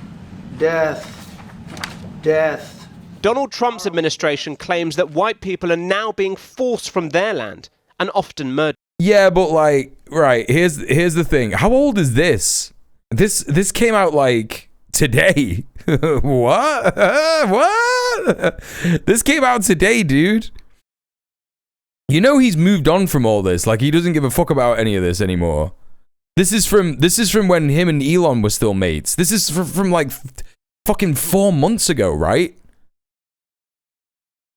Like, this is when Elon was like, you need to do something about white South Africans. And he was like, yeah, okay, buddy, you scratch my back, I'll scratch yours. And then as soon as Elon left government, he didn't give a fuck about any of this shit. Right? He didn't give a fuck about any of this. And he was even talking about deporting Elon back to South Africa. But you do allow them to take land. No. You do allow them to take land. Nobody can and then take when land. they take the land, they kill the white farmer. And when they kill the white farmer... Like, Cyril Ramaphosa had to sit there while this fucking disgusting, racist, fascist piece of shit was telling him what happens in his country. You know what I mean? Bless his cotton socks, Cyril. Like, you know, really, he really thought that he could get some kind of an understanding from Donald Trump. Donald Trump, mate, he understands the plot of the South Africans. He gets it, mate. He just now views Afrikaners as another group of migrants from a shithole country, right? Nothing happens to them. No. It led to a dressing down of President Cyril Ramaphosa and has seen America now... Can you imagine sitting in this fucking room with all these white supremacists and having to like be like, nah, we don't do that, bro. That doesn't happen. That's a lie. And they're all like, no, it does. It does happen. It does happen. So you need to stop. Offer white South Africans asylum so as to avoid a so-called white genocide. Many white farmers... Didn't some funny shit happen to white Afrikaners when they came to the USA or some shit? Didn't like some mad funny shit happen to him? Like they thought the asylum process was dog shit and they hated it? All have a right to the land and are its best custodians. And so how long have you had the farm? Or they got blocked because they did like a tweet about Trump or something. We had the farm now for 34 years. Yeah. We've had the farm for 34 years. We've had the farm for 34 years. Further, what does that say to you, chat? How did they get that farm? In Limpopo, right on... When did apartheid end in South Africa? Apartheid end... 1991. Yeah, so 34 years. But they managed to grab it just at the end. Just at the end. Border with Botswana. Marie and her family own 1,200 hectares of land. No, they don't. They stole it. Includes potato fields as well as game. No, he's on his way to the water. They are still scarred by a past crime. They were attacked in their farm in 2002 by armed gunmen. The family, including her son Gideon, survived, with Marie having shot and killed one of the robbers. To lose one... Here's the thing, right? We can apply the same kind of understanding about why this shit happened to the same understanding of why October the 7th happened, and why, actually, there is no such thing as an innocent person in an illegal occupation, right? What South Africa was doing, what you know, so-called Rhodesia, whatever the fuck they called it, white South Africans were doing in South Africa was occupation, illegal occupation and apartheid, colonialism and shit like that. If you get attacked when you are a, you know, civilian or some shit, you know, a so-called civilian in a country like that, not a country because it's not a country, it's an illegal occupation. Yeah, of course it's going to happen. Of course it's going to happen. Of course you're going to get people rising up. It's a settler colony. Exactly. Of course you're going to get the indigenous people rising up and saying, we want back what's ours. That's normal shit. Sad to lose 1,000 farmers that's been killed. Crimea River, man. I don't give a fuck. You know, these farmers... Right, it's not genocide. It's not. It's just not. You should just go back to Holland. Like, here's what you do. You go back to Holland. You go back where you came from. Farm attackers, if they come in, they don't just kill the farmer. They torture them. Don't believe you. Women and the children. Don't believe you. Don't believe you. This is the same shit that fucking Israel says about fucking Hamas. Don't believe you, dude. Don't believe you. That's what you talk about. Crime is everywhere in South Africa. It's rampant, isn't it? White farmers are dying, but black people are dying as well, aren't they? Black people are dying as well, in their thousands. And like, the farm attacks is not only on white farmers. So it's not a white genocide, but a crime problem. It's a crime problem in South Africa. But the thing with the farmers is, there's literally... She's making shit up. Literally, did you see her eyes? She was like... Farmers is, there's literally thousands of farmers that's been killed. Don't believe you. Don't believe you. Lying. Do you think that is a long-term consequence of apartheid? Or do you think now we're in an age where the government, the ANC, hasn't done enough? Apartheid is They won't go back to Denmark, they'll go to Israel. Goes. Denmark? I thought the South Africa was a fucking Dutch colony. That's why their fucking language is fucked. I thought that's why they all got stupid fucking names. My reason for that is, I don't say apartheid was was maybe the right thing. But there wasn't as much murder. There was. Oh, you need to be put in a school where you learn what you did was bad, where you learn that the things that you think are incorrect and wrong, and you need to be told that that is bad and harmful and wrong. Holy shit, I can't believe that this person is saying this shit. You are one of the worst pieces of shit I've ever seen in my entire life. There wasn't as much murder. Fuck off, dude. So many fucking black South Africans, indigenous South Africans were being murdered. Fuck you, you racist, apartheid piece of shit. There wasn't as much crime. There wasn't as much. Excuse me. South Africa was on a better foot. Economically, for everyone, it was better. Statistics show the murder rate. That is mental. That is a mental thing to say. Economically, for everyone, it was better. Fuck off. No, you're lying. The Hitlerite elements in small business owners and settlers, like active or formerly active settlers, shouldn't be underestimated. Absolutely. Higher under apartheid. These Hitler particles. This guy hasn't got Hitler particles. This guy's got Hitler fucking bricks in his fucking brain. You know?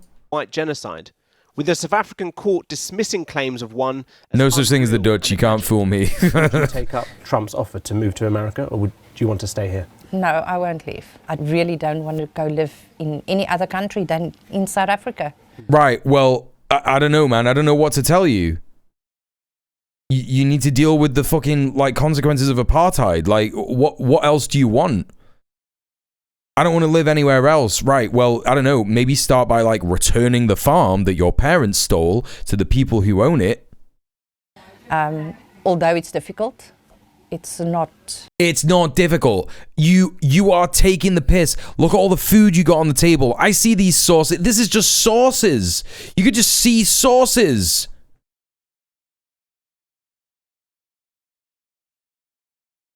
Think about how much scran they got. They got 12,200 acres. You live in a fantasy world, man. Oh, it's so hard for us here. Fuck off. You are a petty bourgeois, reactionary piece of shit, settler fucking fascist. It's hard to be a farmer in South Africa. No, lies, and not lies. Only a farmer, it's hard. Fucking stone face on the house. Because if you are white, but black communities. It's hard to be what in South Africa? It's so hard to be what in South Africa? Fuck you. God damn it. White in South Africa, because if you are white. But black communities also live in fear. There are 64 murders a day in South Africa, and most happen in the townships, the informal black settlements formed during apartheid. We're not sleeping well. Some they come and break your windows or your doors, enter, rape you, doing many things. Mahali, who we met earlier on the hilltop, is sitting down with... Look how the black people live. Look how the black people live in the townships that they had to create when they were being displaced and forced off their land that they haven't had returned to them.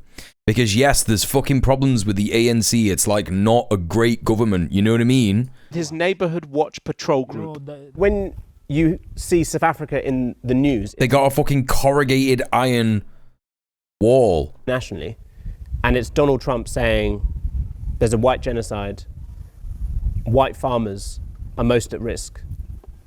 This guy is getting enraged. I can tell. I can fucking tell. How does that make you feel? It's not correct. I want to say it. It's not correct. He's right, yeah. To get clear that we're not killing white people.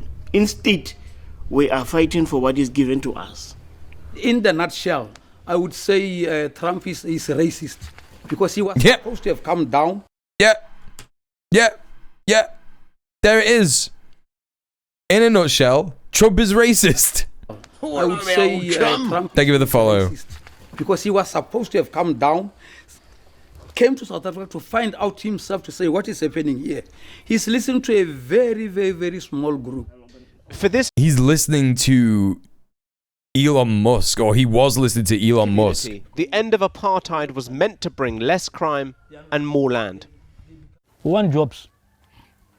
We wouldn't be having this crime rate. Yeah.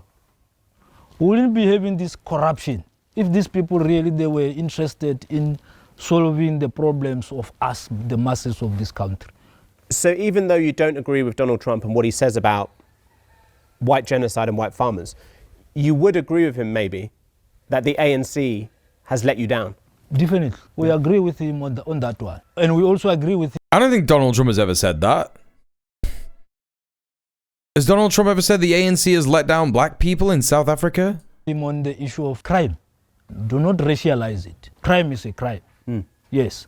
If a white person died, the white person died. Okay, I know he probably didn't mean it in that way, but the way he said it is funny as hell. It's a crime. It's a human being. If a black person died, a black person died. But if 5 or 10 black people died, then white die and you make noise, then it's a problem. This is that noise, but with silent crosses. Each one marks the killing of a white farmer since 1994. Most of the farm murders against the white people is racial. Corbus de Lang. Bro, I don't care. As soon as I see a white guy, I don't care how old he is, wearing like this kind of an outfit, this kind of a fit. He's dressed like a fucking, like he's got the fucking hat on and everything. Like a fucking colonizer in the fucking Zulu film and shit. Like, what are you talking about? You're dressing like you're in the fucking 1800s, dog. I'm not going to listen to a word that you say about anti-white racism. Is the caretaker of the Vickers monument. It's like a slow war, a slow genocide that's keeping on. Shut the fuck up, bro. Shut the hell up. Farm murders represent 0.2% of all homicides. And statistics show that the majority of farm attacks are absolutely cosplays as Cecil Rhodes in his free time. 1,000%. Remove white people from the land. Do you miss the apartheid era? No, I don't miss the apartheid era. I don't miss that. I miss the unity that was there. But land.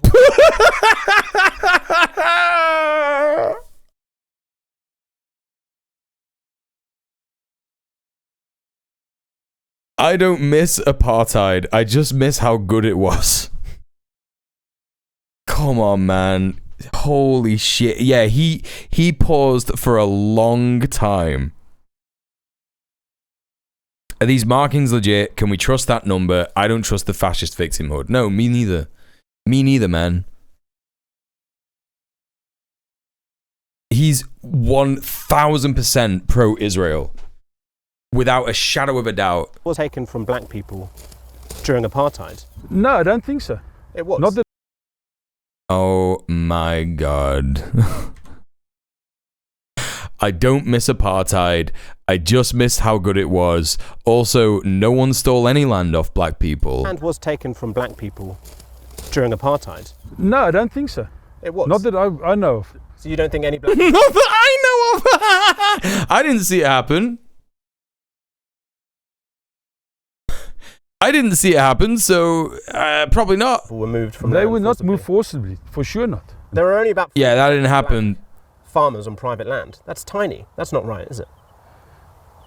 Yeah, I think that's about right. How can that be when they are 80% of the population? Because they don't know how to farm. Do you think?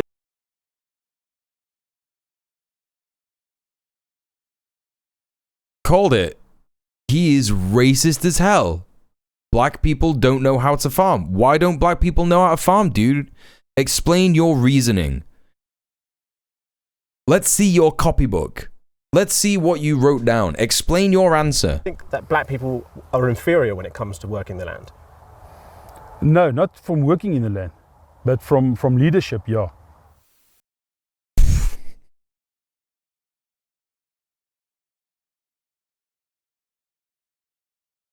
I hate these people, man. I hate these people.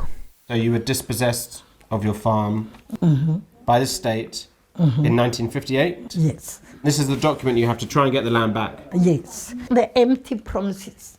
Since in 1995, really, the promise is empty. What would it mean to get the land back? It means a lot because that's our father's land. 69-year-old Doretha has been trying to reclaim her family's land for the past 27 years. as has her friend, William, now 73. Forced from their farms decades ago and moved here. A few chickens in the yard next to the outdoor toilet. When we talk to white farmers, they always have told us the black community, they don't know how to farm and they shouldn't have the land. Really? How? They said this lady's face.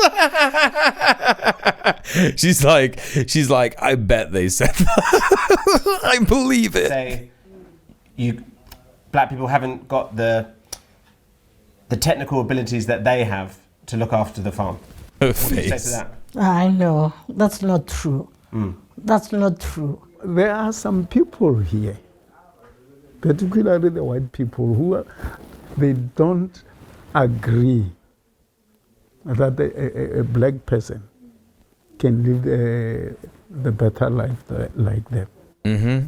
That is where the problem comes from them. Yep. Because normally they think they are the ones who can do farming, they can do everything. William was just 6 years old when his family was evicted during apartheid. They claim money. You see, they just call our parents in the afternoon, like today. So they said tomorrow before sunset, we don't want to see you any longer here. You must leave. Are you tired after all these years? They're retired. That's a stupid question, man. But I guess he has to ask it so that they say it. Very. And when it's at 27 years, sometimes you get very angry. For 27 years, it's like they playing games with us. At the same time, at a national meeting of the ANC's leadership just outside Johannesburg, President Ramaphosa knows his party is under attack, both at home and abroad. Despite the pressure and resistance from the global and domestic right-wing forces. Yeah, well, you know, the EFF, yeah? The EFF rising in South Africa, economic freedom fighters, we have not communist, anti-colonial domestic and foreign policy positions of our movement. I'm from Channel 4 News in the UK. Are you free for a minute just to talk to me?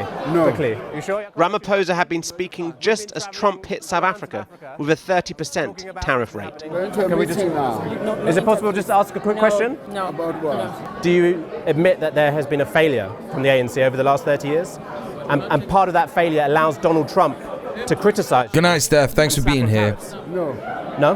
No. Donald Trump is slapping tariffs on everyone. But he's come against you very strongly. Hold on.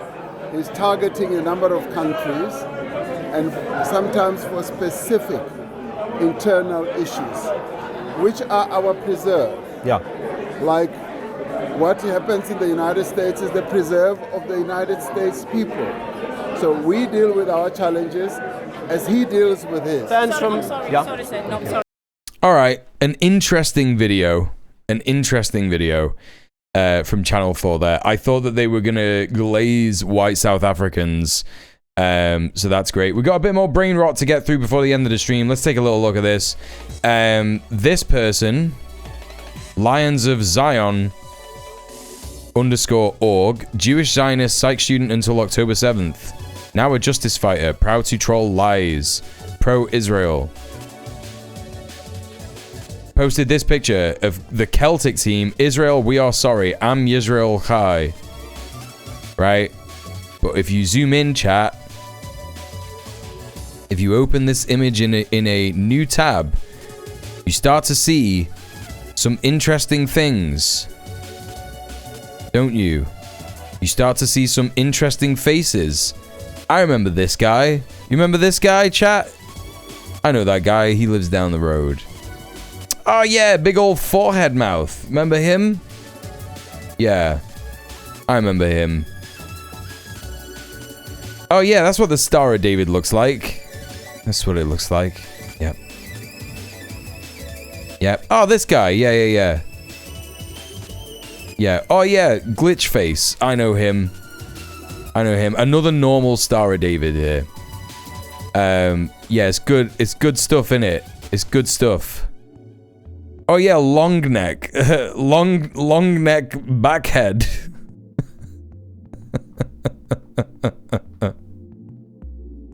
The fixation on lions is the Nazi equivalent on wolves. And also, they fucking stole that shit from Bob Marley, who made that tune Iron Like a Lion in Zion, innit? Like, Rastafarians talk about that shit. So they stole that as well. The Nazi equivalent of focusing on wolves. The fascist Zionist fixation of focusing on lions. Also stolen. We got some other incredible AI shit. Philip Dilly. Don't know who this guy is. Profile picture that is not him. Follow for follow fascist blue tick wanker. Nigel Farage is now the most popular man in Britain. Wrong. It's almost impossible to find anyone who doesn't love him, and he has the confidence of the nation.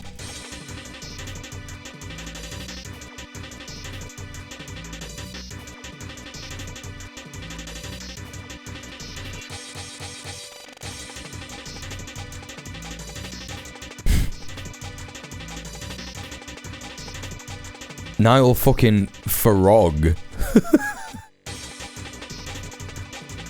Nigel Farog.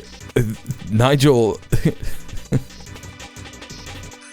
He does just look like that.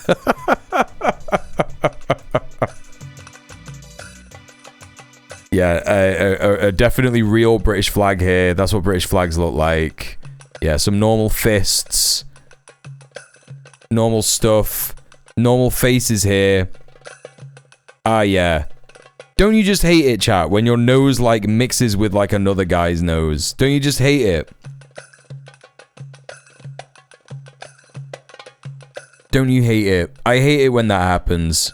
Don't you hate it when your hand goes like that and is no one's hand and no one's actually there? Don't you hate that?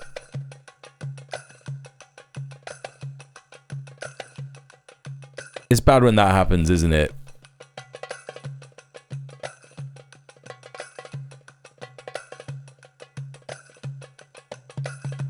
We got some Snoop Dogg shit here.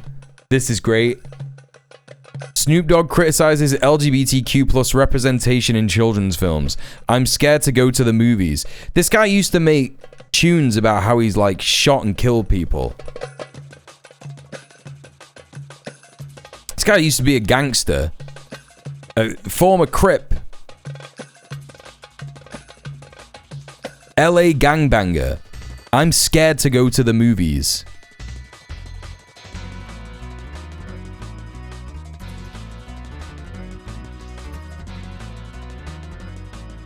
Okay. Him and Ice Cube? That's embarrassing.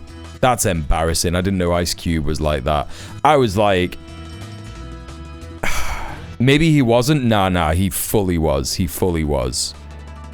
He fully was. Right-wing suburbanites. That's it. That's it. Alright, we, you know... We don't normally do shit like this, you know, kind of Twitch streamer drama, but Assmold dared to speak about the UK. And he doesn't really do that often, right? So I thought, let's have a little listen to what he's got to say about the place where I live. Let's see what he's talking about. Look at this. Yeah, you see it? And then over here at this one, look at this crap going on as well. Yeah. And then we come along to this pole here. So he's reacting to a place in the UK where they have put up Palestine flags, and a racist is going, look at this! Look at this! Look at this!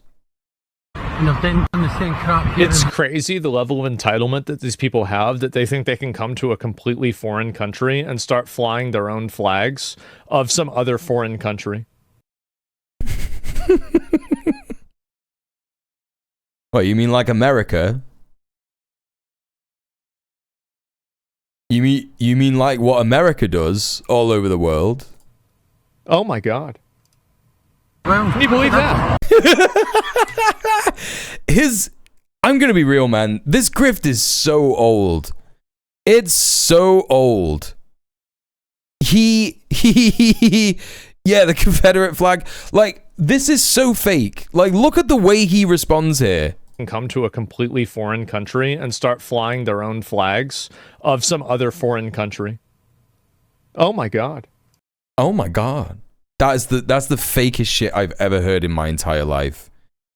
He doesn't believe this shit at all, without a shadow of a doubt. Can you believe that? Like I said, that video had the guy arrested at 4 o'clock in the morning. What? No, it didn't. No, it didn't. Who is he watching? Who's this clown?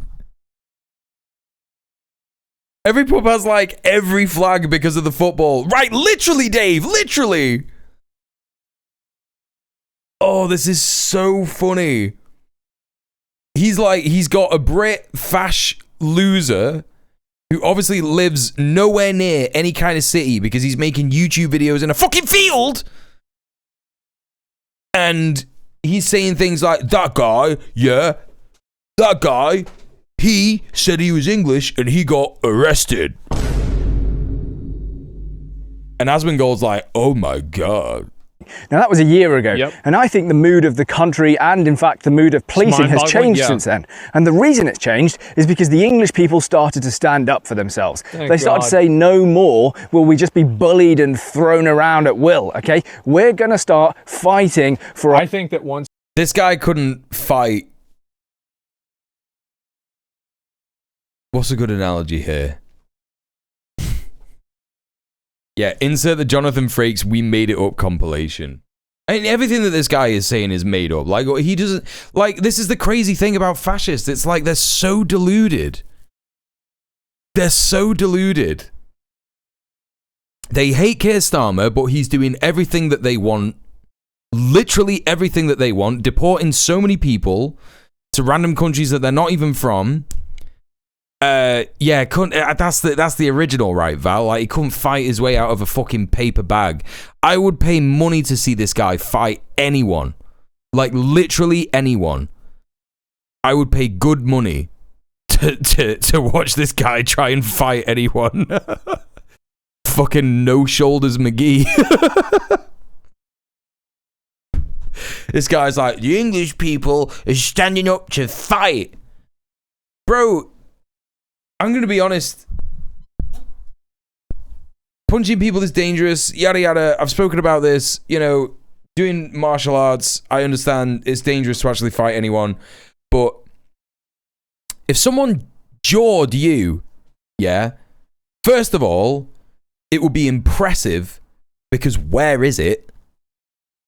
Second of all, I feel like your head would go to the moon. my man will get decked by a light breeze. Like, you know what I mean? These people getting control of the government, they need to put everybody that was okay with this in jail. That's what I would do. They need to put everyone. This is how you know it's a grift. What an insane, like, just an absolute nothing. Everyone who agrees with this needs to. Everyone who's okay with this needs to be put in jail. So he's even talking about like apolitical people who are just like, oh, I'm not really bothered. He's never been chinned, has he? He's never been chinned. They need to put everybody that was okay with this in jail. That's what I would do. That's what I would do. Because these people have actively tried, they've effectively committed treason. They've effectively committed treason.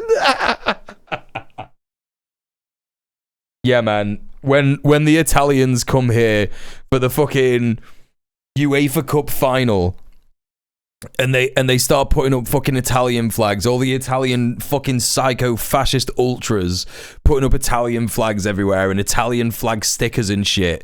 Yeah, man. They're doing treason. That's treason, that. They've sided with foreign powers, foreign interests, and foreign countries over their own. Oh, so he admits that Palestine is a country. Interesting. He was Chin. That's why he doesn't have it anymore.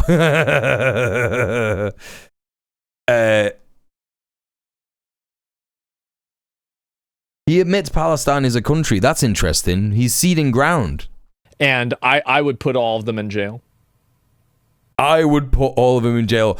Bro, I would love to see you try.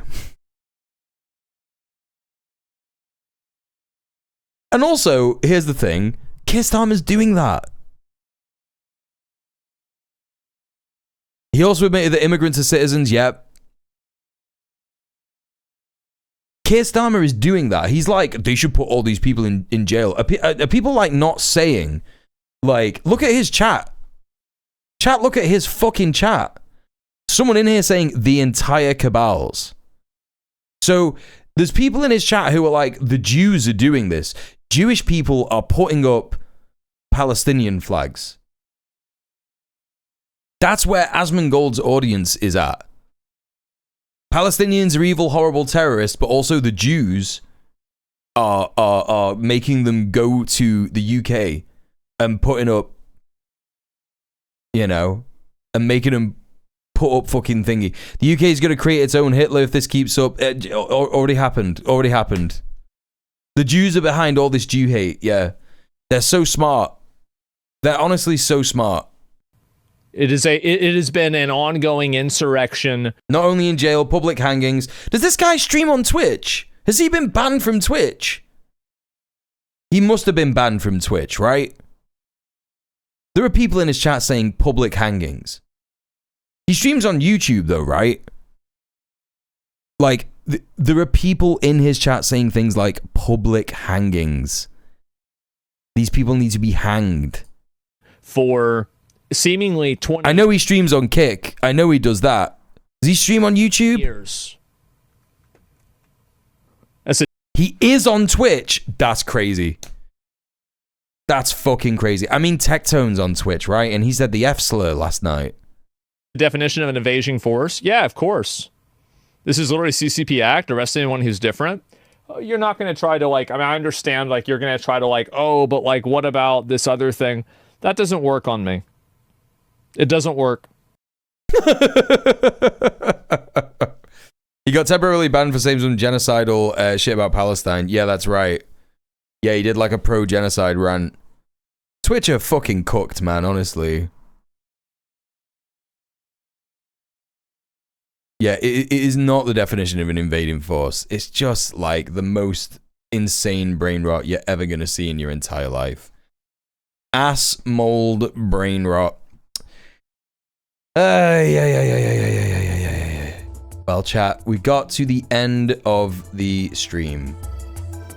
Well done, everybody. Thank you very much. You can't try this logic stuff on me. You can't try this logic stuff on me. Chat, don't forget, I've got a video premiering tomorrow at 6 p.m. UK time. I also have socials that you could go to support me. Go to my YouTube channel, go to my Patreon. There's loads of bonus content on Patreon. There is what else? We're gonna go and raid, but we gotta get like a new raid message for subs because we got a new raid emote.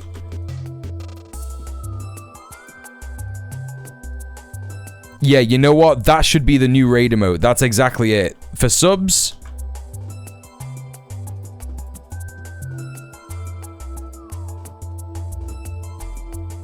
that is exactly what it should be. That's the new raid. That's the new raid message, chat, for subs. Right there. The Melpo emotes. I believe that we will win. I love I love his eyebrows. I'm so glad we did that. Alright, who's live? Let's go raid someone. Rhizome! Rhizome is live. And we are gonna go and raid Rhizome. Chat, thank you so much for being here. I really appreciate you. I really appreciate all the ways that the streams are doing.